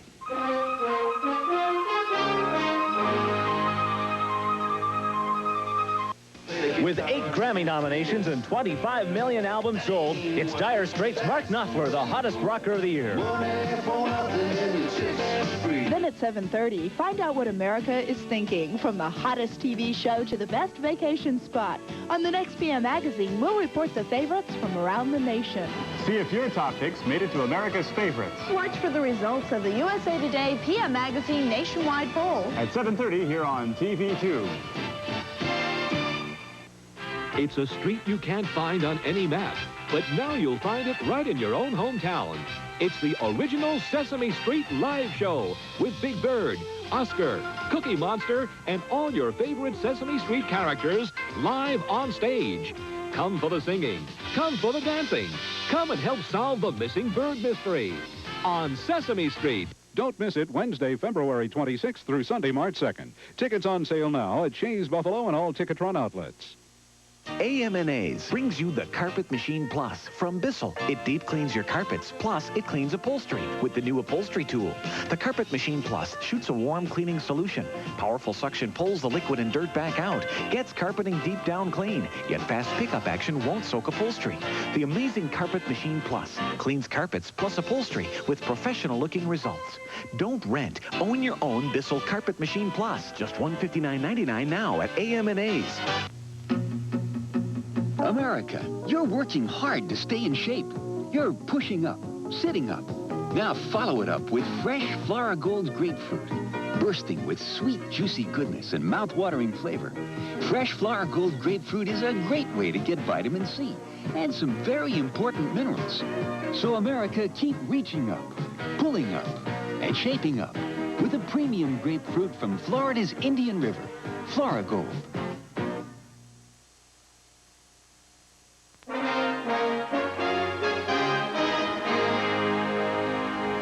Congress has probably been half or a full step ahead of the White House in denouncing the election fraud in the Philippines and calling for a halt to aid to the Marcos government. Well, now, as you've heard in the news, the White House has said it's time for Marcos to step down. What happens next? Well, joining us to talk about that this morning from our affiliate WBZ in Boston are Minnesota Senator David Durenberger, chairman of the Senate Select Intelligence Committee, and Massachusetts Democrat Senator John Kerry, who was among the U.S. observers in the Philippines during the election. And Senators, thank you for being with us this morning. Senator Durenberger, has the White House gone as far as it can go now in saying that Marcos should step down, or would perhaps a personal appeal from President Reagan be in order? I think if necessary, the personal appeal is sort of the clincher, but I think the White House has handled the situation perfectly, and I think the relationship between what members of Congress have said and the positions they've taken and the backup, in effect, by the White House has been perfect. What are you hearing from the Philippines this morning, Senator Kerry? We've just had a report, Bryant Gumbel's guest, saying that 50% of the military had gone over to the opposition. Do you have any intelligence on that? Not more specific than that. The intelligence that I have is that there are units that are moving rapidly away from Marcos' control. I think what's significant is that if he is only talking to the people of the country through one television program, you have to recognize that less than 14% of the country sees any television. His exposure to the nation is greatly reduced, and the radio is the principal means of communication, and it appears to be in the hands of the Enrile and Aquino forces. So I think you're going to see events move very rapidly. Why do you use the word Enrile before the name Aquino? Is that an accident, or do you think Enrile is in charge? No, not in the least. That is an accident. I think they just represent two separate entities, with Aquino being the principal entity, and I think that's clear. Senator Durenberger, do you trust these guys? Pardon me? Do you trust these guys? Do you think that they are using Mrs. Aquino, or is everything on the up and up as far as you can tell? No, clearly it's on the up and up. Our intelligence report back in early November indicated that there were elements in the military that could do a good job of defending the Philippines against the insurgency if Marcos were not leading them in a different direction. I think General Ramos in particular and the Deputy Defense Minister Enrile are those kinds of people. They can provide leadership on the defense side in the future. What's your best guess that this can play itself out without widespread bloodshed and violence? Well, yes, I think I am much more relaxed on that subject today than I was yesterday. Clearly, the handwriting's been on the wall long enough for many members of the leadership and members of the military and the police side in the Philippines to start going over to an alternative to Marcos. Do you agree, Senator Kerry? Well, I'm a little bit cautious about that. President Marcos is a very proud individual who almost has deified himself. When I visited with him, I was handed about 25 books from he and Imelda in which they present themselves almost as a trinity to the people, Imelda, Marcos, and God. And I think it's going to be, and you're seeing the enormous difficulty which he is having in recognizing the reality of the current situation. But clearly he hasn't moved yet because he doesn't even know what kind of support he has. And if we can keep the pressure on, I believe that there can be minimal bloodshed. There have been calls for, I dare almost use the word invitation, I don't think that's quite what I mean, that Marcos should be allowed a safe haven here in the United States. How long does that, should that remain intact? How before Marcos forfeits his right to a safe haven outside of the Philippines? Jane, I don't think that's that is the kind of position the president ought to take. I think he ought to indicate to Marcos that the United States is available to him if he wants to come here. I don't know that he even has to leave the Philippines. We may have an exaggerated view of the danger to his life. I think what the Filipino people really want is a change of government, a change of leadership. And whether he comes here, stays there, goes somewhere else is charged. But a provisional government is on the spot with some support from the Philippine Army. Fighting has erupted in some parts of the island, notably at the military barracks near the international airport of Manila. On the line now from Manila is CTV correspondent Roger Smith. Roger, what is the latest? Well, as we speak, Tom, President Marcos is on television trying to assert that he is still in control. He says he has no intention of going abroad, no intention of resigning. Some people are so skeptical, though, that he's been asked to say the time and date during the interview to prove that it wasn't taped earlier, that he's still around. Roger, does he have enough support left in the Philippines Army to enforce either a curfew or martial law? The rebel troops say he doesn't. There have been a lot of defections, and one would assume that if Marcos did have the military support, he probably would have moved sooner to quash this rebellion. Okay, Roger, thank you. Please stand by for further updates on this situation. Meanwhile, in Washington, the Reagan government has called on Marcos to step down to avoid further bloodshed. The Reagan government has offered Marcos transportation out of the Philippines, but there is no word on whether the government in Washington wants to offer its old allies safe haven from his opponents within the U.S. On the line now from Washington is CTV correspondent Craig Oliver. And Craig, I guess the #1 question right now is what leverage does Washington have to control the situation in Manila? I think Washington has some leverage at this moment, mainly perhaps to offer asylum in the United States to Marcos, his family, and his allies. In respect to that last comment you just made, 5 or 10 minutes ago, the White House press spokesman Larry Speaks said that so far they have not been asked by Marcos for asylum in the United States, but they will consider such a request. So the White House hasn't rejected that idea, which it did in the case of Duvalier.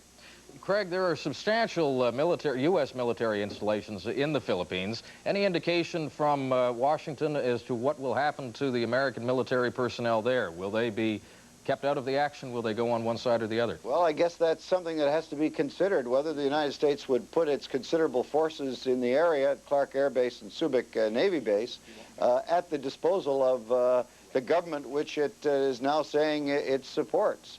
That certainly has to be considered. There's nothing been said of that kind yet, and at the moment, those bases, according to the White House, are quiet, but the Reagan administration has obviously thrown in its lot, if you like, with the rebels, and if Marcos does manage to get forces together to attack them, it is worth considering whether or not the U.S. might put some force at the disposal of the people who want to defend themselves. Okay, Craig, thank you. Please stand by. We'll be back to you in just a couple of minutes. And one other piece of news, a car packed with 20 kilograms of TNT, mortars, and mines exploded in a Christian-held area of East Beirut today. At least 5 people were killed and 12 others were injured. An apartment building was set on fire by the blast, and 15 cars were destroyed. The explosion took place in an area near the offices of Lebanese President Amin Gemayel. Observers say that this is all part of a continuing effort to destabilize that government and to force Gemayel to resign. It's now coming up to 35 past the hour. Stand by. We will be back with more in the Philippines right after this.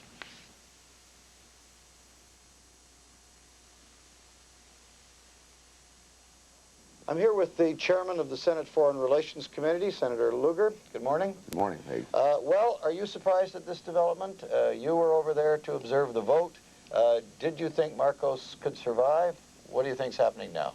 I think what is happening now is the President of the United States has given a clear, unambiguous signal that Marcos cannot govern. He should step down.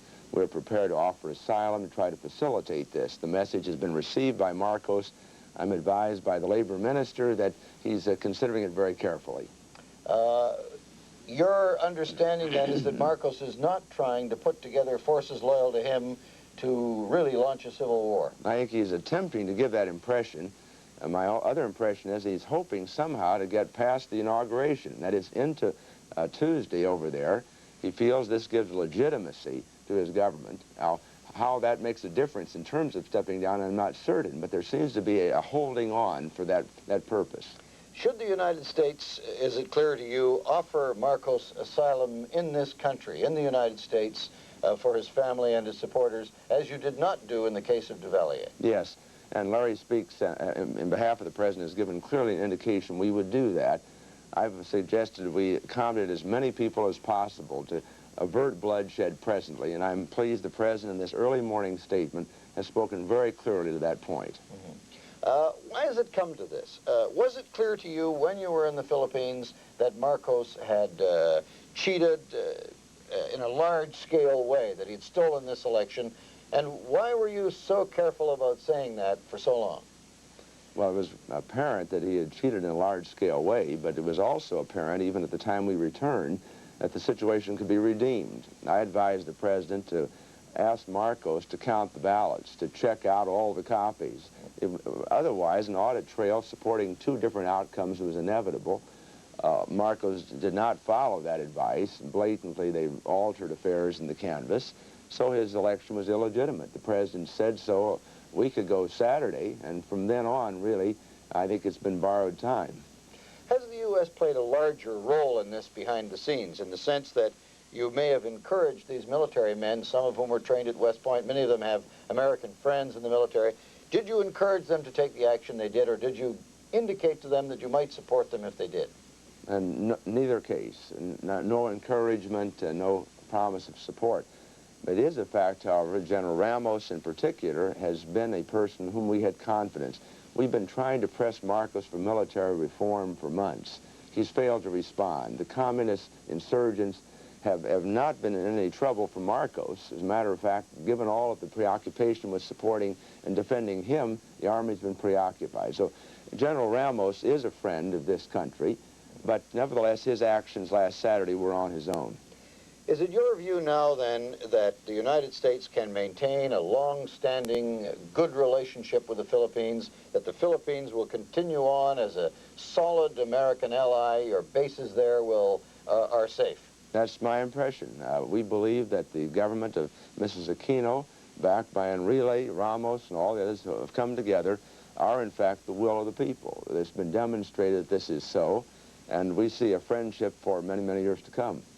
Finally, Senator, I guess what a lot of people wonder is, why did the White House not cut Marcos loose earlier? Why did the President wait so long before doing this until the country seemed on the verge of civil war, and it may not be over yet?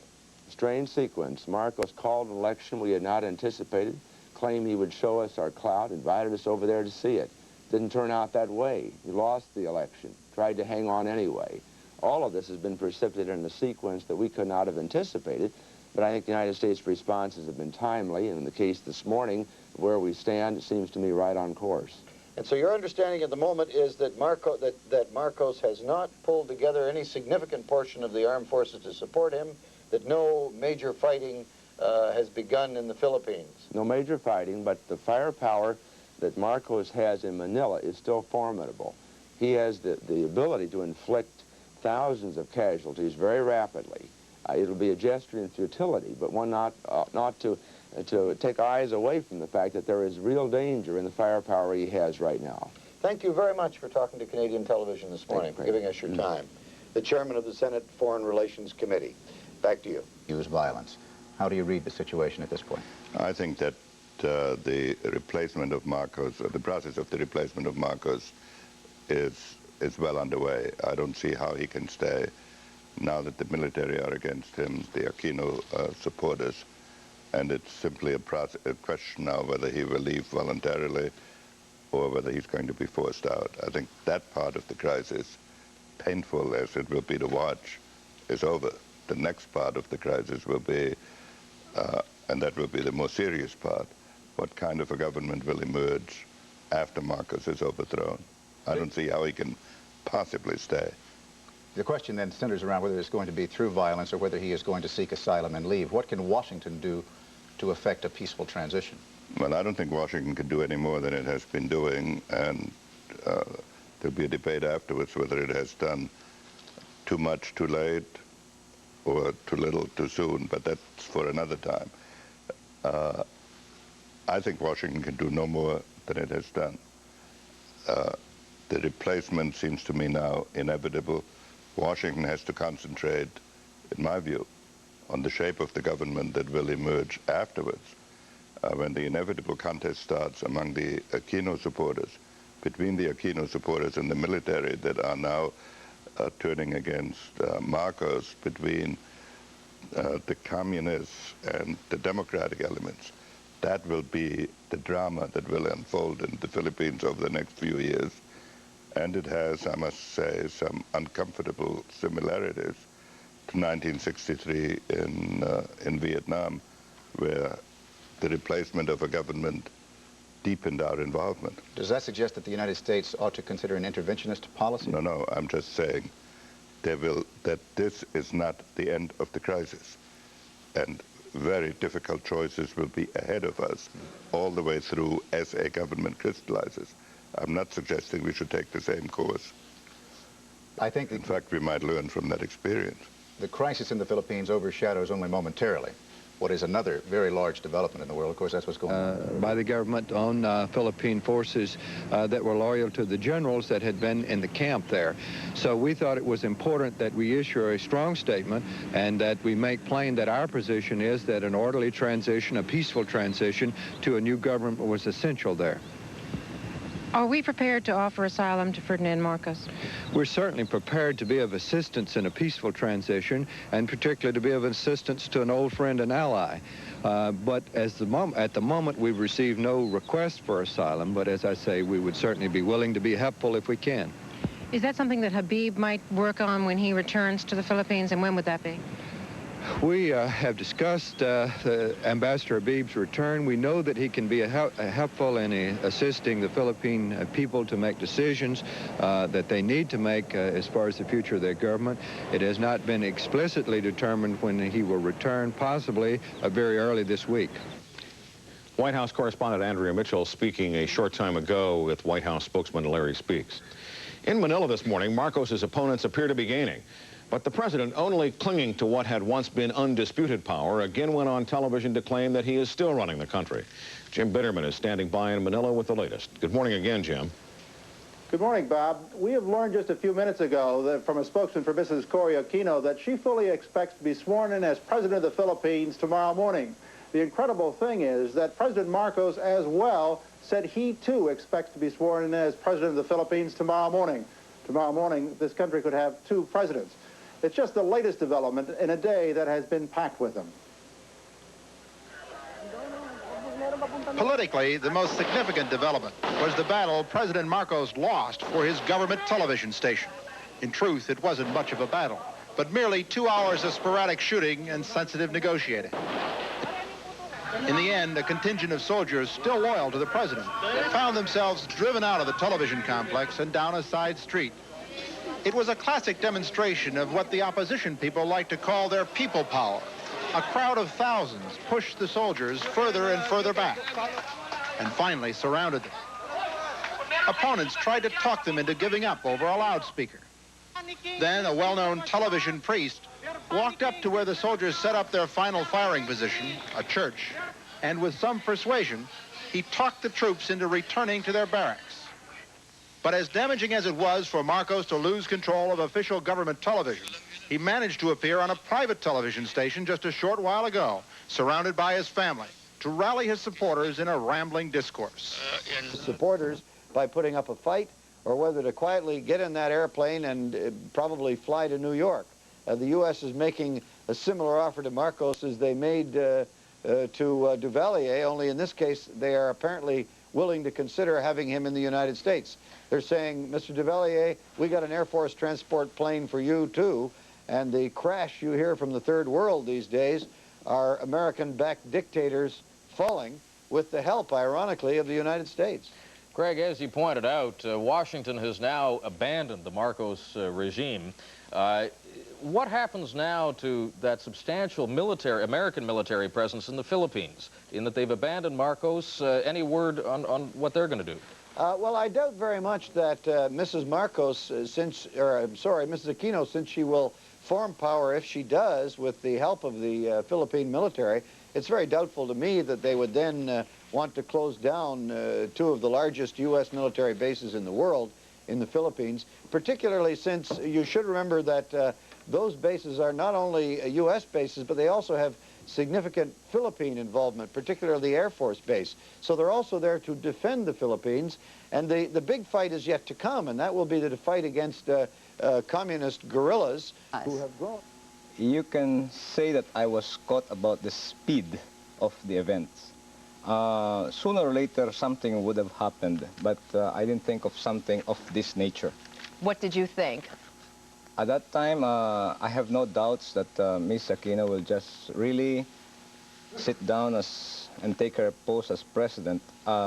We were going on a campaign of civil disobedience, and if we could just paralyze the country through non-violence, I think Mr. Marcos will just have to leave. A provisionary government has been established. Your sister-in-law has been named president. How much has she been involved with this? I mean, not too long ago, the two men that broke away from Marcos were her opponents. Yes. You cannot say that General Ramos is really an opponent. Also, Secretary Enrile, you have to remember, before he became a minister in the government, was the Cojuangco family's lawyer. So there has been some close, what you may call, there's been some relationship already in the past. Now, what will happen? You maintain that your sister-in-law will become president. Marcos will step down. How difficult will the first couple of days be? How precarious a position is she in? No, there will not be any difficulty in the first few days when she is named president and Marcos has already left the country. Because, remember, there will be a time for euphoria. The time of change has come. The problems will come a little bit later. Okay, thank you very much, Paul Aquino, for talking to us this morning, and we will discuss some of those problems right now. Forrest is standing by. Forrest? Thanks, Maria. We want to continue our coverage of the rebellion that is erupting in the Philippines in a conversation with Richard Holbrooke. He is a former Assistant Secretary of State for that region of the world. Mr. Holbrooke, fair to say that Marcos is finished? It's just a question of how he'll be removed now? I agree with what Dr. Kissinger said to you in the last half hour, but it's very important how it happens. The lack of violence or violence will make a great deal of difference to the future of the Philippines. All right, give me a read on this. This morning, Mr. Marcos has said that he is prepared to begin using violence at this point. Does he have both the will and the power to do that? It's not clear to me. I know only what I've heard on your news show this morning, but as far as I can tell, the will is still there, the power is eroding, and when the power is gone, the will probably follow. Now, what he's going to have to do, it seems to me, because we have this camp that is surrounded by hundreds of thousands of civilians, the television station that's been taken over is also surrounded, he'll have to move through civilians and over their bodies in order to get at the rebels. Is that right? That's right, and I think that's almost inconceivable. When you look at those crowds on your television screen this morning, it's hard to believe that he can actually use force against those people. He won't succeed, the bloodshed will be enormous, and he will go down in history as a person who ended his regime in a bloodbath. All right, what's the next move for the Filipinos? It looks to me, from what I've heard, what Paul Aquino has been saying on your program and others, that maybe the next step is for the National Assembly to nullify the election, which legitimizes Cory Aquino still further. But in the end, the question still is, in the short run, will Marcos leave voluntarily, as everyone hopes, the opposition, the United States government, or will there be bloodshed at the very end in a kind of a final drama in Malacanang Palace? You know Marcos. What do you read on that? What do you think he'll do? Well, I'm perhaps in a minority here. Most of the people who know him seem to think he will stay and fight to the end. I just don't think so. I think people like Marcos and his family are realistic enough at the end when they see the handwriting on the wall to accept safe passage out.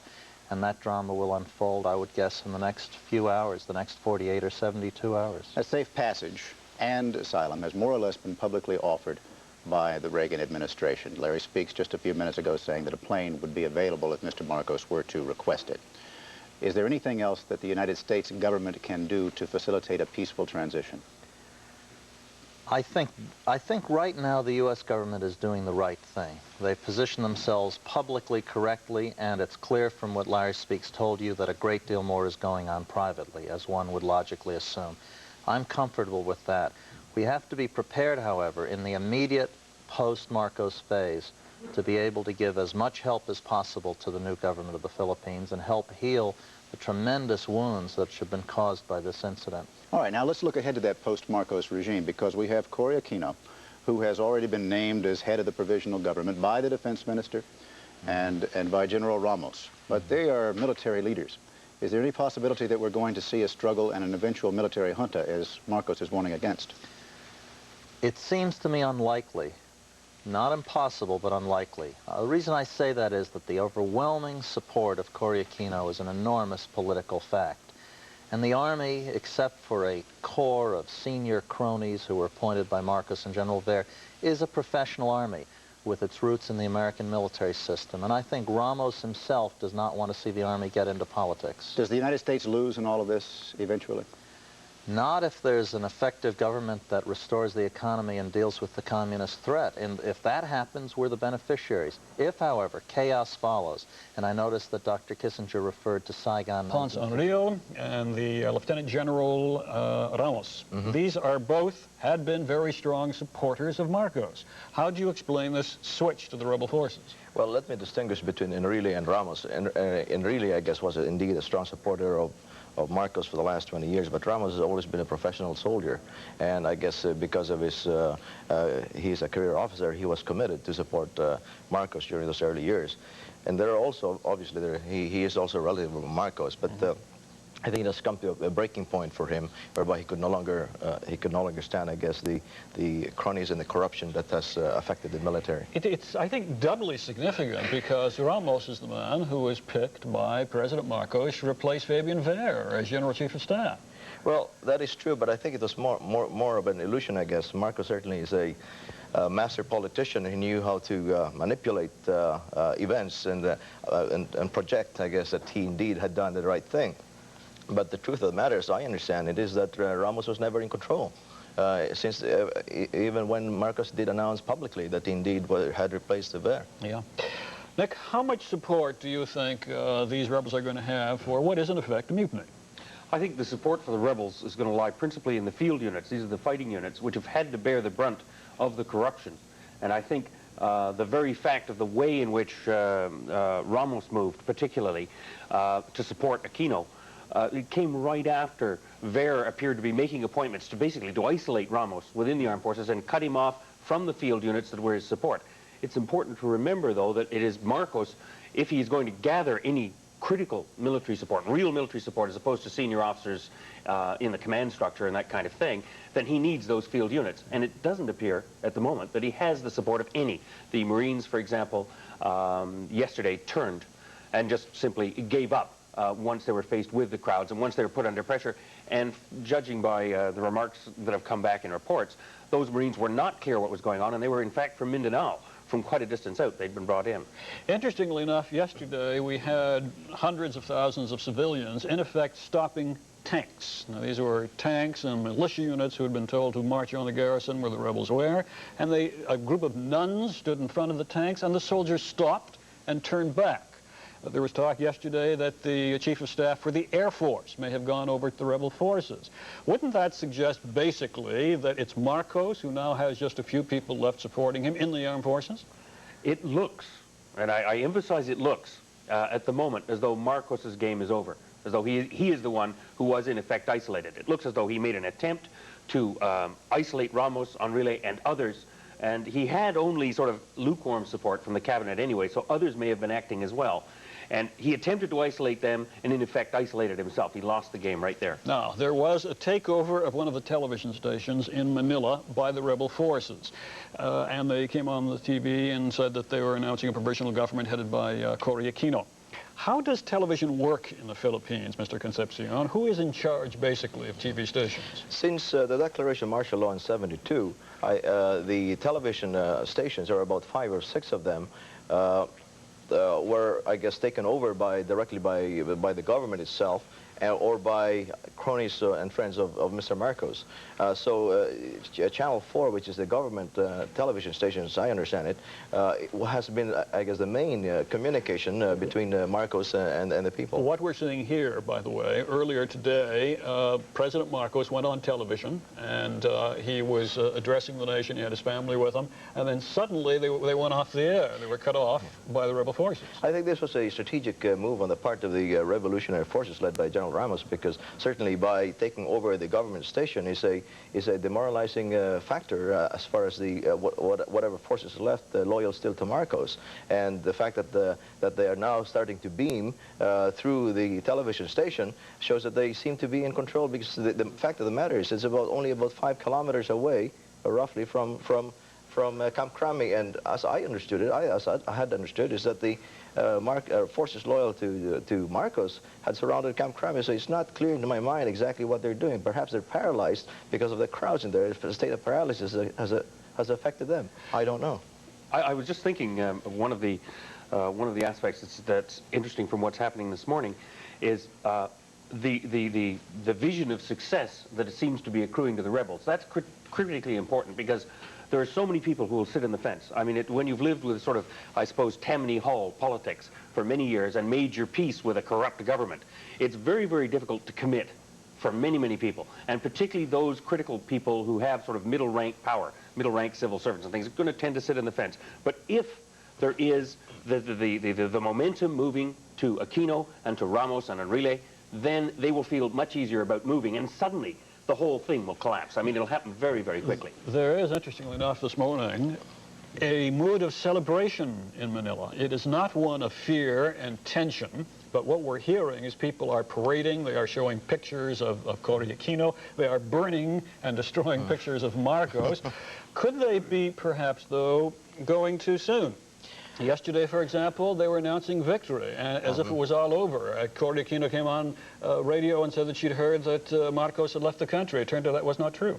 Well, it may be indeed be premature, but I believe that the crisis is quickly passing over the situation right now, and time is against Marcos. Now, Marcos still is in a position to inflict heavy casualties if he has to, because he still has the hardware, I guess, among the loyal forces. But the loyal forces appear to be reluctant to move at all, I guess, because of the human barricades that have been set up, I guess, in front of Camp Crame. And Marcos must have second thoughts at the same time, that any sort of spasmodic act like that causes mass slaughter destroys his exit.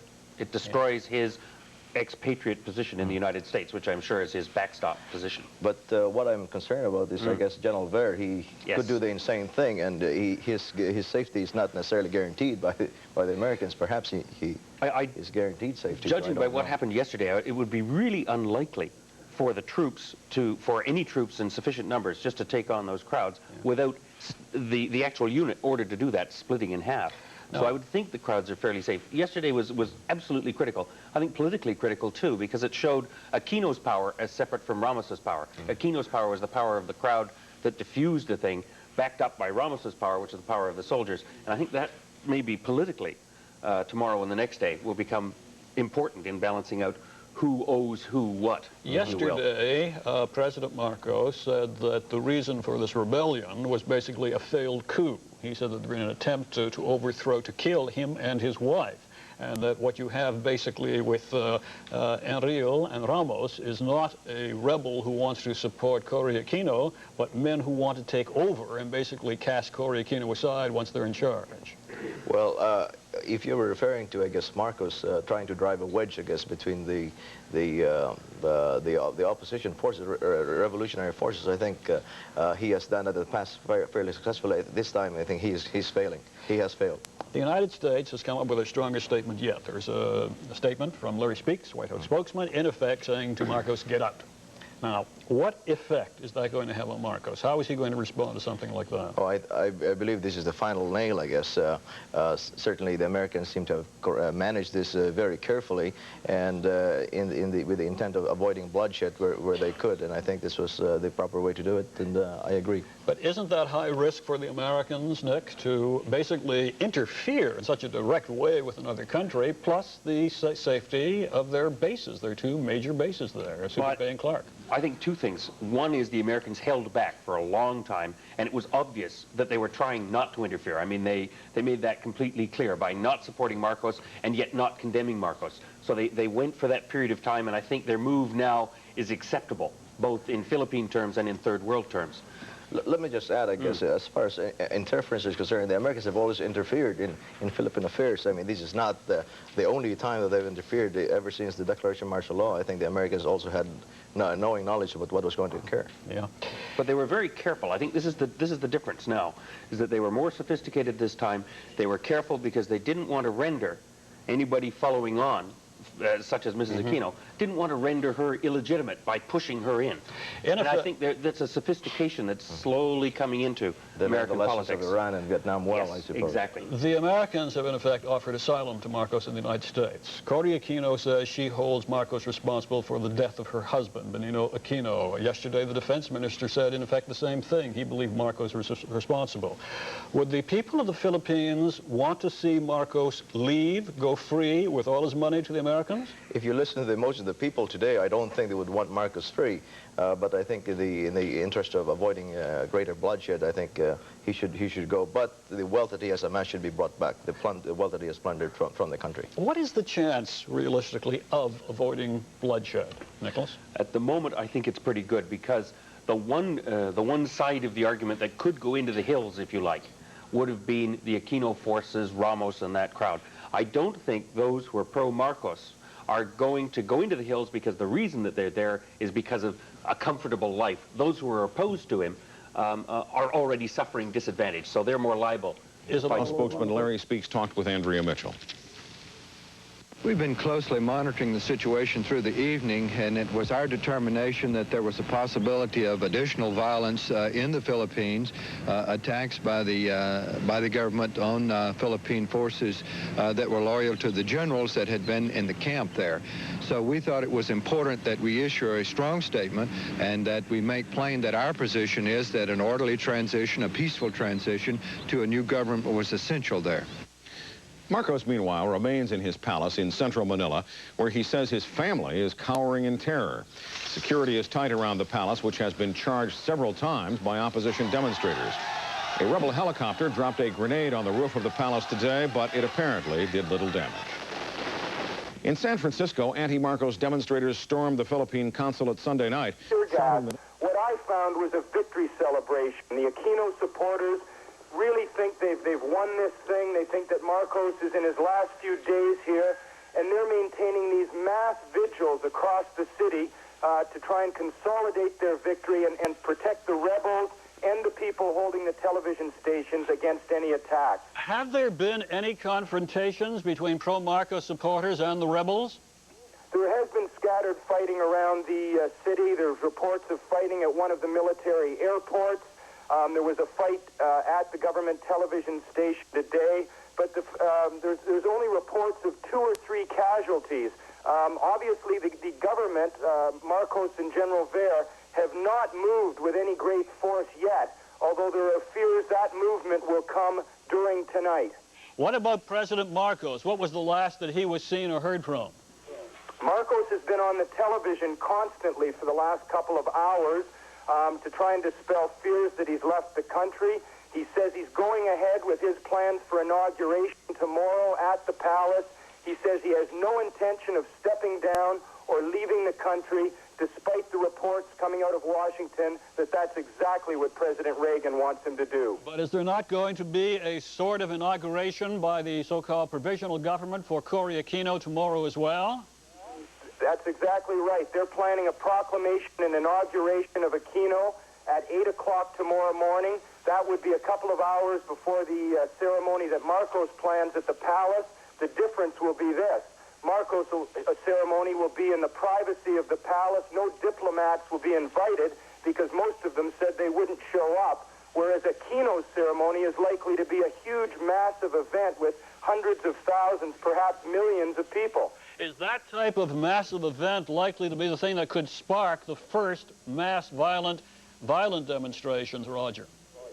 Well, I don't think so, Norm. I think it is an air of fiesta in the Aquino camp. What will spark any violence is overnight tonight if General Ver and, under the guidance of Marcos, as rumored, tries to launch a counterattack at the rebel headquarters or at the television station. All civilians have been evacuated from Camp Crame, the rebel headquarters, because there are fear of mortar attacks. There are still some foreign reporters inside with Enrile and Ramos and their top aides. What has been the reaction in the Philippines to the latest statement from the White House, Roger, in effect telling Marcos to go? Well, of course, in the opposition camp, they're jubilant, and the statement is being read over and over again on the government television station that they now control. Marcos has made no reference to it at all that I've seen so far in his appearances on television. Do they still expect Philip Habib, the American Special Envoy, back in the Philippines? I've heard no reports on that, Norm.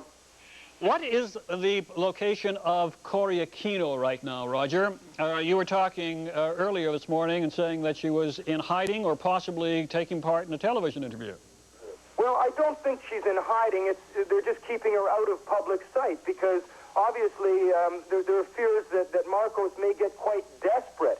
He said that there is no move to arrest Aquino, but her supporters feel that her life perhaps is in danger, and they're just keeping her out of sight. Now, they have just in the last hour taken an American television journalist to see her at an undisclosed location. There were reports she may surface later tonight. She'll certainly be there for her inauguration as head of the provisional government tomorrow morning. We just have a few seconds left, Roger. What's the likelihood of this whole situation being resolved in the next 24 hours? One thinks that if Marcos is going to rescue himself... And pushing his country towards civil war by ordering his troops to shoot. I repeat, may I appeal to the civilians to now get out of the line of fire. There was a bizarre, some say staged debate. General Fabian Ver demanding authority to bomb and strafe a rebel-held army camp. Marcos ordering him to use small arms only. But by now, some of his helicopter gunships had gone over to the other side. Marcos was off the air, and his opponents were on. We are here not to grab power. We are here to perform a job. Armed forces of the people, in spite of overwhelming odds against us, have succeeded. Troops sent to assault defected instead. Tens of thousands of civilians crowded around the TV station to protect it from counterattack. With part of the struggle over, for some, it was a time to pray. For many, a time to rejoice. What is the White House reaction to all this? The message from... He has imposed a state of emergency, and he is promising to take action against the rebels in the next few days. Jim Bitterman reports. Politically, the most significant development was the battle President Marcos lost for his government television station. In truth, it wasn't much of a battle, but merely 2 hours of sporadic shooting and sensitive negotiating. In the end, a contingent of soldiers still loyal to the president found themselves driven out of the television complex and down a side street. It was a classic demonstration of what the opposition people like to call their people power. A crowd of thousands pushed the soldiers further and further back and finally surrounded them. Opponents tried to talk them into giving up over a loudspeaker.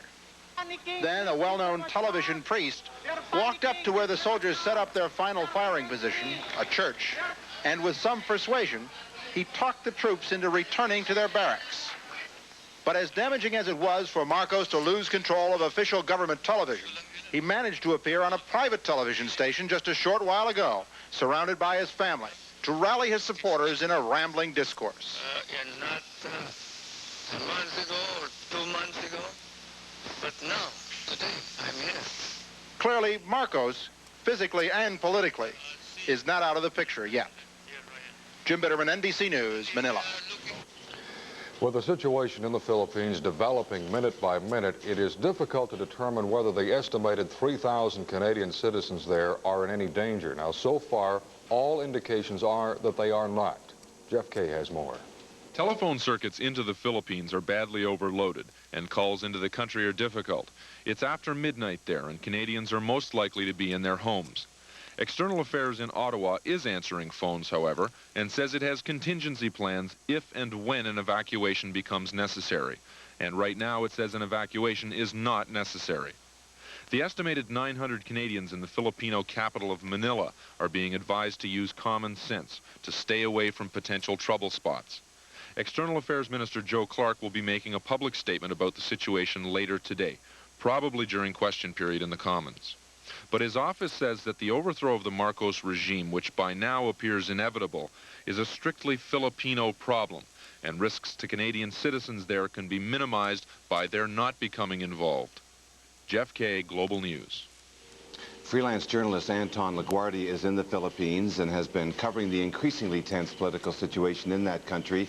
He joins us now live by telephone from Manila. Mr. LaGuardia, can you hear me? Yes, I can. Good morning. As our report just stated, Anton, it does seem inevitable that Marcos is finished. What will happen next? Well, Cory Aquino has already planned her inauguration for tomorrow. Ironically, it is the same day when President Marcos says he will be inaugurated in a private ceremony in the palace. What happens next?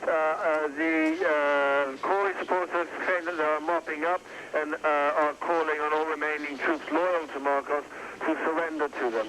There seem to be a number of areas which are still held by his supporters, namely the presidential palace, certain parts of the northern part of the country, and parts of an Air Force base in Manila.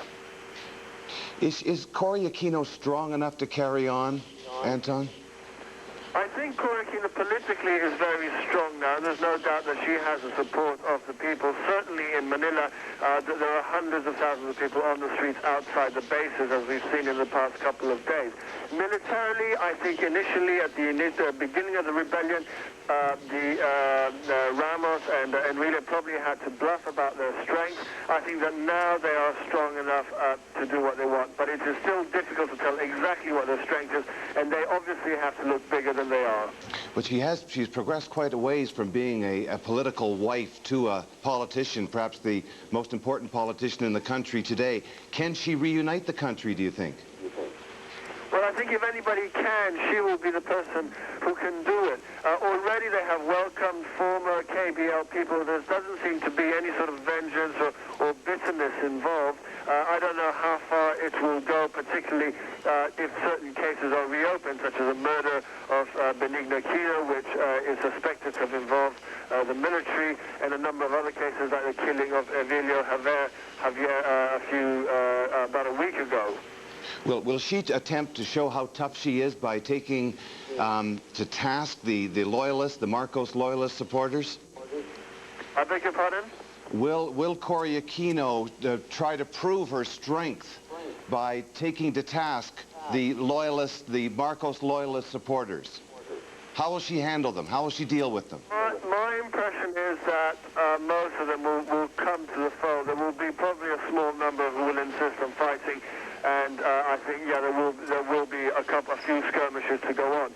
There have been reports throughout the day today of various hot spots, and when we go out to check them, it looks very peaceful. In fact, the streets of Manila are very jubilant and happy. There doesn't seem to be that much tension in the streets. One other example of people power, which I'd quite like to tell you, was that just about 2 hours ago, 7 tanks rolled out of the palace to try and capture the television station, but were sort of turned away as they met. Grand battle. That appeal played on private TV because the government-run station was taken over by opposition forces early in the day.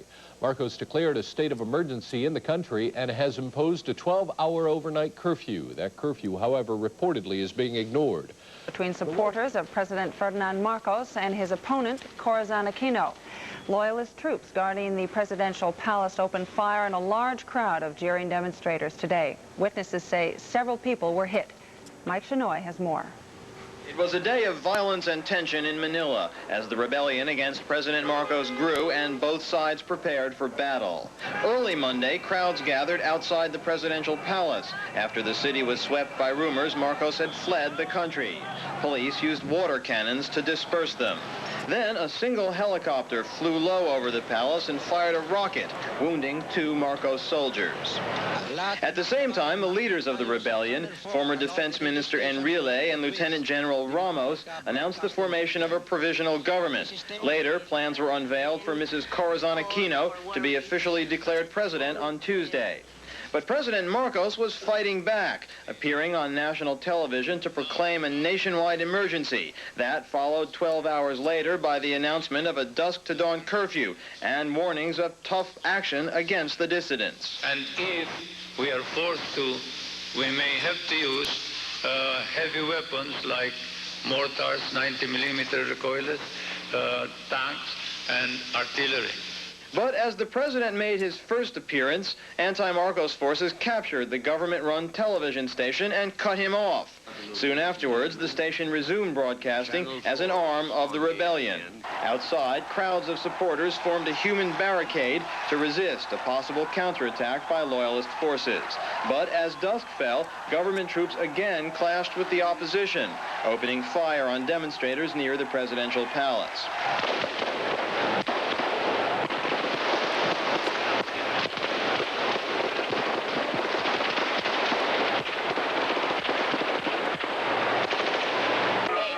After dark, crowds of people set up barricades to block Marcos forces from moving on the rebel-occupied TV station.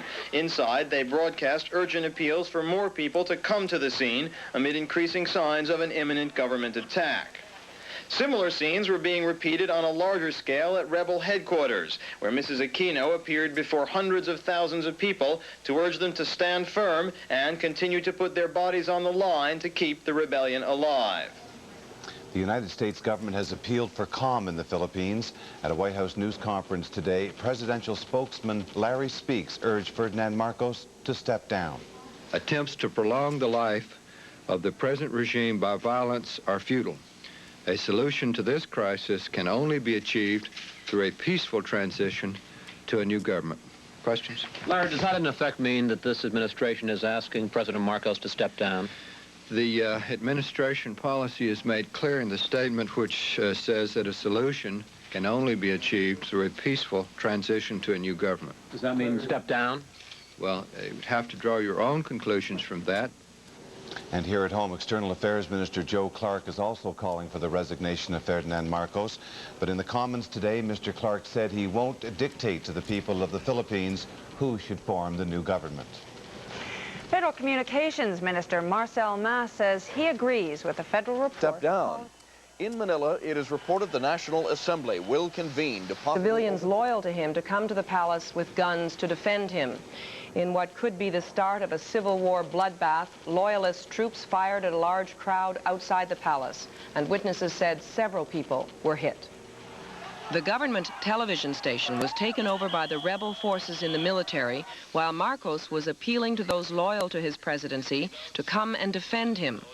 The rebels cut the tape of the speech off in mid-sentence. The rebels then began broadcasting what they called the first free broadcast on the network. Marcos then was able to go on the private station to state that he has no intention of resigning, even though in Washington, President Ronald Reagan called on him to step down.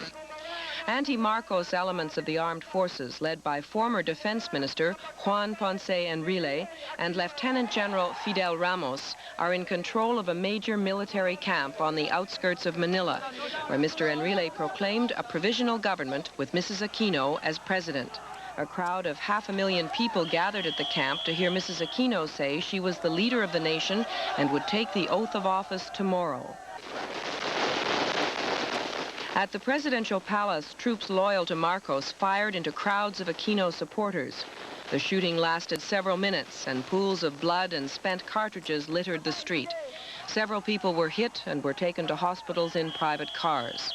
After the shooting, Marcos imposed a dusk to dawn curfew on the city. The Canadian government has joined the United States in calling for the resignation of Philippines President Ferdinand Marcos. External Affairs Minister Joe Clark made the announcement today in the House of Commons. Let me take this opportunity to call upon President Marcos to recognize the obvious reality that the interests of the Filipino people are best served by the establishment of a new government having the confidence of the Filipino people. As violence begins to engulf their country, Toronto's Filipino community is keeping a close watch on the tense political situation in the Philippines. Paula Lenardon has the story. There are 150,000 Filipinos in Canada, a third of them in Toronto. Interest in the Filipino election is just as strong here as it is in Manila. 5 separate Filipino associations set up an election watch 2 weeks ago to monitor vote tallies, and they're still receiving the latest news on the hour through phone links from Manila. You know, Filipinos are a very tight group, and we feel for each other very passionately, obviously, and the issue is of such major importance historically. We have a lot of relatives still in the Philippines, and we keep in touch with them. And we can easily say that each one of us has a friend or a relative who is part of the opposition movement in the Philippines. But the community isn't united in its support for Corazon Aquino. The government consulate remains closed today, and this Filipino newspaper says while it takes no sides in the controversial election, it's unfortunate that the stories most often presented to Canadians are pro-Aquino. My question is, what happened to the other one? If we really believe in presenting two sides of the story, there should be someone out there, maybe the consulate or maybe the pro-Marcos group should speak out. Though thousands of miles separate them from their homeland, Canadian Filipinos say they have a big stake in whatever